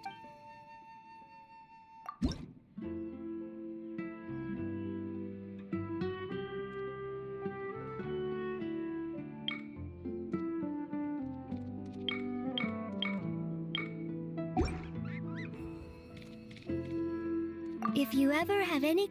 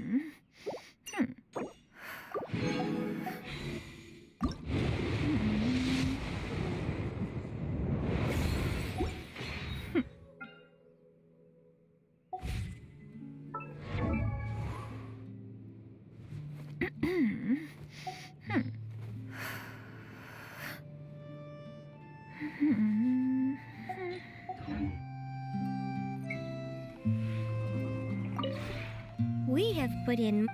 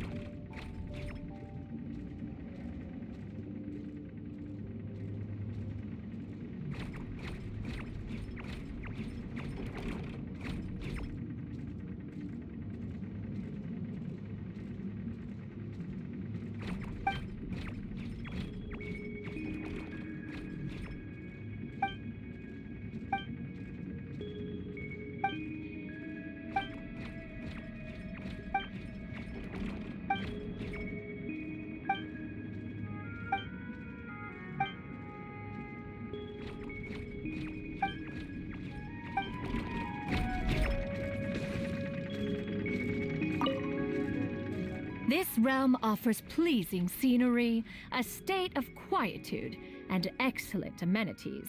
Very suitable for those who wish to study the art of mechanics in peace. Were you perchance inspired by one's own abode? It brims with adeptal energy. The views are expansive. Yes, it is most to one's liking. Speaking of adeptal energy, mortals cannot wield the power of subspace creation with which this abode was made. Whence did you procure this treasure? Ah, I see. Streetwood Rambler has always been fond of natural scenery, and often laments its transient nature, for the most pleasant sights tend to disappear with the change of seasons. Small wonder, then, that she utilized the power of subspace creation to preserve her favorite sights within this teapot. Yet it is you, through your furnishing endeavors, who have transformed this subspace into the most homely of lodgings. The next time one feels reticent to seek sustenance in the outdoors, perhaps one shall invite oneself over for dinner. Oh, you accept the idea with such alacrity. Then it is settled. One looks forward to your cooking.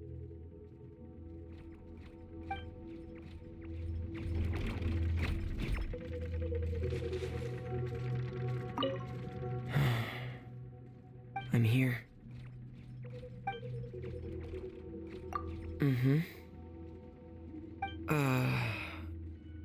I mean, everything here is really nice, and I'm used to it now, so there's no need to worry about me. Sorry. I'm just worried that if I say everything on my mind, I might cause unnecessary misunderstandings. All right. Then in that case, I'll do as you ask. To tell you the truth, I'm actually a little homesick. Even though this place is really comfortable and the environment here is flawless, I just can't seem to get used to life here. This is nobody's problem but my own, so please don't think I'm upset with you or unsatisfied about anything in this place. I hope you can forgive me.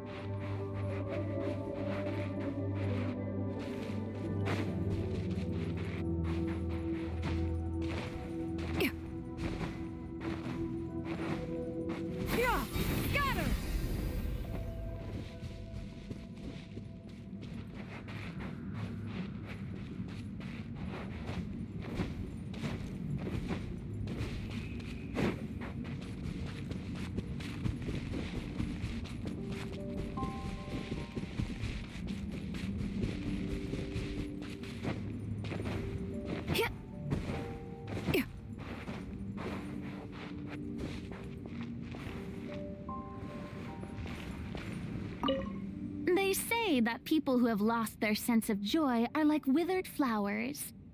I, of course, must continue to blossom for as long as possible. So it falls to you to entertain me with a thrilling conversation. I like it a lot. The view here is amazing wherever you look, and the weather is quite pleasant. One would be hard-pressed to find a better location for a vacation. I had no idea that you'd purchased such an enormous plot of land. And it's amazing what you've done with the place. You must have put a lot of time and thought into it. Oh, I remember now. Some kind of mystic art from Liyue, was it? However did they do it? I'd really love to take this teapot apart and learn more about it. Although, I'm not too confident that I'd be able to put it back together correctly afterwards. On second thought, forget I said anything. This place is truly fascinating. It seems to be brimming with infinite possibilities. The only downside is how quiet and secluded it is. Don't you ever get lonely living here by yourself? There must be a way you could liven things up a little here. Yes! How about hosting a ball here? I'm sure Fontaine's social elite would jump at the chance to fraternize with you. They'd I see. Then, in that case, let's organize a smaller scale private dance. You don't need to invite throngs of people or put up fancy decorations. We can simply let the world be our stage and dance whenever and wherever the mood takes us. Well, come on, don't just stand there. Take some initiative. 'Twould be my pleasure. You do know how to dance. All right, just take my hand. Now, relax your arms a little and stand with your feet shoulder-width apart. Once we start, just follow my lead and you'll be fine. Don't worry, I'm the brightest star in all of Fontaine. You're in good hands.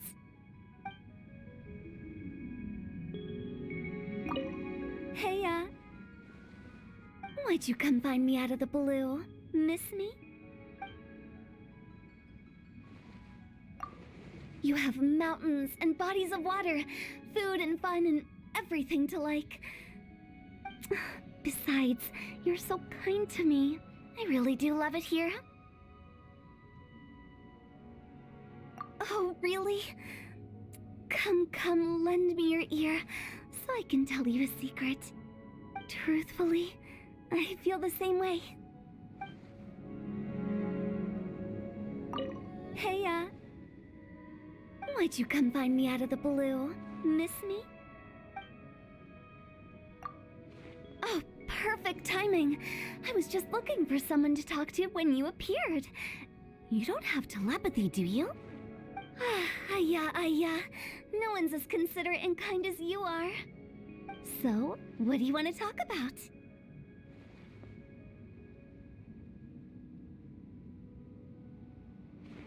Oh, you mean my poems, right? It's been forever since I performed in front of someone. One sec. Get ready. There perched two birds on a tree. One swooped down and caught a mouse, you see.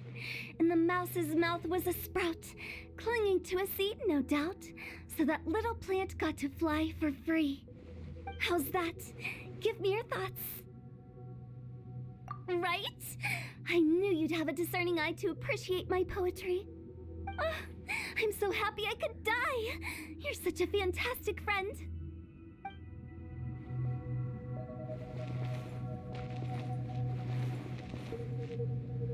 It's been a while. How have you been? The atmosphere is pleasant and to my liking. Everything comes from nothing, and that which is small becomes large one step at a time. While I've lived many years, I'm not inflexible enough to be incapable of appreciating youthful trends. Your taste always sets others at ease.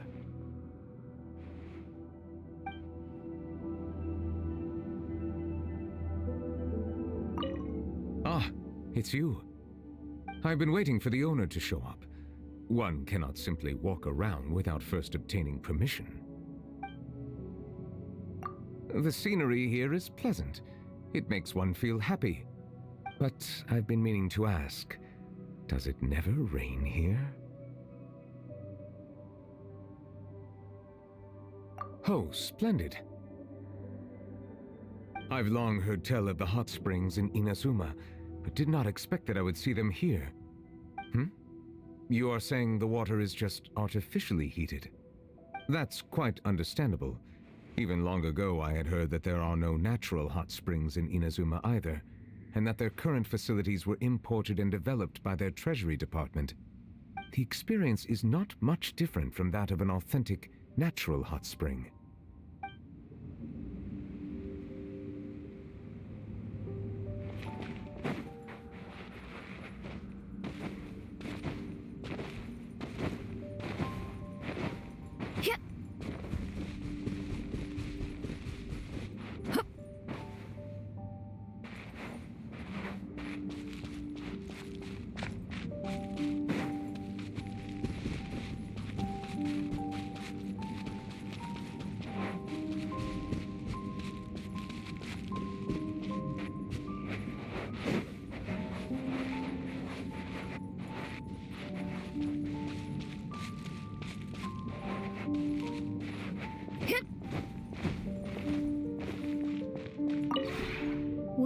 put in much work of late, and to much avail. Slowly but...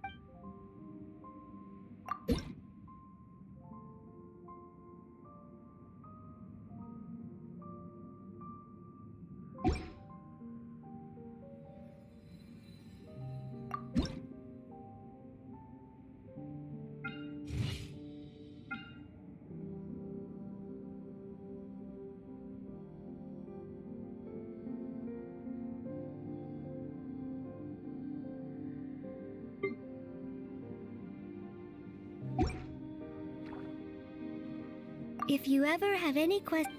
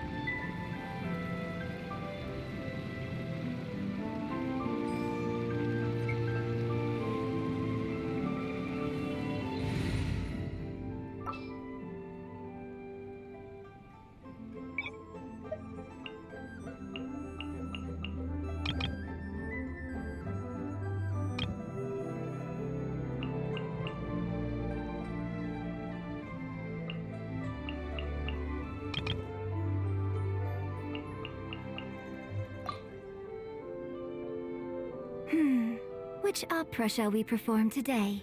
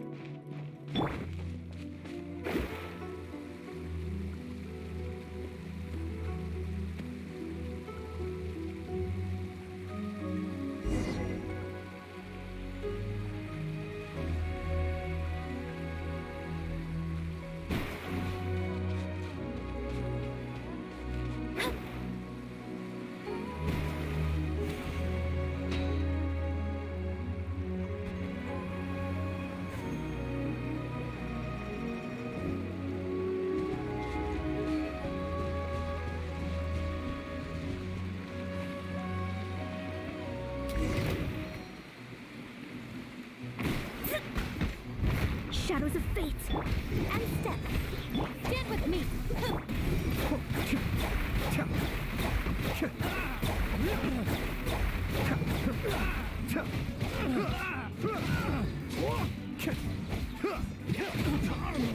Be still.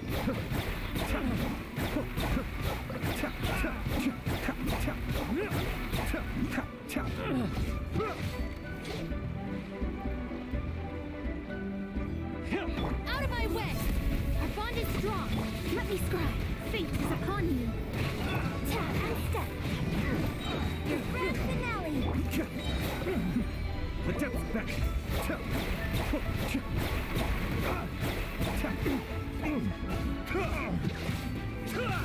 You're open.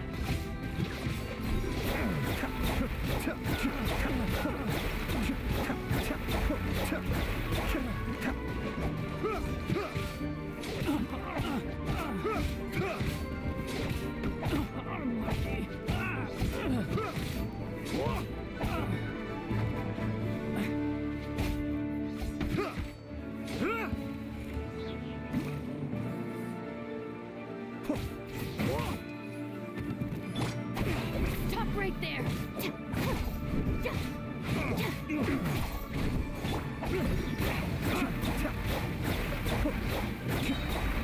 Mind the deluge.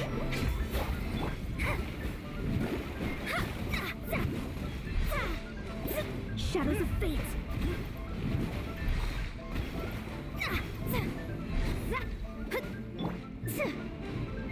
Observe. You're open.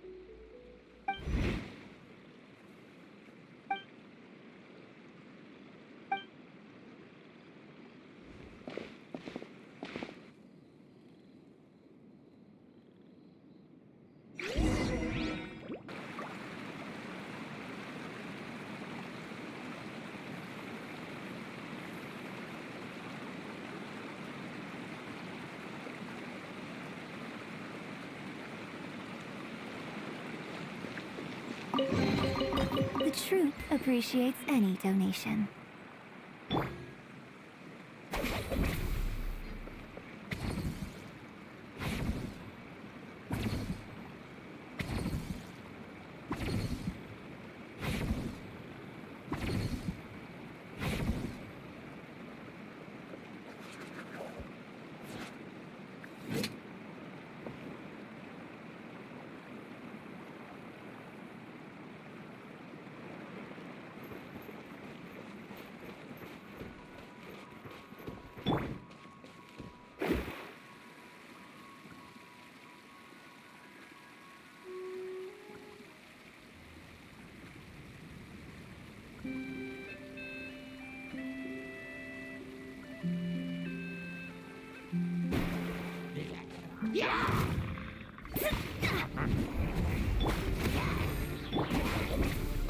Cascade.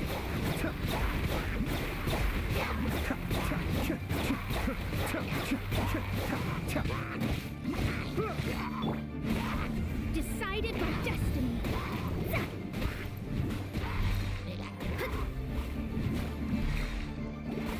Observe. Be still.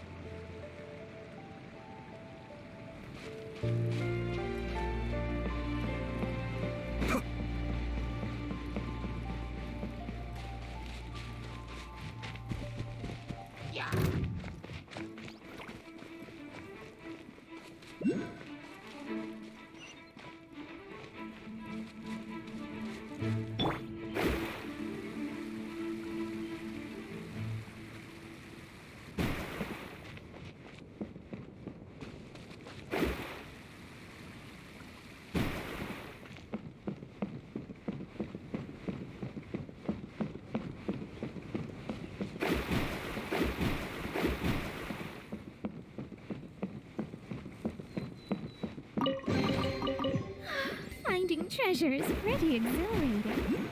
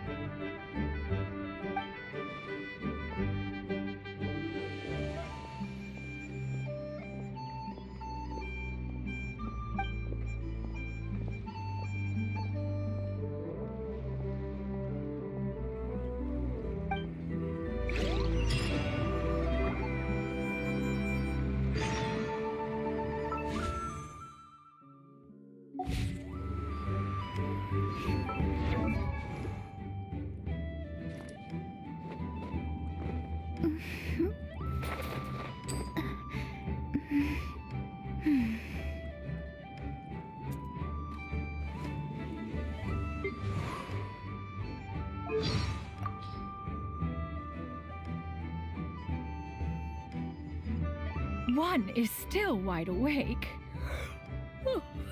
But you look dead on your feet. Go on, off to bed with you. You wish to attend the night market together? One shall engage in no, given that one spends so much time.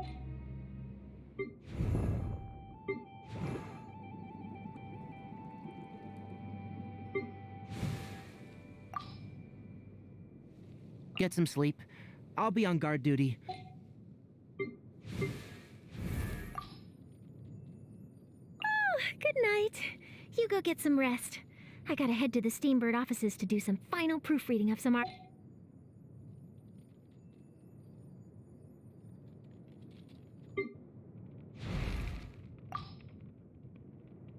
Hitting the hay? No? You hungry? Wanna grab a bite?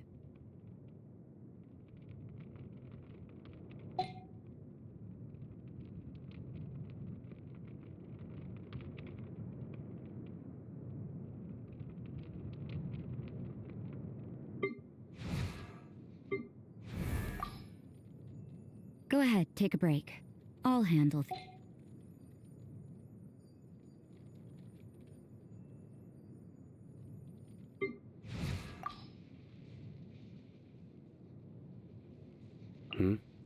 A joke. I've got just the one. There once was a traveler, stranded in the desert and dying of thirst, who in desperation prayed for a hydro slime to come.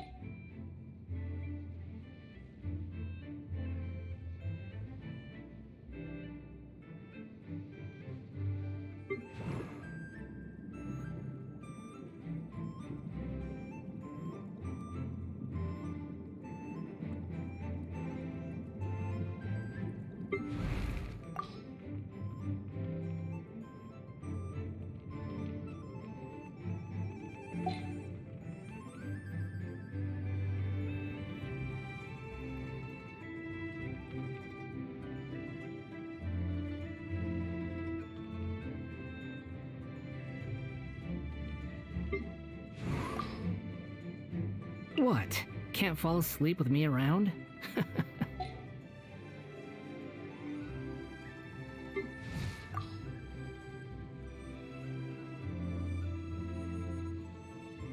Sweet shall be thy sleep, spared of the mares of the night. For no nightmares would dare draw near to those who are blessed by the Immer Nachash. She means good night.